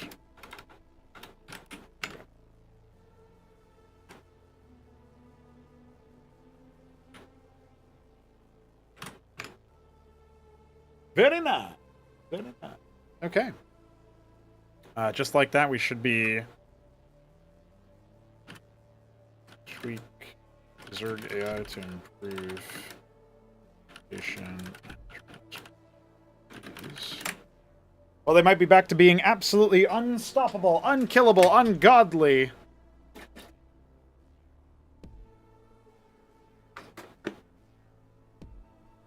But you'll have to let me know when you play with them.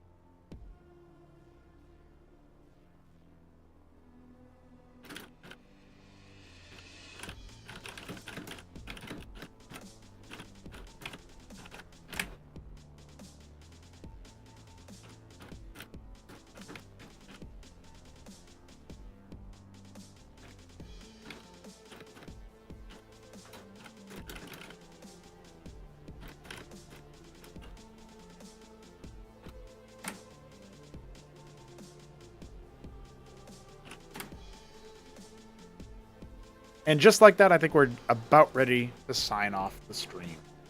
Thanks for hanging out, guys. We're going to be raising some more money for the show matches pretty soon. So if you have any spare cash to splash, feel free to drop your cash anywhere you like. But GG's, we're going to be going to some weekend wage games tomorrow. And tomorrow night is also when the grand final of the Tribunal of Tyranny will be played. Terran versus Terran, the most glorious matchup, of course. So we'll probably cast that on Wednesday. Oh, I said tomorrow I would cast the weekend wage games. I actually don't know if I will because I don't know if I'm streaming tomorrow yet. So you guys are going to have to stay tuned on the Discord server to find out information about that. Because, of course, my streaming, not always a guarantee these days. But I will eat dinner now and worry about that later. GG. Peace.